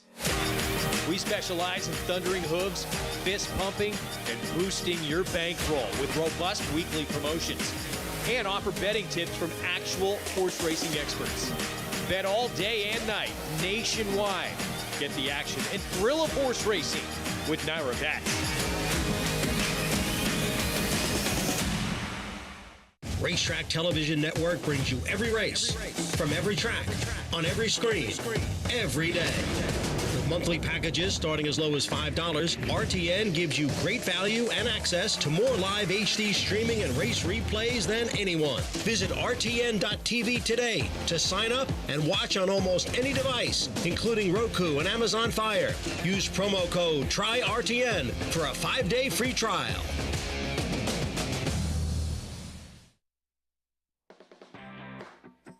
Welcome back to America's Day at the Races. As always, brought to you in part by Claiborne Farm. 100 years of doing the usual, unusually well. About that time, the sequence, cross-country, pick 5, all get started with this 10th race, Tampa Bay Downs. You see the field, updated odds. Stud Muffin Aqueduct, Oaklawn 7th, Dad's Cap at Aqueduct, and wrapping it all up with the Purple Martin at Oaklawn Andy. They are at the gate. You get 4-1 favorites in the Derby. 4-1 favorite here in El Pilo. So you're Wide telling open. me that this is the Derby of starter handicap it might turf be as races? difficult to handicap. The distance is such a problem here because you just don't have horses that much experience. I guess I would take the 4 bird's eye view if I had to make a pick. Good luck, JK. All set. Start. Cross country, pick 5, mile and 3/8, 3 turns here at Tampa. All set for the 10th. It is post time. Locked and loaded. Here's Jason Beam. Hold the spice. Skylar Spanabel to complete the line. They're in the gate. And the race is on in the Tampa Turf Test. LPO from the inside. Jackrabbit Quick, the 2 inside runners, quickest here in the early going as Isaiah's Dream joining them. And from the outside road to Meath, those 4 quickest as they go to that first of 3 turns. Just in behind them comes Bird's Eye View. The gray is out in 5th. Hold the Spice starts to move up on the outside. Was 6th. Is now the way up to 3rd and now 2nd. Taking a similar pattern as the horse that won the last race. Breaking slow and rushing up. Here's Hold the Spice all the way up to Assume Command. Opens up 3. Isaiah's Dream now back in 2nd. Jackrabbit Quick is 3rd on the outside road to Meath. LPO stays toward the inside. Then comes Bird's Eye View, Jimmy D. They race as a team back 6th and 7th. They're a length and a half ahead of In It for the Love. The 2 at the back are Marv's Magic and Motatabek as they come by the wire with 7 furlongs left to go. And it's Hold the Spice, the leader. Hold the Spice through an opening quarter, and 24-4 is opened up by about 6 or 7 lengths now to Isaiah's Dream in 2nd. Outside of them comes Jackrabbit Quick in the 3rd position. Trying to come through down toward the inside is Jimmy D, who's up a joint 4th along with LPO. They're a length clear of road to Meath. Then comes Bird's Eye View. It's 2 more lengths, then back to In It for the Love. Marv's Magic and Motatabek, those 2 still share the back. As 49 seconds flat for that opening half mile, Hold the Spice. Now coming back a little bit to the field with 5 furlongs left to go, leads it by 2.5 to Isaiah's Dream in 2nd. Jackrabbit Quick on the outside is 3rd. Jimmy D stays toward the inside. LPO in and amongst horses in the orange colors is 5th. Road to Meath stays toward the clear from 6th. Down toward the inside, Bird's Eye View. It's a length and a half more back to In It for the Love. Motatabek is out of last, and Marv's Magic, the trailer. As up front, Hold the Spice has been caught now. Isaiah's Dream coming through down toward the inside. As they go to that far turn, Isaiah's Dream just in front. Hold the Spice tries to kick back outside of that one. Then comes Jimmy D. Trying to move up in between horses. LPO is right there. Jackrabbit Quick 3 deep. Here's a big move. Motatabek from the outside is about 5 wide. Also moving from the back, In It for the Love. The picture changing here as they come to the top of the stretch. Motatabek just surged by. Motatabek quickly goes a length and a half in front, but has a fresh challenge for In It for the Love on the outside. Battling on Isaiah's Dream down toward the rail. They've gone 3 clear of the rest. Mars Magic's putting in a run from the back. They have a final furlong left to go. In It for the Love up on the outside of Motatabek. Isaiah's Dream 3rd to their inside. It's In It for the Love and Jermaine Bridgeman just in front. Motatabek back to 2nd. In It for the Love at 17-1, win it by 2. Second, Mo Tadabek. Third, Isaiah's Dream. Fourth, a very close photo between Jimmy D and Bird's Eye View. In it for the love, 17-1 to kick off this cross-country pick 5. JK with a big, big smile on his face watching from Saratoga. Yeah, I mean, I'd be more excited with him if he didn't single Pretty Birdie, but I'm glad he used this one, so at least he's alive for a while. Can't you let him enjoy this? No, Can't you let him enjoy this? I can't. No, but you know I'm happy to see he used him. And this was a spread race. That's why I said to you, I thought Jonathan would be spreading here, and he was absolutely right to do it. It was a very tough race to have a strong opinion. Oddly run race. Several early moves in the end. In it for the love. 17-1 to kick off this cross-country pick 5, which continues right here with the stud muffin. New York claiming championship Saturday. We just saw a mile and 3/8, now mile and 3/8. And that's the key, the lack of experience and the fact that, just look at the betting here. Blewett has emerged as a favorite at 2-1. This one's tough. This one is tough. Well, Blewett's a terrible favorite because I know he rated last time, okay? So, all right, that's a feather in his cap. I will give him that. The idea that he's likely to get a mile and 3/8 unless he is absolutely controlling on the front end at a slow pace, to me, is a mistake. And when you've got significant speed in here, I mean, bar 14, he could be in front by Blewett by 10 lengths if he wanted to be. He won't be, but he could be. So there is a storm of brewing. He's faster than Blewett. So Blewett's going to have to rate. Now, he rated last time, in all fairness to him. 9-5 now. I think this is a tougher field, and I think it's a confusing race. There's no doubt. I think the entry is massively underbet in this race. The 1A to me is a very dangerous player. I picked him on top in this race. I don't trust the 4 because he did run lousy last time. When he came into this race last year and won it, he was in better form. But we know he can get the distance. I wouldn't completely discount him here. And while I don't love GeoCare, I won't be shocked when he's effective as well. Can Air Attack do this again? Rewinding the clock. Last year's stud muffin. Air Attack, the defending champ. It was a stock and pounce approach on that particular afternoon. Unlike so many of these, does have a win, has had success at this mile and 3/8 distance. Can he? Well, he's not going to run a 97 buyer in all likelihood, which he did last time, but I'm not sure you won't win this race with an 86 buyer. So I think he could win this race even running 7 or 8 lengths worse. Now, he's going to have to run better than he ran last time, and when he came into this race last year, he was coming out of a 105 buyer. He hasn't won since. Right. He was in sort of miraculously good form, and while he improved a little bit off the Rob Atras claim, he didn't improve enough. I'm still using him. I boxed 147. I bet the 1 to win. I boxed 147. I like the 1A more than the 1. Maggie has some good things to say about the 1, which makes me feel better because I don't think he's taking much money in the entry. I'm just against the 5. I think you're supposed to find some kind of play to bet against him. She did point out how good Blewett looked in the paddock. Blewett favored as they file into the gate. Final check of the tote board, 9-5 Blewett for this mile and 3/8 stud muffin. It is post time. John Ambriel standing by. And they're off in these stud muffins starter stakes. And it is a Roman Empire down towards the rail from the extreme outside. There is a storm brewing. There is a storm brewing, has made the early lead, with bar 14 running in second and Super John next in third. And then it is Roman Empire now back in fourth. On the outside is Blewett, who moves up a spot from fifth. Air Attack is next in sixth. Then Jacate in seventh. Original in 10th. The Gray is down on the inside in 8th. Bellamy Dolce is in 9th. And Fleet Irish is the trailer in 10th. As they move around the clubhouse turn, there is a storm brewing, is the leader here by a length and a half. And bar 14 is giving chase in second. A gap of 2 to Super John next in third. Blewett runs in fourth. And then a break of 3 to Roman Empire in fifth, followed by Air Attack next in sixth. Another 3 lengths to Jacate in seventh. Bellamy Dolce runs in 8th, followed by Original in 10th and Fleet Irish. As the field races up the backstretch, the half went in 48 and 2. There is a storm brewing with the lead by 2 lengths. Bar 14 still in second, and on the outside is Blewett in third. Then it's a length to Super John, who's racing in fourth. 3/4 went in 114 and 3. There is a storm brewing, has been in front right from the start and is still there as they head for the half-mile pole. There is a storm brewing, is the leader, as Blewett now moves up on the outside to take second. Bar 14 is back running in third. Air Attack gains ground on the outside from fourth. And then it is Roman Empire in fifth. 6 lengths Back to Jacare.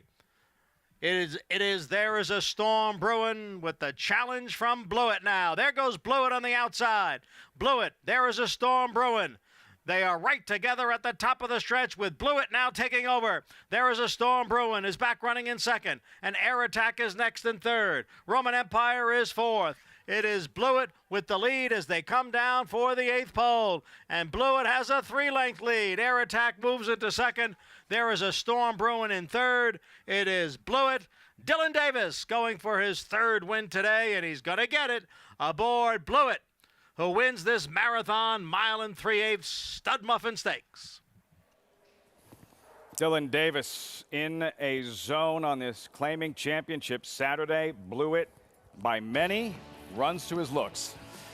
When you're wrong, you're wrong. And if they made us race again, I'd bet against him again, and I'd probably lose again. If it was a 1 3/4, the 1A would have won. But a 1 3/8 was too short for him.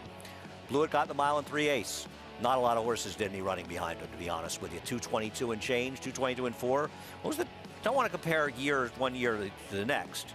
It actually compares favorably to last year. It's a little slower, but not quite as bad. I would have thought it was a lot slower. He'd never raced this far. He's going well. It's back-to-back in 4 of his last 5. Blewett now an 8-year-old. He's in good form, and he's learned to rate. And that's something he had never done successfully in the past.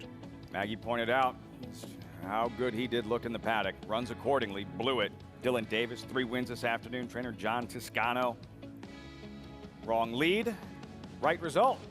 5, 4, 10. Photo for 4th. No, and the 1A was 4th. 1A was 4th? Yeah. I don't know why they have a photo for that. The photo was for 3rd. I'm not sure what's going on here. Jonathan advances. Jonathan with Blewett on the ticket here at Oaklawn. And again, we were wondering if we could trust All the Diamonds. And All the Diamonds off that class drop 6-5, and I'm guessing like a 72-way shake at Oaklawn. I'm sure they went in for him. We'll see what lucky person got him and where he goes next. Espionage, big late run. Charlie can do. Yeah, Espionage held well, ran well off the claim, and Charlie can do. That was a big run. By Giovanni Franco was riding so well. How about the 10th at Tampa that kicked off the cross country and from well off the pace? 17-1 in it for the love. The Poseidon's Warrior 5-year-old. Poseidon's Warrior won a grade 1 race at Saratoga. He was like a dirt sprinter. Sired this guy, doing some damage, running long on the grass, 36-20. Think of the opportunities they missed not running in the long-distance turf races, Poseidon. Well, I can't hear you. See the opportunities they missed not running him in long-distance turf races. Could have been an entirely new scenario for him. Great one, Warrior. He won the Vanderbilt, like 53-1 or something. Yeah, huge crazy price. Yeah. Did Irad ride him? I think Irad might have rode him that day. We can look it up. I think he did. We can look it up. Dylan Davis, 3 wins, Blewett here by many. Much the best in the stud muffin.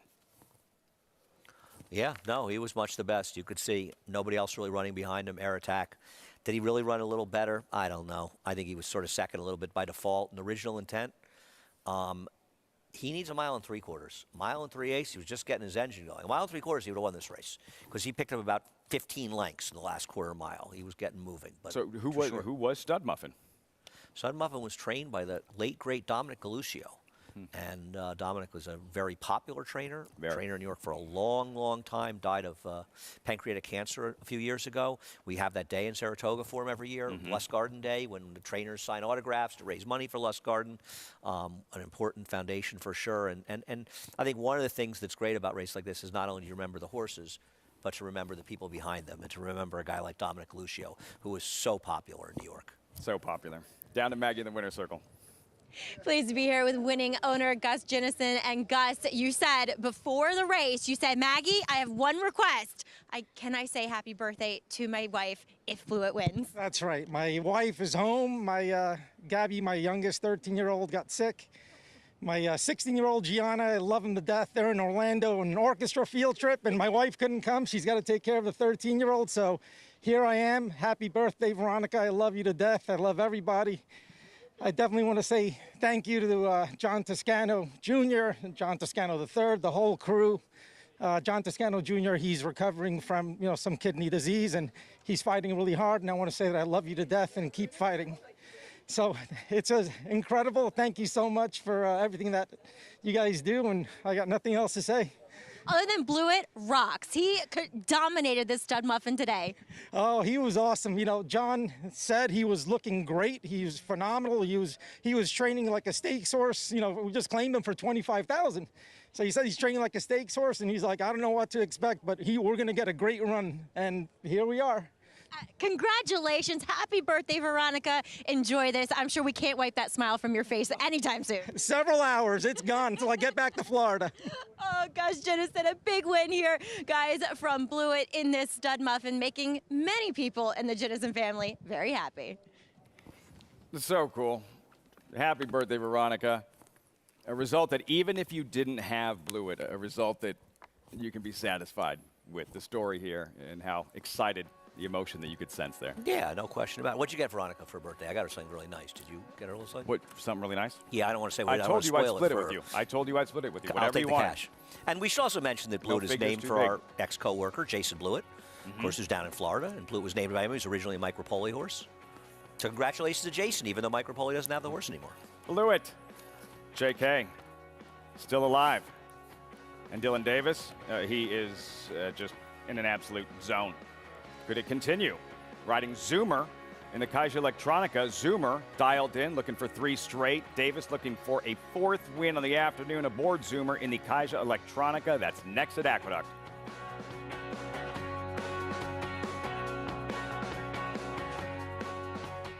A Grade 1 winner of nearly $2 million, Silver State hails from the sire line of legendary Claiborne stallion Danzig.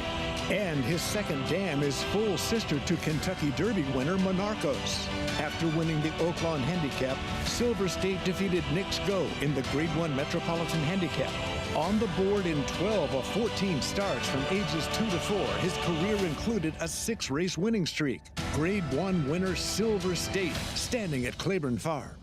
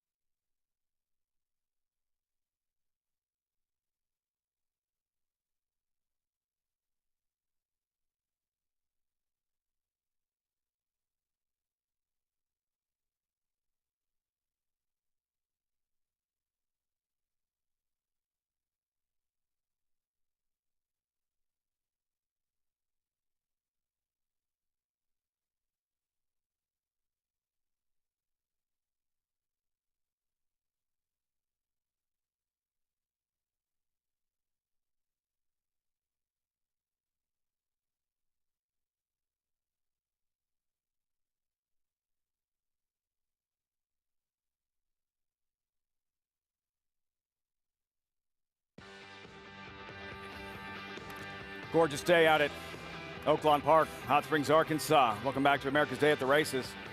Still have the feature event, Purple Martin Stakes, coming up in race number 9 in about an hour. 7th race, post-parade, looking for Eskin Ford, drawn inside with Martin Garcia. Comes off the claim for Gennaro Garcia. A lot of Garcias in there. We'll see how this one can do. It comes out of a good effort. Fort Peck, first after the claim, Jason Barkley, the 7-year-old. He is a player in here, but I thought he hung badly in his last race, and I'm not taking a horse claim from Robertino Diodoro.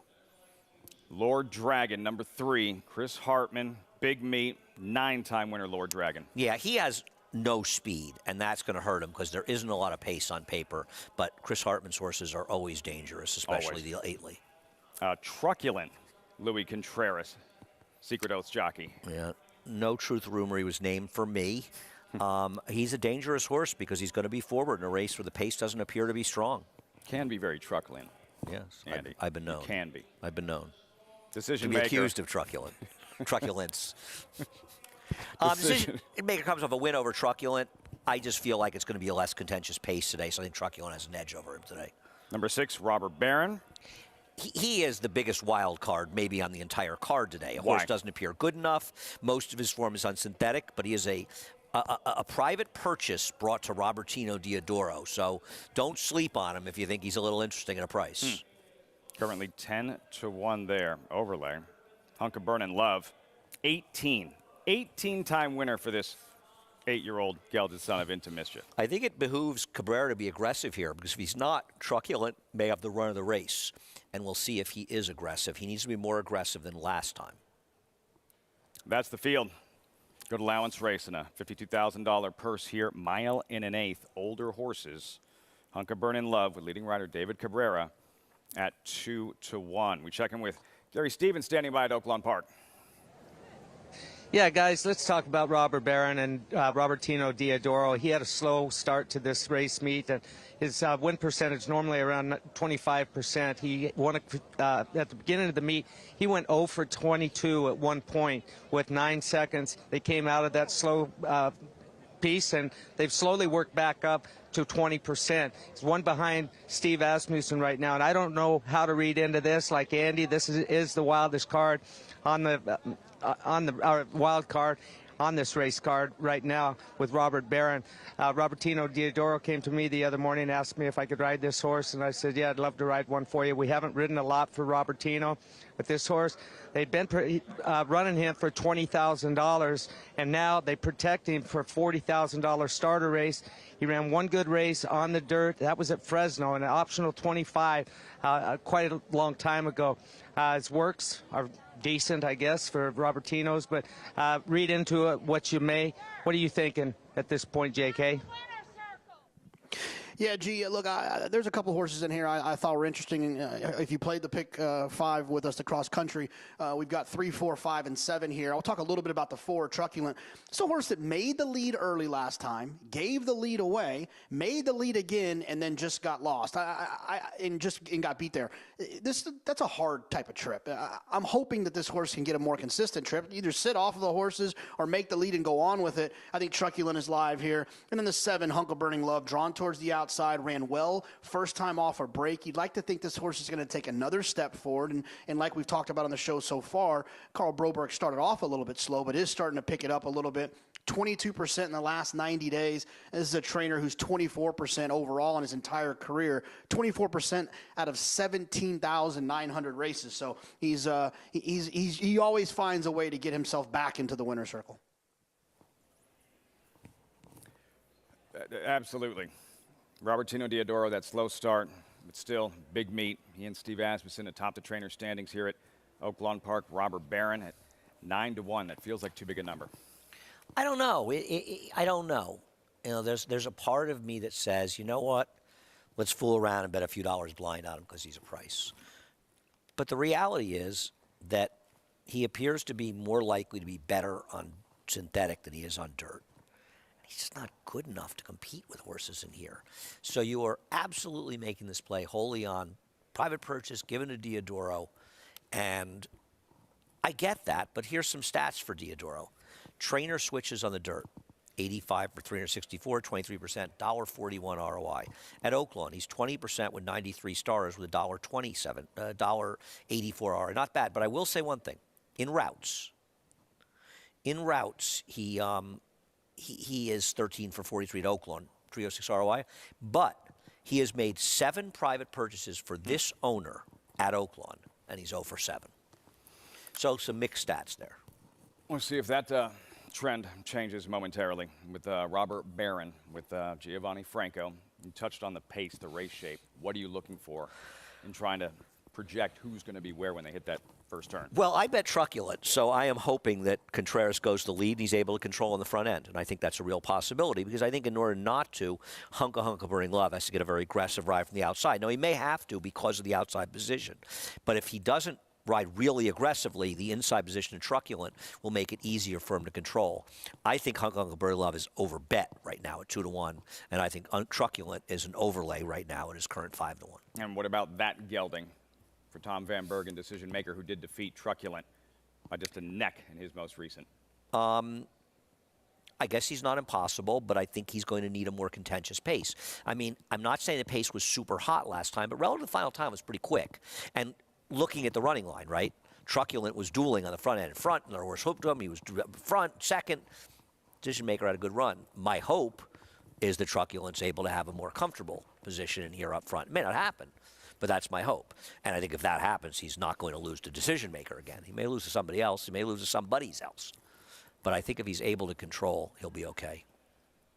Currently 5-1 Truculent. JK alive in the cross-country pick 5 has 3, 4, 5, 7. Feel pretty good about his chances to advance here. Well, Andy, I mean, and then it's back-to-back singles. He's kind of got to get Diodoro'd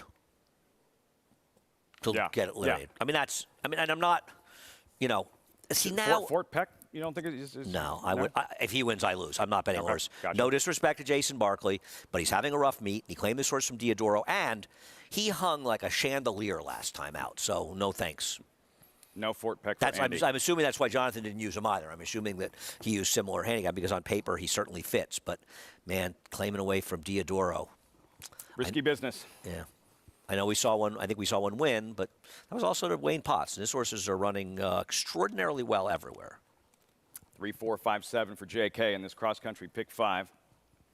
You saw Louis Contreras on Truculent, a date with Secret Oath. How exciting is that going to be? The filly tackling the boys in the Arkansas Derby, and the fact that D. Wayne Luke is trying to do it once again. 1984 won the Arkansas Derby with the filly in the form of Althea. Althea, also a Grateful Dead song. Althea. Althea is from the great family, the Courtly D family, and that is one of the great broodmare lines going back into the 70s. Native Courier was a horse Sidney Waters trained. This is Courtly D, and Althea's in that family. And you still see the dams, the grand dams, and you see them going back, and it's a tremendous pedigree family. That's next Saturday, Arkansas Derby. JK, good luck. Post time for the 7th at Oaklawn. They're off. Hunka Burning Love goes right to the front from Truculent in second. Asking for It takes back third. Robber Baron's on the move, and there goes Robber Baron up into third. Fort Peck is running off. He is tugging at Santana, who wants him to settle down and not get into a bad spot. Lord Dragon's just outside of him, and the early trailer is Decision Maker. It is Hunka Burning Love and Truculent, 1-2 at the clubhouse turn, and Truculent's a neck in front. Hunka Burning Love is second. From the San Francisco Invader, Robber Baron 3 deep in third. Then comes Eskinford and Lord Dragon. They're fourth and fifth and only about 2.5 from the front. Fort Peck still won't settle down. He is tugging. Second to last and 5 off the lead. Decision Maker is the trailer, and they run up the backstretch with Hunka Burning Love narrowly in front of Truculent. Truculent comes right back at him. Here's an early move from Lord Dragon, and Lord Dragon's going to split those two horses and go all the way up and take the lead at the half-mile pole. A bold move for Lord Dragon going into the far turn, and he is suddenly 2 lengths in front. Truculent and Hunka Burning Love are second and third now. Then comes Eskinford, another 3 back to Decision Maker and Fort Peck. And now the trailer is Robber Baron, and Lord Dragon made his move, but now Truculent's going to come right back at him. So Lord Dragon is the leader, but Truculent moves through from the inside, and Hunka Burning Love re-engages from the outside. And so these three are across the track. And look at this. Hunka Burning Love and Truculent have now put Lord Dragon back into third. Final furlong. Truculent has the lead. Decision Maker's moving up at the rail. Truculent just in front. Hunka Burning Love. Decision Maker riding the fence, and he's got a chance to get all the money. Hunka Burning Love. Truculent. Decision Maker up the fence. Decision Maker. Hunka Burning Love. Decision Maker. Decision Maker beat Hunka Burning Love and Truculent. Lord Dragon was fourth. That chart's going to look interesting. Decision Maker on the inside, digs in, holds on, taking down the 7th race at Oaklawn Park. JK, 3/5 of the way home. If you bet Decision Maker, you're living life right. Because, no disrespect, this is an extraordinarily fortunate win. If the 3, Lord Dragon, doesn't make that crazy mid-race move, the finish is probably 7-4 or 4-7. It set it up, and then this horse scooted right up the rail. A great ride by Vasquez, no disrespect. But this horse has been fortunate now 2 times in a row. Put himself in a position to be fortunate, but fortunate he was. Back-to-back wins, decision maker, Ramon Vasquez. What price was he at post time? Don't know. Oh, we can look, I think. I think I can get the Spin it, DJ. Yeah. electronics. It took me over a year to figure out, by the way. I could sit here and change channels from this chair. Doesn't surprise me. Electronics were not designed for me.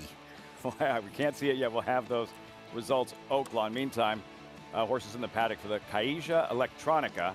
Maggie, does anyone look that good, like Blew It good in the paddock?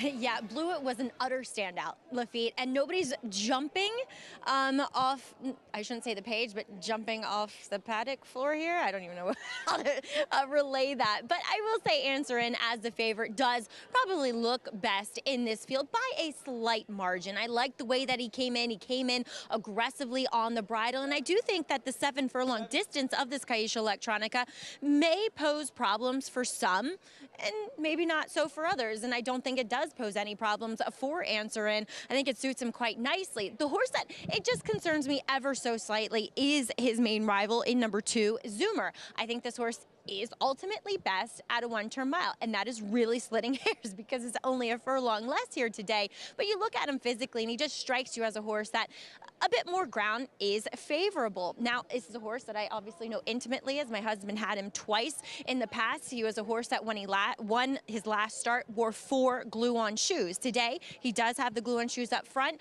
but does have nails and turn downs behind. Other than that, he looks fine. As we'll move on to Mexican Wonder Boy, a little bit of an interesting horse here as he gets a little less ground to cover, which I think is favorable for him. Last time he blew the break. He was a part of a pace duel that collapsed. And this might be the best time I've seen him appear first off the claim for Jeremiah Engelhardt, as his energy levels are better than what I've seen in his last 3 efforts here at the NYRA circuit. Lafitte? Combine that, how good he looks, and if he breaks today, yeah, maybe. Mexican Wonder Boy trying to pull off an upset at 11-1. Post parade for the Xtra Electronica. Prince James and Manny Franco. Got a very good trip, 2 back in the slop, but came back and ran well in a tough race last time. Not impossible. Number 2, Zoomer in a groove. Trip of a lifetime to win last time out. Claimed by Linda Rice, who was 1 for 32 off the claim on the dirt at the Aqueduct meet. Answer In at one point. At one point, as a 3-year-old, considered a Derby prospect. Yeah, he's in good form. He's very dangerous, and he's the right favorite. Currently 2-1. Number 5 here, Repo Rocks, 9-2. Yeah, Repo Rocks has been running against tougher company. Overall, I kind of prefer others, but he's a hard enough knocker that he has a chance to be there. Maggie liked what she saw. Mexican Wonder Boy needs to break today. Yeah, he's my kind of horse. I'll expand on it. I picked him on top, and I'm betting on him. He's been the victim of extreme paces in his last 2. With More Grateful out, he's supposed to control. 10-1, Andy's top selection, then Whistling Birds. Yeah, I don't get him at all. I know he found speed last time. He's not supposed to be in front of Mexican Wonder Boy if that one breaks. He did run a big race last time. Not sure where it came from. That guy would be a shock. Son of an X. Yeah, he might completely blow. Well, is this part of the? No, that's not part of the cross country. Dad's Caps is the next one. Yeah, 2-time winner of the Carter, by the way. 2-time Grade 1 winner. Dad's Caps. Yep, good family too. A half to a horse that Juddmonte bought from the Connections. Celebrating some of the best, popular former claimers in New York. New York Claiming Championship Saturday coverage continues when we come back. The Xtra Electronica, 5 minutes to post. You're watching America's Day at the Races. Good Magic's in front. Good Magic pulls away from Solomini. Good Magic's gonna win his first race, and he's gonna do it in the Breeders' Cup Juvenile. Good Magic to the front of the field in the Toyota Bluegrass to win it. The champ is back. Good Magic in a good-looking performance. 800,000, 75, 875, 8.5. Pete, 775,000. Thank you. The Fasig-Tipton Gulfstream Sale. We're bringing the heat to Miami once again with a catalog of selected 2-year-olds in training. Recent stars include Grade 1 winner Yapon, plus graded stakes winners Independence Hall, Heart of Almost, Center Isle, and Cezanne. burning up the dirt track with selected juveniles by the nation's hottest sires. The Phasey Tipton Gulfstream Sale. Selected 2-year-olds in training, March 30th in Hallandale Beach, Florida. Where will you be? Run Happy was at #1 second prop sire by graded stakes winners and earnings. Run Happy is represented by Smile Happy, the Kentucky Derby individual future pool favorite. A leading dirt sire and now with an exciting Kentucky Derby hopeful. Call Bernie Sams now and book your mare to Eclipse Champion Run Happy right now. Run Happy standing in stall 1 at Claiborne Farm. This season at Oaklawn, we've got more of everything. More of the top thoroughbreds in the world. More days of live racing. And the largest purses in our history. All at a completely reimagined Oaklawn. Come be a part of this historic season at Arkansas's only casino resort.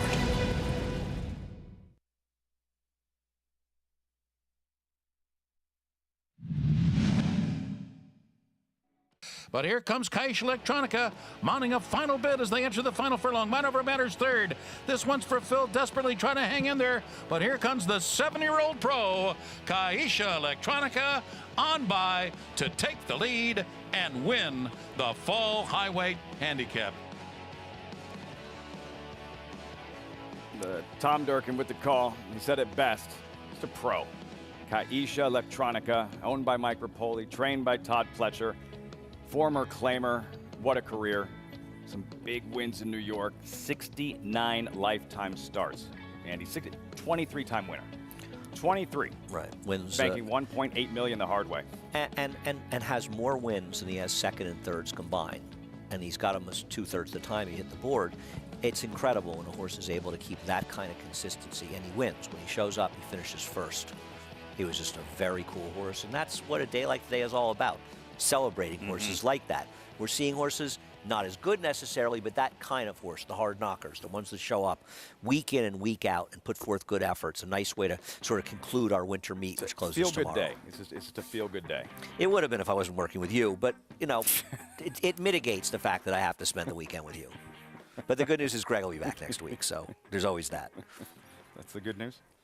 We still have 90 minutes together. I cherish every moment. Every moment I cherish. This could get very ugly. No, we got some good stuff coming up. Jonathan's got 2 singles coming up. Now, I agree with him in the race. I agree with him in the next race. That may be bad for him. He's got a heavy favorite, and I think he's got the right horse. If he runs his race, he'll win. I'm a little scared of the entry, and he probably is too. He's got the right horses home. Key race here. This is a $40,000 claimer in December. 3 of them exiting, including Answer In. Well, 1 is scratched. Answer In and Zoomer finished 1-2 in here. I have no knock on either of these 2 horses. I think they're very, very possible. I want to talk about Mexican Wonder Boy as they're hanging the game because I bet on him. This is a horse that has been way against it in his last 2 starts, particularly last time. He was in an out-and-out meltdown last time, and I bet horses back that were the speeds in meltdowns. Meltdowns are races where all the horses that are effective came from way back, and all the horses that were forward finished way back. The time before that, extremely hot pace, lost to Hammer and Hammer. With the scratch now of More Grateful, he's in a position to control this race. He is very fast, and I think it was a good claim for 32,000. He's got races going back 3, 4, 5 back that absolutely make him a contender in here, and he is 9-1 and potentially able to control this race. I don't love him, but he is the kind of horse that I love to bet on it, and over time, they win. You went 6-3-2? Yep. Mexican Wonder Boy needs to break. Yep. JK, final thoughts? They're at the gate. I feel like we're at Saratoga. Andy and I are going to have a little for fun side bet. I don't think the 6 is going to make the lead. His speed is going the 1-turn mile. I think the 1 and the 3 both have a little bit more speed going shorter. I think the 1 or the 3 make the lead. I think the 6 will be close, but I think the 1 or the 3 make the lead. Sounding very confident. I'm worried. Because he's live in the pick 5. I'm worried that those are sheep and he's drinking there, and that's why I thought they were dogs, but whatever. There he is, Mexican Wonder Boy. See how he gets out of the blocks, hopefully cleanly today, to use that speed to his advantage. Whistling Birds to the outside. Post time for the Caixa Electronica. $80,000 purse, 7 furlong extended sprint. Once again, here's John Imbrial. They're all in.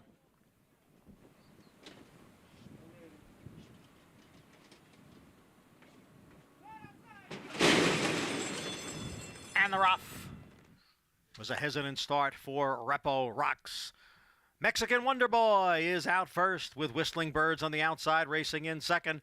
2 lengths to Prince James down at the rail. Now Repo Rocks is moving up. Then it's Answer In who's running in fifth. Son of an X on the outside, and Zoomer is the trailer as they move up the backstretch, and Repo Rocks continues to advance down at the rail. Mexican Wonder Boy is holding the lead. Just in behind is Repo Rocks and Whistling Birds on the outside. The quarter went in 23 seconds.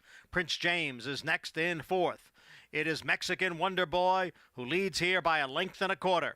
Whistling Birds second by a head. Repo Rocks is down at the rail. Prince James on the outside in fourth. Then a break of 2 to Zoomer, Answer In, and Son of an X. The half in 46 and 3. It's Mexican Wonder Boy with a narrow lead. Whistling Birds is on the outside. Repo Rocks is next. Prince James far outside. Son of an X. Then Answer In and Zoomer as the field comes down for the 8th pole. Mexican Wonder Boy, Whistling Birds, Son of an X is gaining on the outside. Repo Rocks. Zoomer has moved down to the rail. Then it's Prince James. It is Whistling Birds. Zoomer continues to move up at the rail. Son of an X is on the outside. They come for the finish. Whistling Birds won it. Whistling Birds is the winner of the Caixa Electronica Starter Stakes. Wild finish in the Caixa Electronica, and Whistling Birds able to repel all challengers from all sides. I have absolutely no idea who this Whistling Birds is, but he is dramatically improved. I mean, his last race was a big step forward. He took another one here. He was able to stalk my horse, and not surprisingly, Mexican Wonder Boy was able to control in the front end. He just simply wasn't good enough. I have no complaints. He got the trip I wanted. He's just not good enough anymore. Good trip down the inside for the number 2 horse, Zoomer, who always seems to get good trips. The long shot almost blew it open. Son of an X, what a race he ran. The one horse we said would absolutely, and nothing shock from us. nothing And he was from right Answer there. In. And Answer In didn't run a step in here. And Repo Rocks didn't get the cleverest of rides. The leader you liked, Mexican Wonder Boy, broke better today. He took a little pressure that you didn't expect him to take heading into the far turn. No, but he took pressure. I mean, I figured Whistling Birds would be the one sitting second, but the horse who sat outside of him in a moderate pace, he beat him. So I got nothing to complain about. I got exactly the trip I wanted. To me, there was never a chance he wasn't going to be in front unless he didn't break, and he got the front, and he lost. I'm happy to lose when horses do what I'm hoping they'll do, and they're just not good enough. I mean, that's the game. Dylan Davis on Zoomer trying to rack up that 4th win tonight on this afternoon. Whistling Birds in the Caixa Electronica. Results, reaction when we come back. This race was worth $80,000. That one, $12 million. And a shocker in Dubai. 4th Dubai World Cup win for Frankie Dettori with Country Grammar.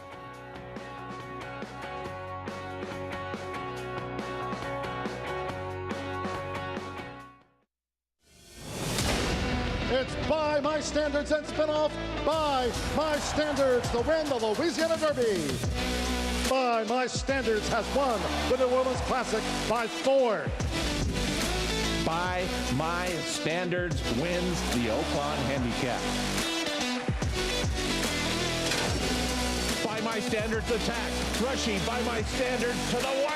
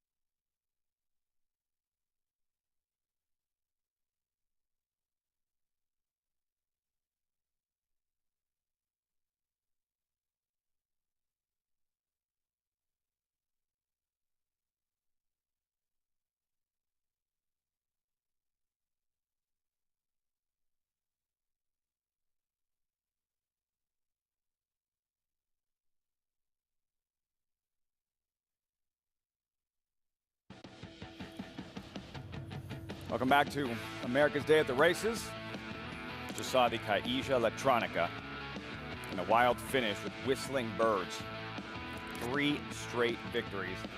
Top of the stretch here, Whistling Birds will strike the front and then switch his leads eventually. There he does. Puts away the leader, and now he's going to show some great determination late. Chris Engelhardt has got this horse in absolutely terrific form. He really ran well in here. I mean, you think about it. He stalked Mexican Wonder Boy, who, had no answer. He held off the closers. I mean, they came to him, and they were not really gaining at the end. This is a very impressive performance by him. Cancel culture at Aqueduct. Eric Cancel standing by with Maggie following that winning ride in the Xtra Electronica. Maggie. Theme today, Lafitte, with riders teaming up with horses to win 3 in a row, as Eric Cancel's done just that with Whistling Birds. A little bit of different tactics today, Eric. We've seen in the last 2, gate to wire. You had to sit second today. Talk about that decision and how it worked out for you in the end. Yeah, I mean, I came out, talked about the plan with Manny. I told him I wanted to be on the lead or really close to the pace. There were 2 horses that had speed in the race, so he told me, come out of there running. If someone wants to go crazy, just sit right off. We're good. So that's what I did, I came out of there, hustled to get a good position, and then just sat the trip. And this is a horse that's really kind of turned things around. He definitely didn't have this form, going back to last year. Is it something that you feel? What's made the difference with him? Yeah, I mean, when the first time I won on him 2 races back, I mean, we were just trying something new with him, He was coming from behind, but he was taking a long time. So we were like, he breaks sharp, so let's try to just send him, That day I sent him, and he just kept on going, never stopped. Then after that, we did the same thing again, and I mean, it's working. Why are you going to change something that's working? How important is it for a horse to get his confidence like he has, though? I mean, it's very important, Sometimes they're in the top, and then they just go down. You just got to give them a break, Try to get them to feel comfortable, get all the confidence back, and once you get them where they want to be, it's easier for you to do the job. Well, you've done the job really well on him. Congratulations with this Xtra Electronica win. Thank you very much, Maggie. All right, Eric Cancel aboard Whistling Birds, and they have been a hot team as of late, Lafitte. 3 straight and a win here in the Xtra Electronica. Eric Cancel, last winter's riding champ here at Aqueduct. $14 Whistling Birds over Zoomer, Son of an X, as you mentioned, Andy, Answer In. Probably the biggest disappointment. Yeah, he never showed up. I didn't see if he had trouble after watching, I watched the race again. The 5 didn't get the cleverest of rides, so maybe a little excuse for him. But how about Son of an X? I thought for a few strides. Oh, yeah. For a few strides, you look like you had it. Yeah. I think you were hesitant because you knew he wasn't good enough on paper. But if he was like a short price, you said, oh, he's going right by. He ran big. Whistling Birds, though, at 6-1 and later. The feature from Oaklawn. Familiar faces, Wicked Halo, Adirondack winner last summer at Saratoga, opening day, Pretty Birdie. 3-year-old fillies taking center stage in the Purple Martin, the feature later at Oaklawn.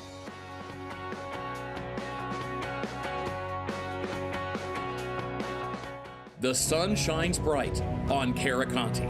His first crops of racing age are showing brilliance on the racetrack with a high percentage of stakes winners. His versatility is evidenced by winners on all surfaces across the globe. And his offspring are lighting up the sales ring. With his biggest and best quality of books in the pipeline, the sun shines bright on this value sire. Caraconte, standing at Gainesway.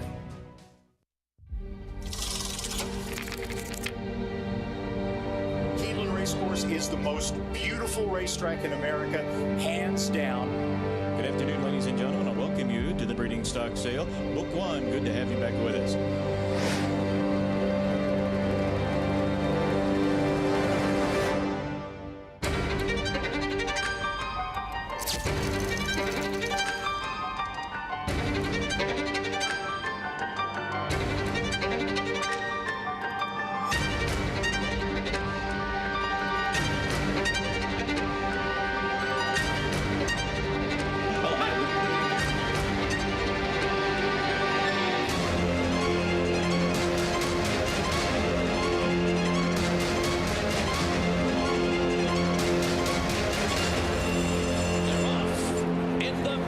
Breeders' Cup Classic.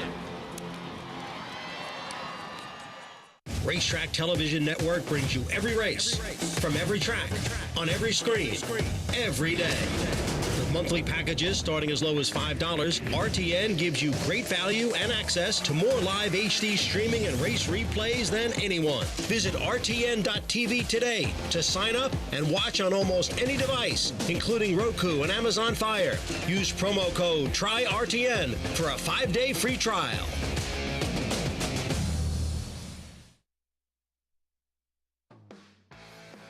Live look, Oaklawn Park. Welcome back, everyone. America's Day at the Races, as always, brought to you in part by America's Best Racing. For the love of the race, visit americasbestracing.net today. Fingers crossed we have that kind of weather next Saturday for the Arkansas Derby.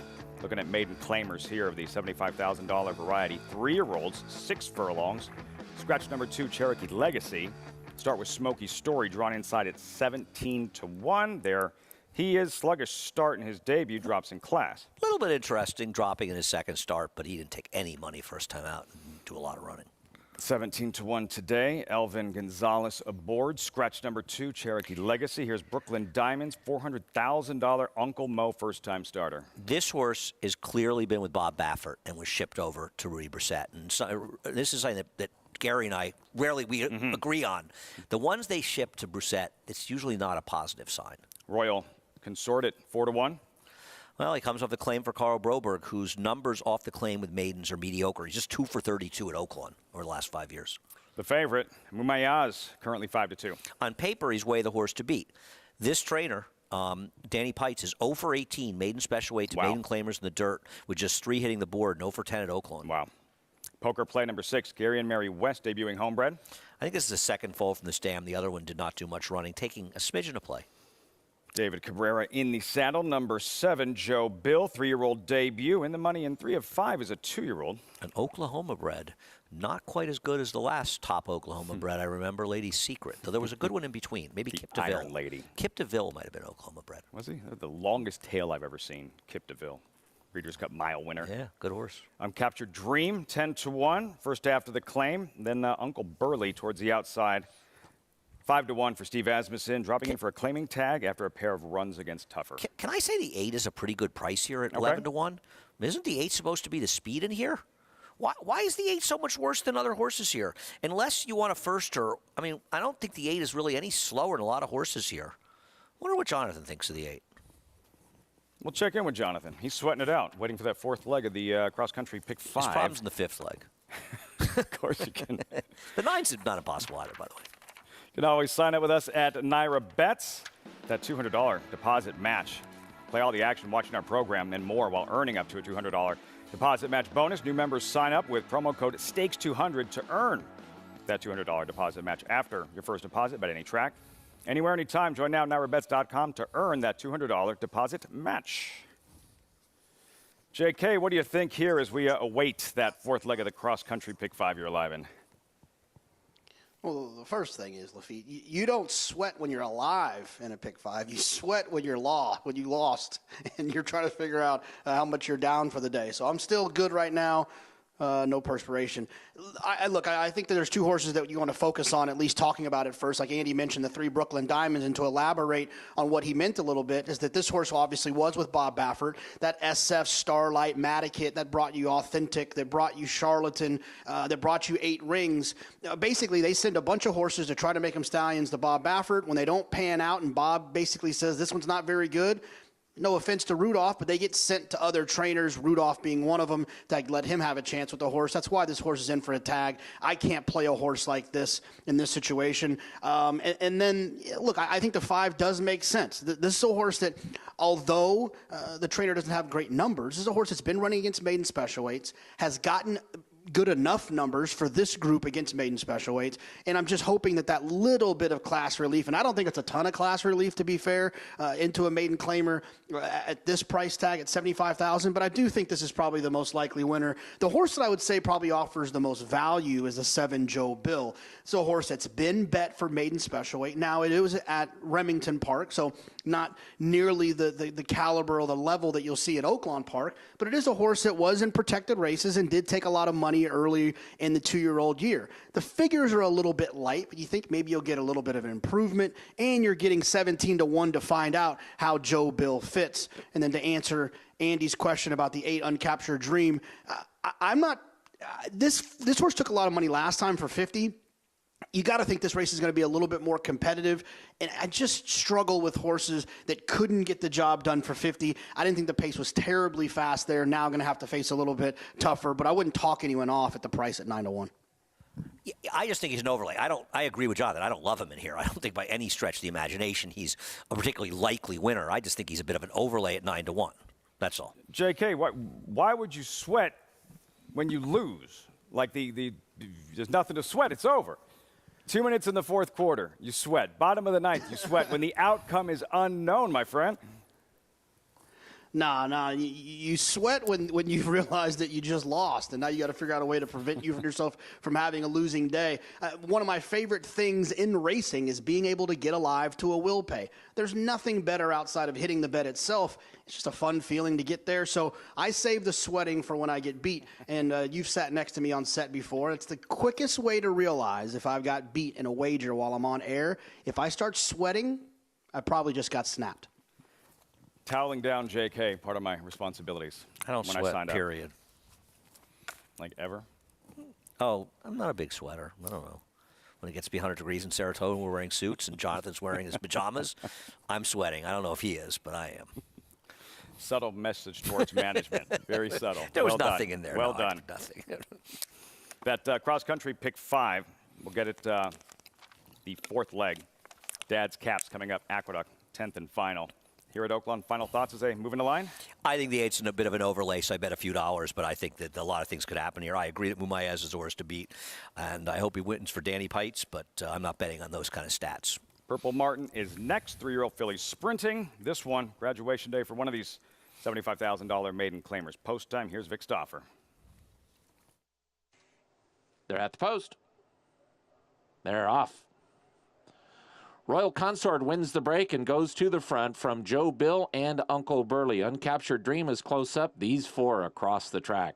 Then comes Smoky Story, Poker Play, and Momayas, and the trailer is Brooklyn Diamonds. Royal Consort quickest up the backstretch. It's a length and a quarter from a lineup of 3 chasing Joe Bill. Uncaptured Dream into the outside Uncle Burley. Momayas is up to 5th now and about 4 from the front, a length in front of Smoky Story. Poker Play has 6 lengths to make up, and Brooklyn Diamonds is the trailer, and Royal Consort is the leader. Royal Consort from Joe Bill, a closer second now. Royal Consort leads by a half. Joe Bill is second. Momayas is moving through at the rail. Uncle Burley is 3 deep, and Uncaptured Dream top of the stretch. Royal Consort and Joe Bill. Royal Consort cuts the corner and opens up again. So Royal Consort comes to mid-stretch now with a 3-length lead. Uncle Burley moving from the back of the pack. Brooklyn Diamonds is closing very strongly, but Royal Consort is 16th out, has a 5-length lead. Brooklyn Diamonds is catching with every stride, but running out of ground. Royal Consort, Brooklyn Diamonds maybe not running out of down. Brooklyn Diamonds came from last to first to win over Royal Consort. Uncle Burley was 3rd. Thriller in the 8th race at Oaklawn. From far, far back, Brooklyn Diamonds able to pick off Royal Consort in the shadow of the wire. This horse didn't appear to be doing any running whatsoever. He was in the back of the pack, and you're thinking, oh, thank God I didn't fall for this first time, start 7-2. And he just came motoring. And the other thing is, it's not like the race collapsed. Not another horse in this race made up any kind of ground whatsoever in here. There were almost 2 races being run, right? The race that everybody was in, ex-Brooklyn Diamonds, and the race Brooklyn Diamonds was in. And this is a thrilling run. Bob Baffert's probably okay with the fact that he let Rudy Rousset have this horse, but he's probably not worth $400,000, but he ran okay today. Matticat Racing, Starlight, Brooklyn Diamonds. You heard the excitement in Vic Stauffer's voice. Like, here comes Brooklyn Diamond. I said, no way. There's no way he gets there. Do you think Sal Cumin flew to Oaklawn to lead him into the winner's circle? Maybe. Find out. In a few minutes. That would be a moment. Brooklyn Diamonds in his debut, the Uncle Mo Colt. At 7-2 over Royal Concert. Tough beat for Royal If you had Concert. him, That is brutal. If you had him, you just threw your program and walked home. Left the building, right? Unless you're alive in the cross-country Big Five. You knew you were in trouble when Vic said it didn't look like he'd catch him. Not that I disagree with him, by the way. I didn't think he'd He catch him sounded either. optimistic. I didn't think he had a prayer. I didn't think he was catching him. That was funny. That horse made some run. Wow. JK needs that gelding to come through. No salt. Horse to beat by a lot. Only the 1A can beat him, in my opinion. Only mi 3%. Yeah. He's got the back class, and it's off the Wayne Potts claim, and the way his horses are running. You got to be very careful of them. But this is the best horse in the race. There's no doubt about it. I don't know if the pace will be fast enough for him. That's the one We'll discuss concern. race shape. Maggie, you like what you're seeing from No Salt?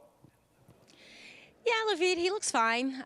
He's never a horse that has ever really wowed me throughout his career, but probably one of the better times I've seen him appear, and he's just the likeliest winner, given the class that he has faced previously until this effort here. Just want to touch on two horses that were ones that kind of caught my eye, and both of which going first off the claims. We'll start with number 7, that's Magnetron, a horse that, yes, does encounter a wet track. And while he handles them, don't get me wrong, I just think ultimately he is better on a fast track. He doesn't have the greatest feet in the world. He is a horse that wears glue-ons up front, and he never grows much foot. And obviously, no foot, no horse. But beyond that, he looks fantastic here for Rob Falcone, though his horse in the previous race looked really good, and he did not show up.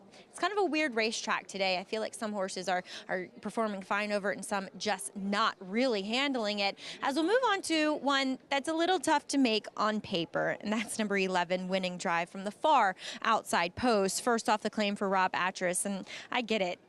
He's tough to make on paper, like I said. I've never seen this horse look as good as what he does today. And Rob has only had him for 3 weeks, so it's not that long in his barn, but I just love what I'm seeing. Maybe one that you just kind of use underneath as a little bit of a creative play. Livy. Winning Drive, Maggie. Andy, first after the claim, as she mentioned, coming off a win. How much would he have to improve to beat No Salt? Well, I mean, No Salt could fail to show up. I don't like Winning Drive. Listen, I'm not knocking long shots. Sure. I don't get him. I just think he's good enough, but I respect Maggie's opinion. Tickets to the 2022 Belmont Stakes. Get into that time of year. Now on sale. A 3-day Belmont Stakes Racing Festival, June 9th through the 11th, jam-packed with excitement featuring some of the best racing in the world. Headlined by the Test of the Champions, Saturday, June 11th. Get your tickets today, BelmontStakes.com.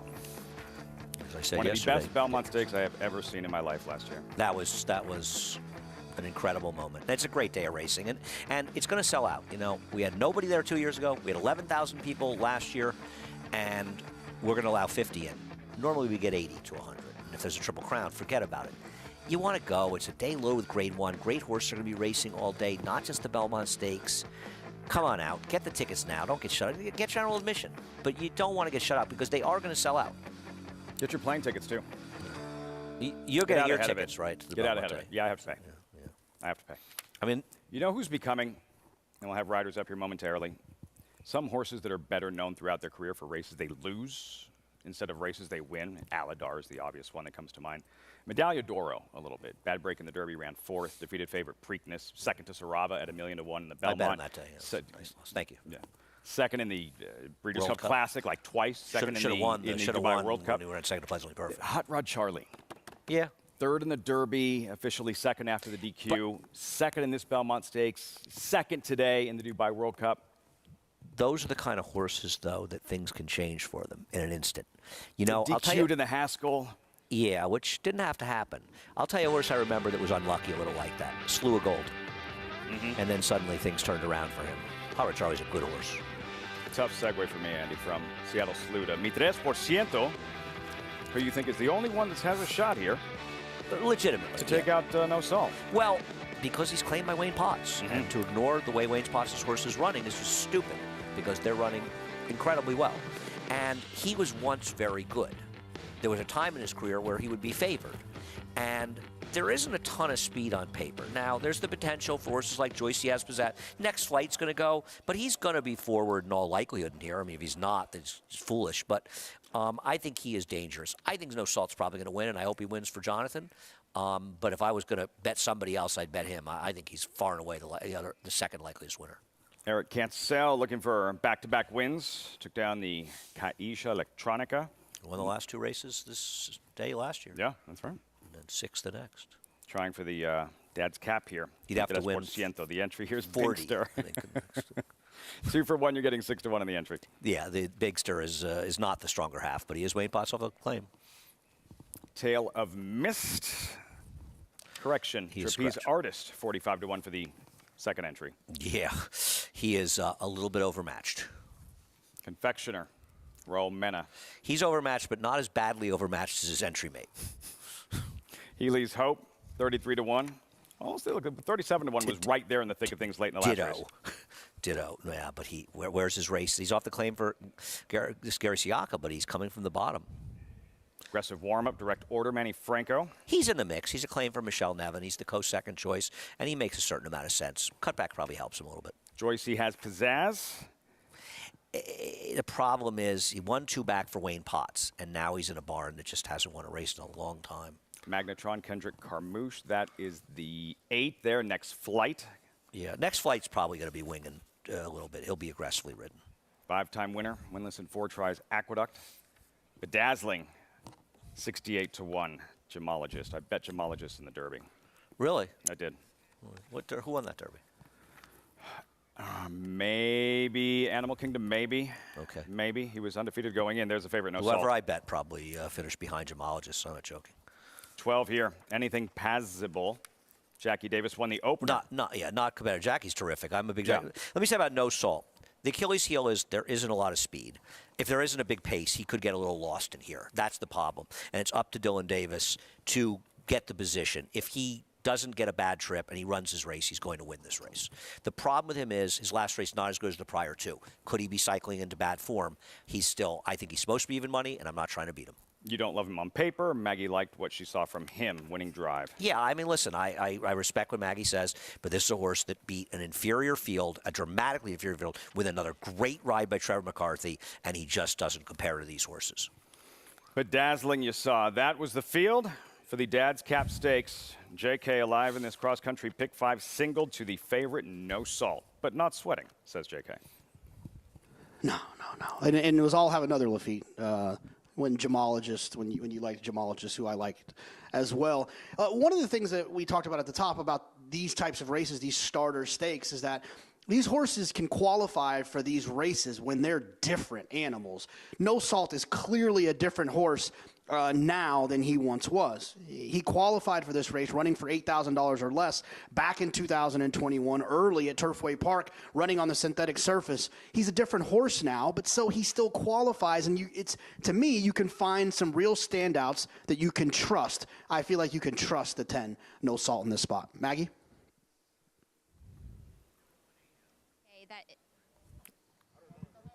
The one thing that's good for you, JK, is that you never have to come to Aqueduct, so you never get the joys of being heckled here. It's great. I've worked here for 11 years, and I still get heckled. And actually, I was heckled the last time for the 1A Mitre Porciento because I loathed the way he looked in the paddock, 2 back, and then he won.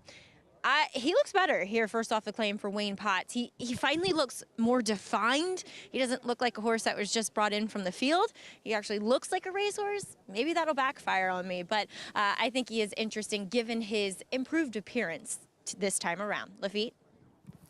Who heckles Maggie? Other than Andy, who heckles Maggie? Maggie said to me after that race, I'm glad that you didn't hear what I said because I didn't like the horse. She knew I bet him. But people only heckle Maggie because they respect her, number one. And Maggie has the courage of her convictions.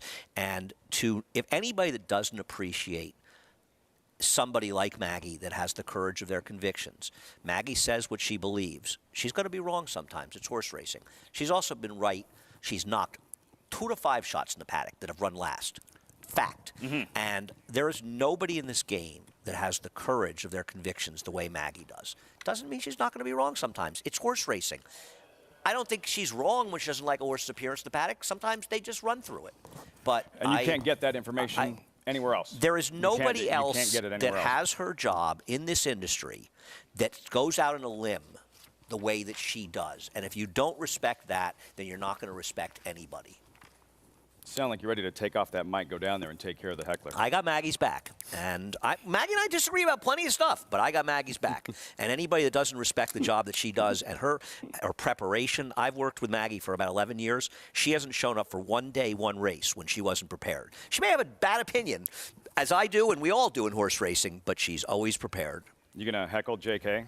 Now, JK, I'm willing to make fun of a little bit more. No, I want him to stay alive. I want him to have a will pay. You know, like he said, I want him to have his will pay. No salt. JK singled to in this cross-country pick 5. We wrap it up with the featured Purple Martin at Oaklawn. Let's see how it all unfolds. Dad's Cap, 7 furlong extended sprint winding down. Here, the claiming championship Saturday. Dad's Cap Stakes one final time. John Embrial standing by. Waiting for Magnetron and anything possible.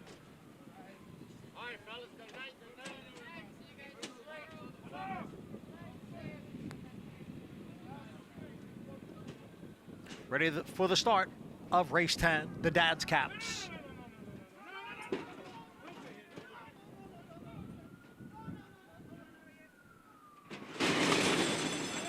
And they're off. From mid-pack, it is Next Flight who's going out for the lead. Now moving up, Joycey has Pizzazz running into second.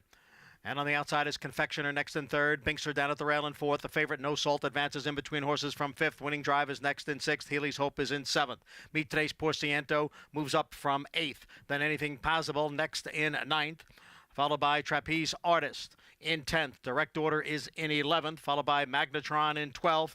And Bedazzling is the trailer in 13th through a quarter in 23 seconds. Next Flight is on top here by a length. No Salt, the odds-on favorite, runs in second as they go around the far turn. It is Next Flight with the lead. No Salt, who's running in second. And on the outside is Confectioner in third. Joycey has Pizzazz down at the rail. Anything Possible is on the extreme outside. Winning Drive now moves up in between horses as they come for the top of the stretch. The half and 46-1. Here is No Salt on the outside now to take the lead from Next Flight. It is No Salt in front. Next Flight runs second. Farther back is Winning Drive next and third. It is No Salt who gets clear now from Next Flight. No Salt in front. And this is a big Saturday for jockey Dylan Davis. Victory number 4. No Salt, the winner of the finale. Next Flight held on for second. Winning Drive was third. Dylan Davis, 4 wins on the afternoon for the leading rider. No Salt, good as advertised in the Dad's Cap Stakes, closing at 3-5. Maggie's Goofy Longshot finished third, by the way, at 10-1. Once this horse was sitting second or third earlier, you know, I said to you, and I don't think it was any brilliant comment, this race is over. You said over. Yeah, I mean, once he got position, and I think that's exactly what Dylan Davis and the connections knew they had to do. I'm sure Mike Maselli felt the same way. The only way we're getting beaten here is if it's a slow pace and we're too far back. And Dylan got him in position, and he's just too good for these. And as Jonathan said, he qualified because of the starter conditions, but his current form is not that of $8,000 claimers. He looked best on paper, and he was best in the racetrack. Is that 3 for Dylan today? 4. 4. So I saw what happened to Kendrick last year. I'm not saying it's taking over. Any chances. Is it 8? Does that make it 8? Or Trevor have 2 wins today? Research? I think it's 8. I think it's 8. I saw what happened to Kendrick last year. Well, there's only 9 races tomorrow. Nothing to chance. There's only 9 races tomorrow. So you're saying there's a chance. Look at those. Look at those blinkers. Dancing Spree. First horse that comes to mind. And I want to say the Dancing Spree, I believe he won the 1.25 mile Suburban. I know he won the 6 furlong Breeders' Cup Sprint. He was in that photo when Jerry Bailey, when he won with Proper Reality, and he beat Dancing Spree and Seeking the Gold in the Met Mile. That was a very big win for Jerry. That was 1990, I want to. 89. He won the 89. Dancing Spree won the Sprint in '89. Yeah. I think that was 89 or 90. I can't remember. It was the year after, I want to say, Seeking the Gold was second to Ali Sheba, and that was 88, right? The year before. 88 was That's Ali Sheba. I'm saying it was the year before. I think it was next year. Yeah. And that was a very big win for Jerry. You know, that was when Jerry was starting to emerge as ultimately the best rider in the country. And I think his Proper Reality win was a very big one for him. I remember watching at Belmont. No Salt. Those Dancing Spree blinkers. The Michael Jordan tongue wag thing going there. Victorious in this Dad's Cap. And JK with the single going in, and now turns his attention to the Purple Martin, the feature. Coming up, from Oaklawn Park. And with the Kentucky Derby just 6 weeks out, it's time to build your Kentucky Derby bankroll. We'll be recapping the Louisiana Derby, still looking ahead to that as the final majors get underway. The Derby bankroll, you're going to bet select Kentucky Derby preparations with Naira Bets. Now visit NairaBets.com to opt into the promo. Bet $50 on the Louisiana Derby today. You get $25. Visit NairaBets.com for the full Derby bankroll builder. Scheduled now. 6 weeks from today, 148th running of the Kentucky Derby. And the Louisiana Derby, one of the final major preps, 170 points available, 100 to the winner. Preakness, distance of 1 mile and 3/16, field of 9. All eyes on Epicenter, 7-5, coming off that big win, Andy, in the Risen Star. Just a front-running monster for Steve Asmussen and Joel Rosario. He ain't going to be 7-5 today, and he is very, very good. Woe to the horse that tries to run with him. Maybe Zozos gets close, but he was very good in defeat in the LeCompte. And listen, the horses Smile Happy and Zandon that he's going to have to deal with in Kentucky in all likelihood did not have the best. Well, Smile Happy had a decent trip. Zandon had a lousy trip. But he had the run of the race in here, and he was dominant. You can have the run of the race and still run well, and he did. You know, when you look right now at this Derby, you've got Classic Causeway, Epicenter, Forbidden Kingdom, Early Voting, who of all of these horses set the fastest pace of anybody when he set that pace. If you use pace figures in the Withers, Withers looks a lot better now, doesn't and it? they all have some stamina. And right, he does look better. This is an interesting Derby. It's been a while since we had a Derby that featured potentially this many horses with speed and this many horses with talent with speed. But a lot has to happen because there's a lot of preps still to come. Are you, today for the Louisiana Derby, how surprised would you be if Epicenter was defeated? Where 10 is the most surprised? An 8? No. Yeah, and I don't think he'll be 7-5. To be honest with you, I'll be less surprised if Echo Zulu loses off the layoff. I know she's a shorter price and she's a more likely winner, but she's coming off a layoff and she has some questions, you know. She's taken a little while to get back to the racetrack. We'll see. Obviously not her major goal. I think Epicenter is pretty much a cinch in here. I think Apozzulo, I think Hidden Connection is going to run okay against her. Do you get the sense moving forward that he could be two things? Distance, 1.25 miles, and if he does not make the lead. Both questions I'll ask you right after this. Maggie standing by with Dylan Davis just having won his 4th on the afternoon. Maggie. And the hot meat just continues here for Dylan Davis. 62 wins, Dylan. 8 more than your brother-in-law, Trevor McCarthy. I don't want to say it because Kendrick, you know, he was caught in the last day last year, but I think you've sewn this one up. I think so, but I don't want to say it too soon for sure. You know, we got another card left, and anything's possible in horse racing, but it looks good from now on. But all I'm doing is just keep on winning and doing my thing and make it harder for these guys to catch up. Dylan, we've all said it. You're stronger after coming back from that injury earlier last year. What do? What have you done? Kind of your exercise regime, getting on horses, what has it been? I think it's my mentality, really. It's just, I come back, those 2 months off, watching all my horses run, put me in a bad mindset. You know, I was kind of upset and everything like that, but then after that, I turned it around. I used that energy to push myself harder and do better than what I was doing before. I was kind of stuck in a rut. I thought I was just comfortable, and that really pulled me back out, and I just wanted to get stronger and ride smarter and do better than what I was doing. Have you ever imagined this? No, but when this is over, I'm looking for more titles. I love it, Dylan. Congratulations. I couldn't be more happier for you from a personal standpoint. And congratulations on a huge day here. Last one with no salt to boot. Thanks, Maggie. All right. Dylan Davis, guys. And yes, Lafitte, the horse that he got injured on, was for my husband. No fault of anyone's that day. She just fell. But I could not be happier for Dylan Davis. What a meet he has had here at this Aqueduct Winter Meet. And Maggie, it's a question that keeps coming up as you see Dylan in the afternoon he's had with Witch Hunter, Baby I'm Perfect, Blew It, No Salt, 4 wins on the afternoon. And that when Mig is asked, what do you see, what is he doing different? How is he adjusted? And what Mig keeps confidence, confidence, confidence. And you spend any time around Dylan Davis, that's exactly what you sense. Well, sure. When things are going well, you're going to have that confidence. I also think one of the things that's helped Dylan a lot is he's gotten more aggressive. I think one of the knocks on Dylan in past years was that he didn't get his horse in the game as much as he should have. And he has been better at adapting to circumstances. Take No Salt. I think that Dylan has gotten more aggressive. I'm not saying he's he's all out, but I think you're finding him moving forward a lot. Dylan Davis, congrats. Big afternoon. 8 clear in the standings with 1 day remaining. 1 race remaining in the cross-country Pick 5. There you see it with Into It for the Love. Blew it. Decision maker, no salt. JK single to Pretty Birdie. 1,400, Andy. 1,400 the payout should Pretty Birdie come through and win the Purple Martin. I tip my hat to him if that horse wins. I'll be rooting for him. Right on cue, and love to see this. The bigger stakes races, and the weather's really nice. The saddling in the infield at Oaklawn. You'll see that next week. We'll be there. The Arkansas Derby on Fox Sports 1. The Fantasy, Oaklawn's marquee race for 3-year-old fillies. On-site coverage, Arkansas Derby. The filly taking on the boys, Secret Oath.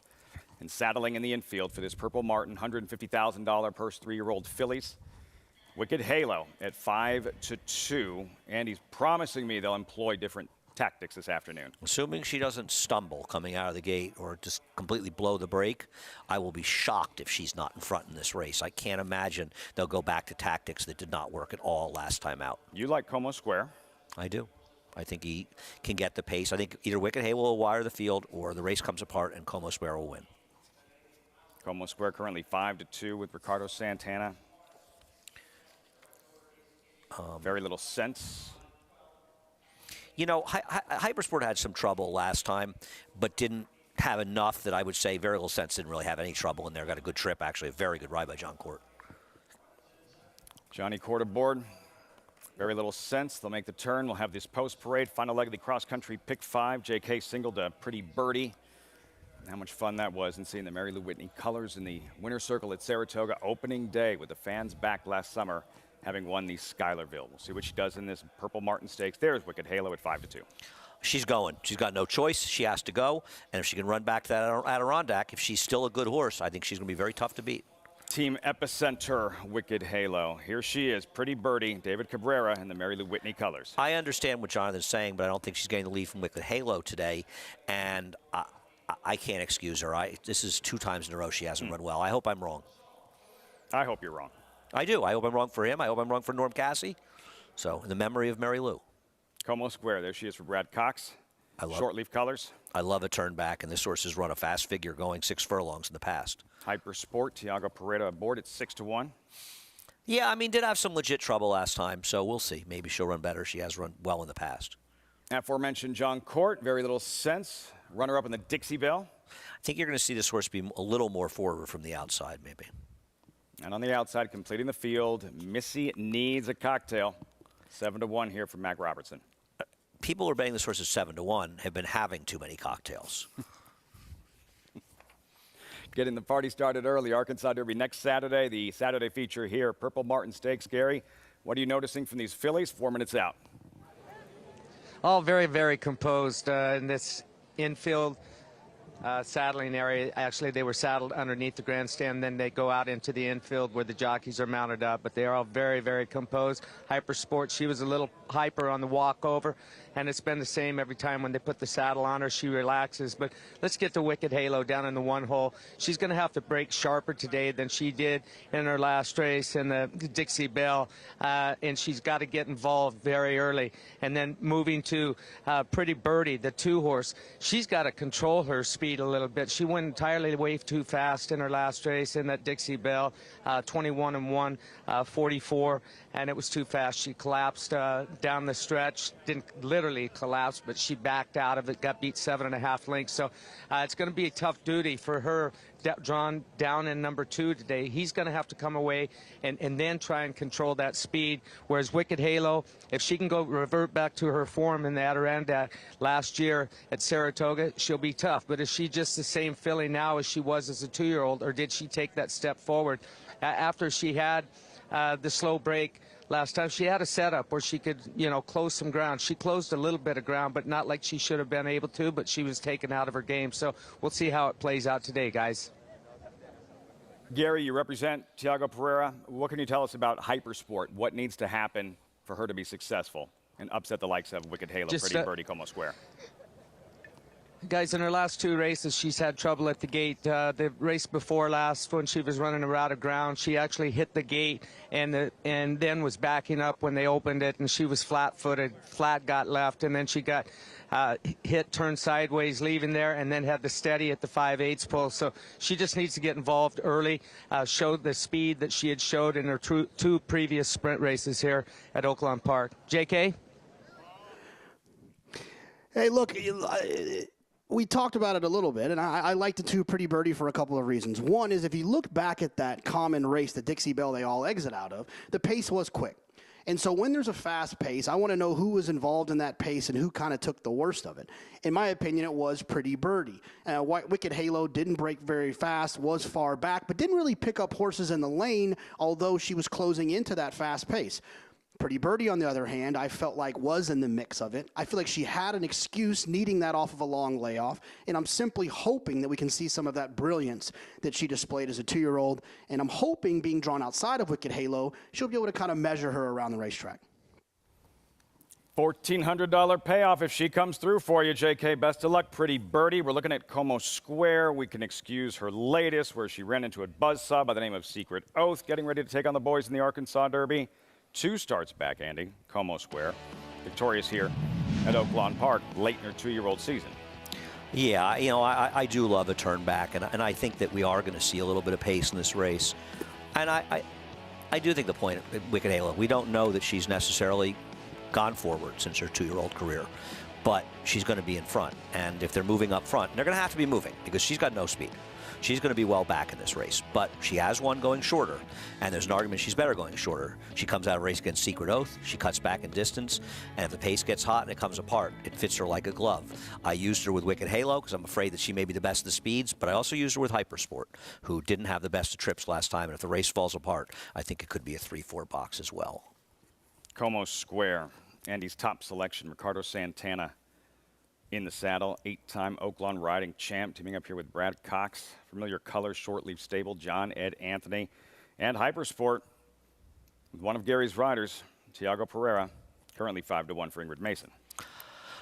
Yeah, Hypersport was sort of incised and stayed back last time and lost about a length and a half to 2 lengths, and then tried to angle wide in there and just couldn't make up the gap. Well, Very Little Sense was sort of inside of her. She didn't really have this tight rail. Didn't really affect her, and she was able to come through towards the inside before angling out. So Hypersport had a tougher trip, not only in the trouble, but also being wider than Very Little Sense. So I think if you want one of those 2, and I'm not saying you do, and it's going to have to fall apart. If the race falls apart, it's probably going to be some combination of 3, 4, and 5. Fall apart. So for our viewers watching, what would they be looking for in terms of the clock? The 1 and 2 dueling. 21 and 4, okay. You know, 44 and 4, 45, dueling with each other and coming apart, you know. I think if they go 22 and 4, 22 and 3, and they're sort of cruising along, then you're probably going to see the speed hold. I prefer Wicked Halo. I hope I'm wrong for Jonathan's sake, and it's Pretty Birdie. We'll see what happens. And should we comment on Oak Fairgrounds? Should we mention that Echo Zulu held on by a dirty nose over the 9-1 shot, I bet, Hidden Connection. But, you know, Was that hidden? We're watching on it for multitasking. Was that hidden connection on the outside? Wow. Yeah. And we're showing it actually up top. We just switched it over. That's not the Echo Zulu we saw last year. She got an honest pace, but listen, Hidden Connection was 3 wide. We couldn't expect to see the Echo Zulu. No, but Hidden Connection was 3 wide the whole way, and she was on the rail the whole way. You wonder if Hidden Connection broke from the rail and she broke from the outside, if it would have been a different result. No, and listen, she won, and you don't want to knock her, but she's going to have to run better as things go on, especially with horses like Secret Oath out there, and even the horse that finished second behind somebody in here, right? Who are we talking about? The horse that ran second, Very Little Sense, who won that allowance race the other day going long for Brad Cox. Not Very Little Sense, excuse me, Interstate Daydream, who I have to think will probably go to the Ashland a little more time I think for is her. Is the plan. She's going to have to run better than that. That was not as dominant as any race we've seen Echo Zulu run by any stretch of the imagination. Hopefully we'll have a chance to recap, but at first glance, just from watching it on your phone from a few feet away, it looked like it felt like a taxing race.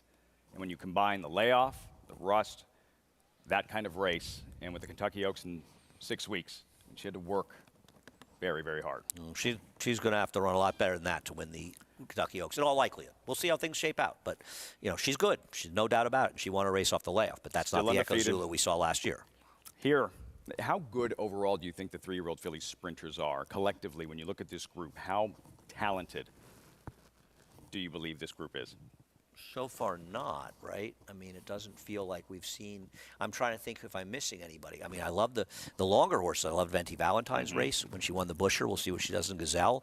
You like, but You're going. a big fan of that one. Yeah, she ran big. New York bred. She really ran huge, really stepped forward. I think that the 3-year-old fillies overall have gotten a little better, but from what I've seen, what I'm thinking now, I don't know the California horses, to be fair. But I think we saw some okay horses in the Cicada last week, but nothing to get excited about. And even the Wicked Halo and Pretty Birdies, we're talking about horses. Based on what we're seeing on paper in here, the winning figure in here is probably going to be in the 70s. That's not setting the world on fire. But it's a long year, and a lot of things can happen. Listen, did you think Secret Oath was going to become one of the top 3-year-old fillies in the country 2 months ago?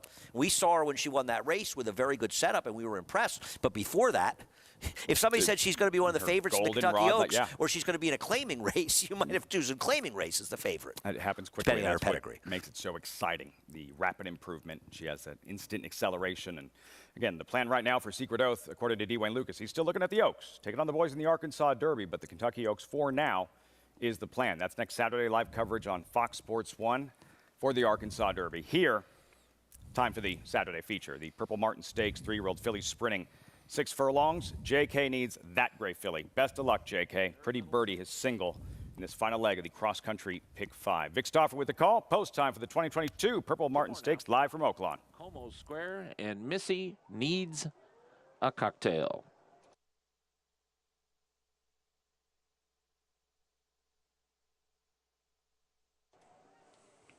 They're at the post.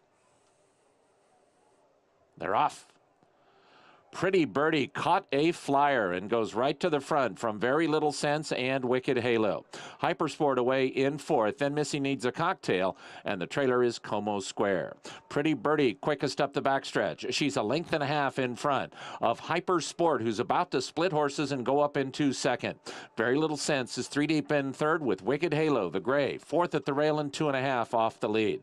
Missy Needs a Cocktail is 5th with 4 lengths to close. Como Square would have to make up 7 lengths in the final 3 furlongs of the 20th running of the Purple Martin, and Pretty Birdie is the leader. She goes to the quarter pole, a length in front of Hypersport in 2nd. The rail is open for Wicked Halo if she's good enough, 2.5 from the front.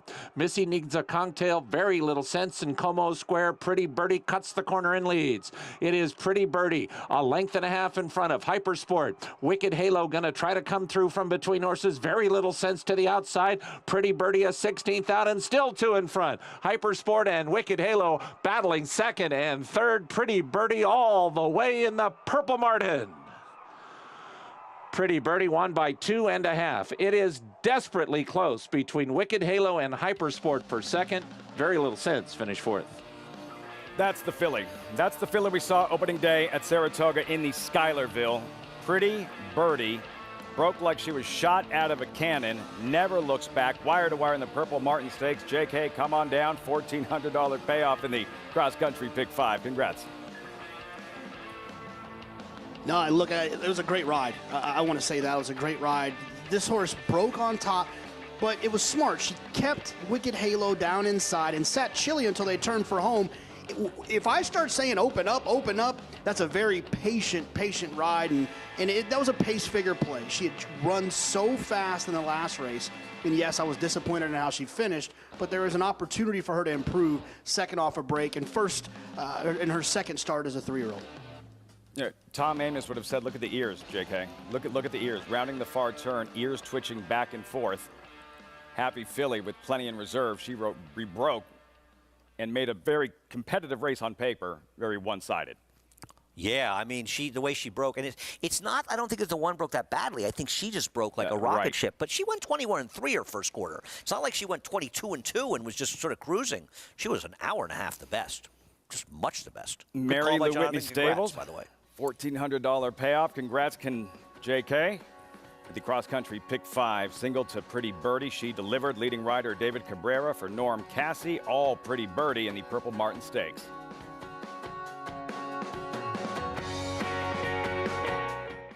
Catholic boy one of only 3 American 3-year-old colts in history to win Grade 1s on both dirt and turf, including the immortal Secretariat. A 6-time graded stakes winner from ages 2 to 4, he was the fastest 3-year-old of his crop over 10 furlongs. Now his progeny are bringing top dollar in the sales ring.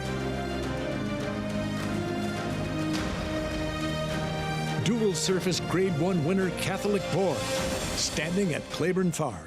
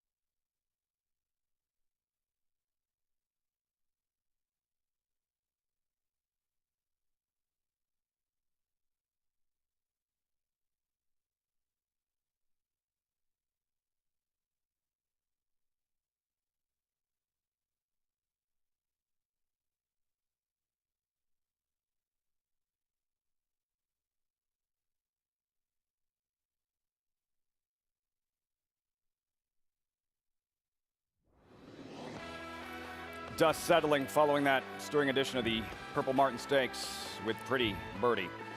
That was classic Causeway-esque leaving the starting gate. Yeah, well, she broke sharply, and she just Cabrera just put him to sleep on here. But to be honest, she was much the best. I mean, she buried the field. She went a fast pace in doing it. I'm very happy for Norm Cassie. Norm Cassie, top of the stretch, had to be feeling pretty good right about there. Cruising, David Cabrera lets out a notch, and she runs away with the dominant performance. Pretty Birdie flying a coop. Yeah, no, this is a horse that, listen, this kind of race in this division moves her up. I mean, Norm's probably thinking about a race like the 8 Bells, going 7 furlongs, and I would guess that his ultimate, I mean, it's not a Grade 1 anymore, it's Grade 2, but we'll see how she does at 7 furlongs. Obviously, you want to run a race like that. You want to run a race like the Test. Undercard Kentucky Oaks. The 8 Bells. Yeah. You want to get to the Test. That's the big race. But the Prioress at 6 furlongs at the end of the Saratoga meets another race that could suit her well. And clearly for Mary Lou, for the Mary Lou Whitney stable, coming to Saratoga, those are the things that matter. But today's win matters too. And a nice win, a very good win. And I may be missing some 3-year-old filly sprinters. There may be some in California I'm not familiar with, and I apologize about that. But boy, this performance seems to put her into position to be one of them. That was different in terms of improvement. We saw Miss Arkansas in the winner's circle. Pretty Birdie in the winner's circle. Jake Hay, collect $1,400 there. It all started with that big long shot. That was the toughest in the sequence. In It for Love, 36.20. Blew it, decision maker, no salt. Pretty Birdie for 50 cents. Andy for 50 cents in the cross-country pick 5. Listen, I'm just glad to know that Jonathan could pay for dinner tonight. He doesn't have to leech off somebody else, so that's good. Get him to drive. I hope people are watching and they know that Jonathan's picking up the check tonight. $12 million on the line in the 26 Dubai World Cup. We said the American contingent was strong. It started with Life is Good, the odds-on favorite. Broke sharp from the inside. Arad Ortiz made the lead, right what we expected to see early on, Eddie. Yeah, and Life is Good, we've gotten to expect Life is Good to sort of run like a machine, because he's been like a machine in all his races. One race he lost, he ran one of the best races he ever ran in defeat. It wasn't a losing effort. He just happened to finish a nose behind another horse. It was very good. It was an Eclipse Award winner. I don't know really about the paces, because don't forget there's no run-up. So you're going to see a slow. If they go 24 the first quarter, it's like 22 and change. It did seem to take a toll of Midnight Bourbon, who chased him as well. We're not used to this. He really stopped. I mean, and let me say something. he was widening at 1 1/8 in the Pegasus. So right here, he looks like he's kind of home, and suddenly he starts drifting. And right here, watch the race, you went, oh no, he's empty. And that was before the 8th pole. So it's not like the Pegasus. It's not like he was cruising and then the last 50 yards he sort of stopped. And for a horse off the board. And I'm not knocking it. He's a terrific horse. And I don't want to, by the way, knock Country Grammar, the good job they've done with him. You know I love Hot Red Charlie. I'm a huge fan of his. It was a good race, but I worry that something may have gone wrong with Life is Good because he's too good a horse to lose, and he's had some issues in the past. So and I said this on Twitter, I hope it was just the distance that got to him. I think you have to worry. But hey, congratulations to Country Grammar. Bob Baffert used to train Life is Good. He trains Country Grammar. 4th win in the Dubai World Cup for Baffert, and for Frankie Dettori, a 4th win in the Dubai World Cup as well. That was early this morning. Moments ago, you just saw the feature out at Oaklawn Park. Gary Stevens standing by. I'm coming right now. What was the trainer's name? Northcaster. David, you got a chance to ride pretty. Somebody's talking to me in my ear, but anyway, Pretty Birdie, 2nd time you rode her. You got a feel for last time out. Got a flyer away from the starting gate today. She was a lot more controllable today than what she was the first time you rode her. What was the difference today, David? You know, the less workout. We work her from behind horses, and we plan into this race if we break on top, we'll take it. But if we break from behind or try to get her to relax from off horses, we were also pretty confident about that. You know, at whatever word we said, you know, the other day we worked her behind horses, and man, when I got her to the outside, she rolled. So I was pretty confident. She broke so sharp, so I thought, you know what, I'm just going to take it, trying to get her to relax. And that's what she did. And, you know, the trainer, you know, he knows what he's doing. Last week we worked from off of it, you know, tried to get her to relax a little bit, and, you know, it worked out perfect. I really want to thank him, you know, and my agent for picking up this mount, that's for sure. Yeah, Norm Cassidy and fillies like this, they make our job a lot easier when you've worked her like that. She obviously listened to your hands during that workout, and you were able to apply that today. Listen, you're having a great meet right now. You're leading rider. What are your goals for the rest of the meet, David?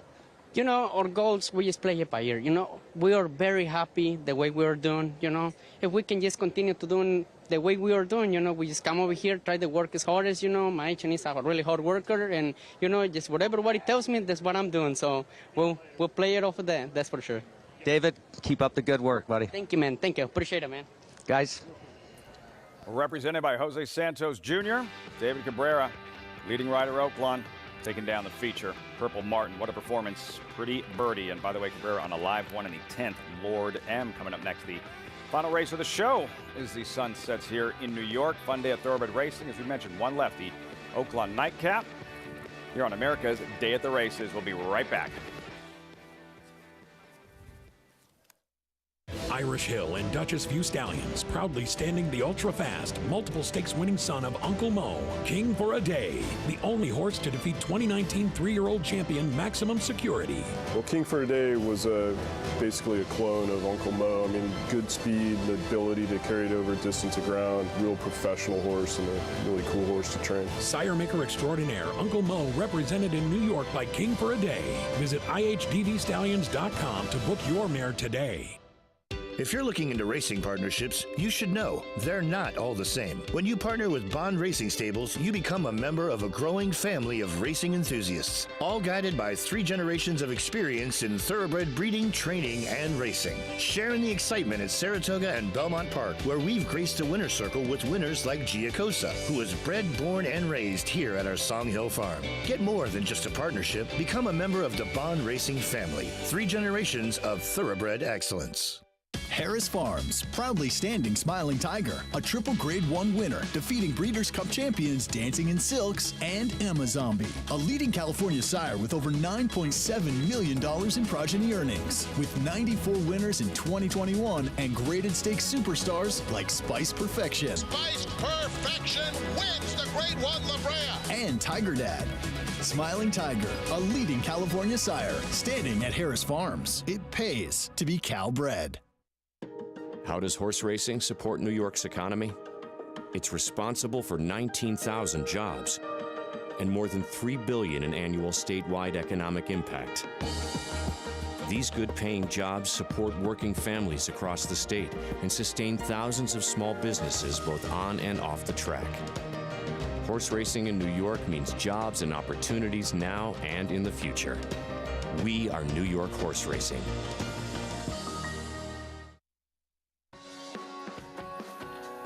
Winding things down from Oaklawn Park, this is America's Day at the Races, brought to you in part by America's Best Racing. Out of the way, tractor, the love of the race. Visit americasbestracing.net today. David Cabrera trying to sweep the late double. Chelsea Bailey riding in the 10th race here at Oaklawn. And my little tipsy. Chelsea Bailey having a solid meet at Oaklawn Park. 12 wins thus far. Remember, she's mostly riding long shots at Oaklawn and mixing it up in one of the best riding colonies in the country. Ricardo Santana. You just saw David Cabrera, Florent Giroux, Jarrell Rosario, and she's holding her own. Chelsea Bailey, she's not going to be intimidated by anyone. That is absolutely for certain. If we've learned, not going to be intimidated. Tough, athletic rider Chelsea Bailey having a good meet this winter at Oaklawn Park.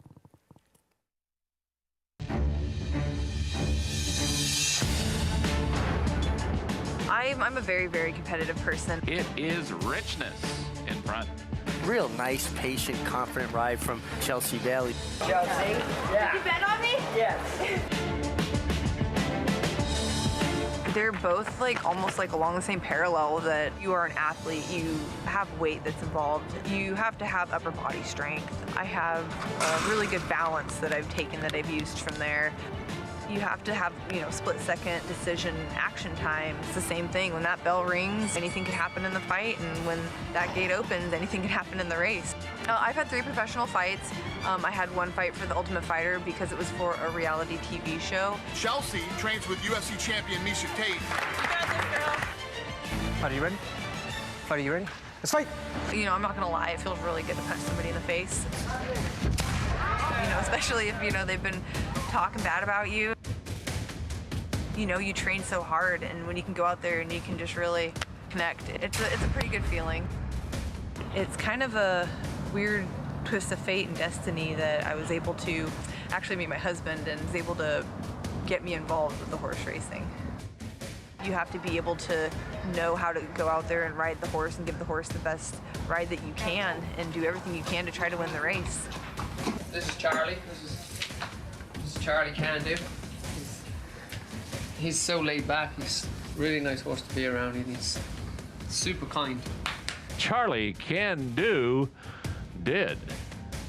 Charlie Can Do won by 8. Chelsea Bailey able to do just that. Tom Swearingen Racing Stable, the winning owner, winning trainer. Liked everything about her, the way she handled the horses, her dedication was extreme.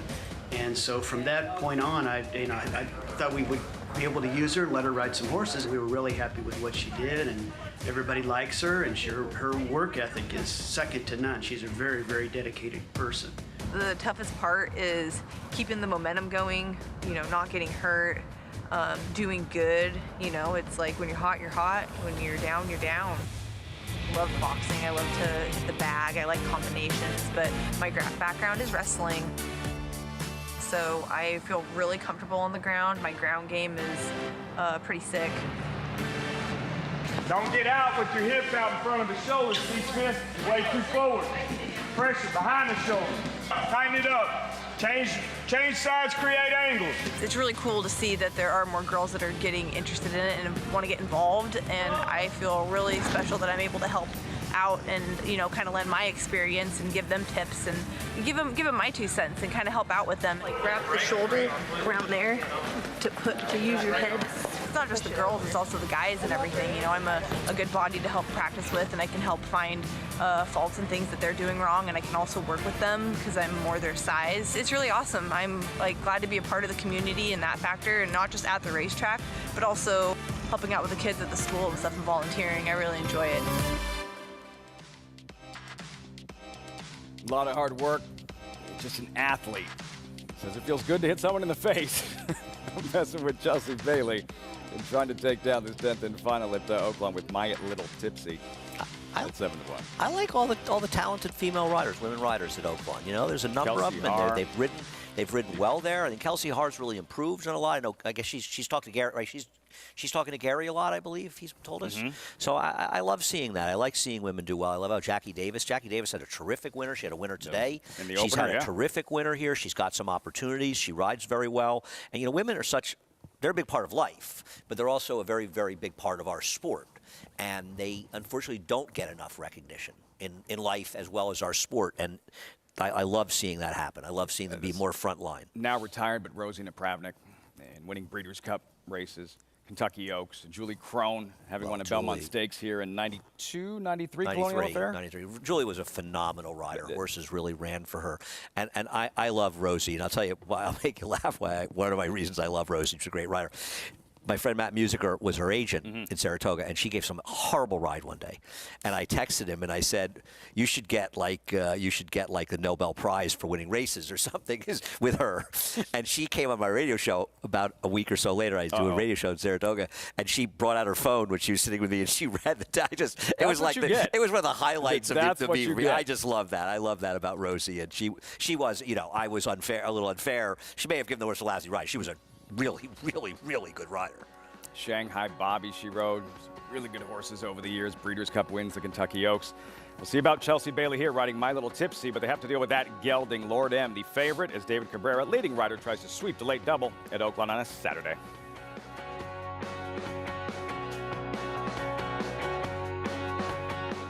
The return of Sunday Silence. Sunday Silence surges to the front. It's Yoshida in front.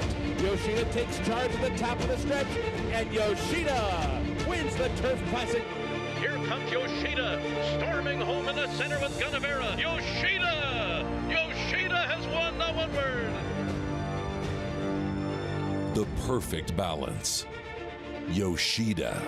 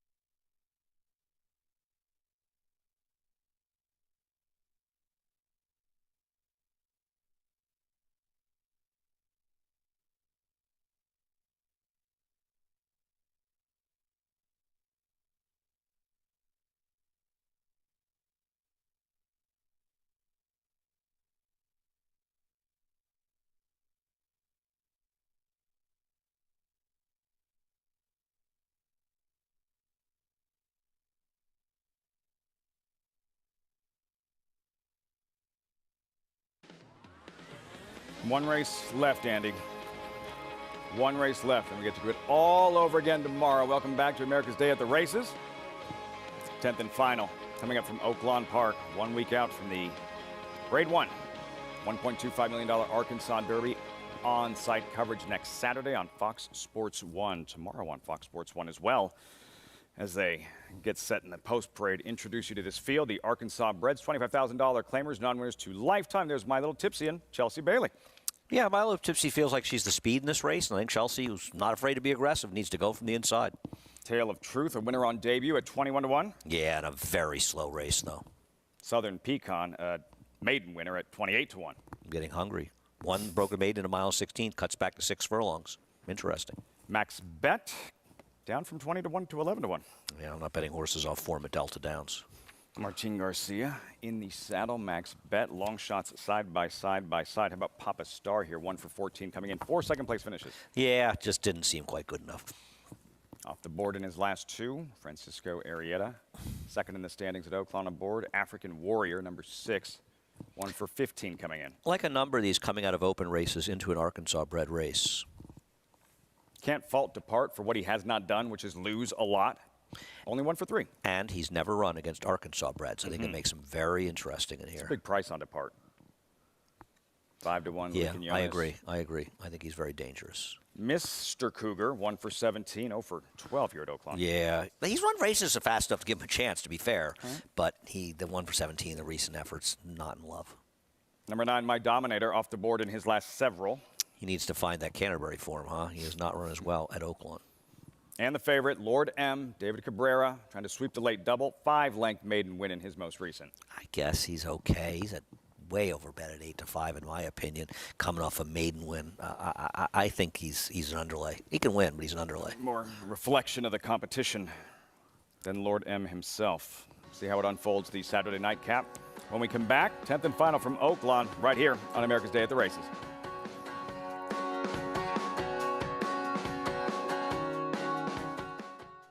Start spreading the news. If you're looking to win in New York, then breed in New York. To War Dancer, the millionaire son of Warfront, and New York's #1 sire of 3-year-olds. Breed to a proven performer, the #1 second crop sire at the Saratoga meet with multiple winners at Belmont and Aqueduct. Earn double the New York Breeders' Awards and participate in the New York Stallion Series with $2 million in purses. War Dancer, proud to stand in New York. Visit wardancerstud.com.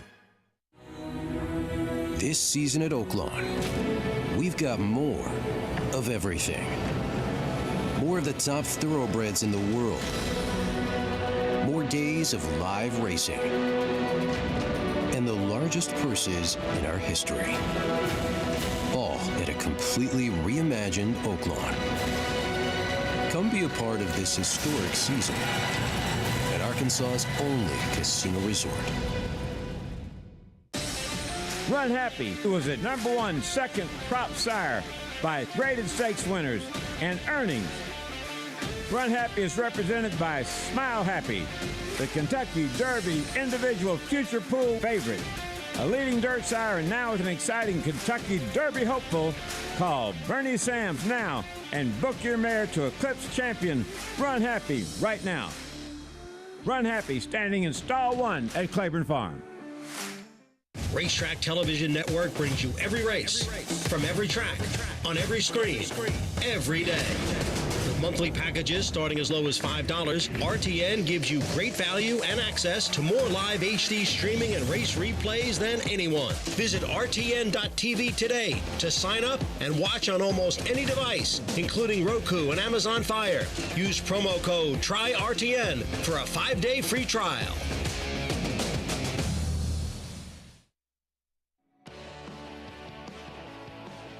Back just in time for the 10th and final Oaklawn, right here on America's Day at the Races. Oaklawn Park in Hot Springs, Arkansas. Field updated odds. $25,000 claimer non-winners to lifetime Arkansas bred. Southern Pecan pictured at 12-1 JK. So yeah, that's the rule. Your 1,400 you just made in the cross country pick 5. Like you have to put it on. Like, who are we putting it on? Who are we putting it on? Like that? Yeah, exactly. Like Andy said, I'm going to pay for dinner tonight. So, you know, I got to save something for that. And look, but if you're going to put it on somebody, I would think that the 7 Depart is interesting, at least for a conversation. This horse doesn't break well. In the last 2 starts, has not broken well. Now, if this horse breaks poorly again, then the same result is going to happen in the last 2 starts. The horse is going to get beat.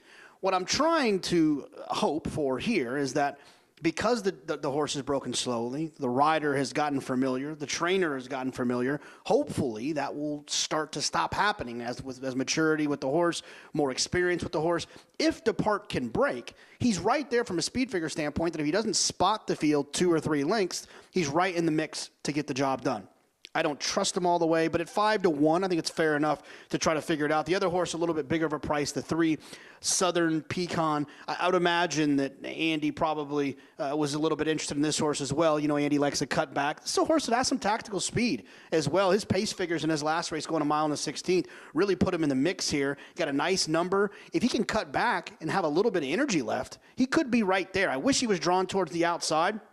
But I do think the 3 Southern Pecan, I don't know. I'm from Texas, so I'm sure that has something to do with it. I go with Pecan. His being from Texas explains a lot of things, but that's all our discussion. Do you agree with us, Jonathan, that the 10 is overbet at 8-5, Lord M? Oh, absolutely. Yeah, I mean, that's basically what led me to, okay, who can I bet? Because I don't want to bet the 10. I mean, the 10 has a speed figure last time, is drawn outside, but I wouldn't get overly excited about that group that this one beat last time. Big day. Congrats, man.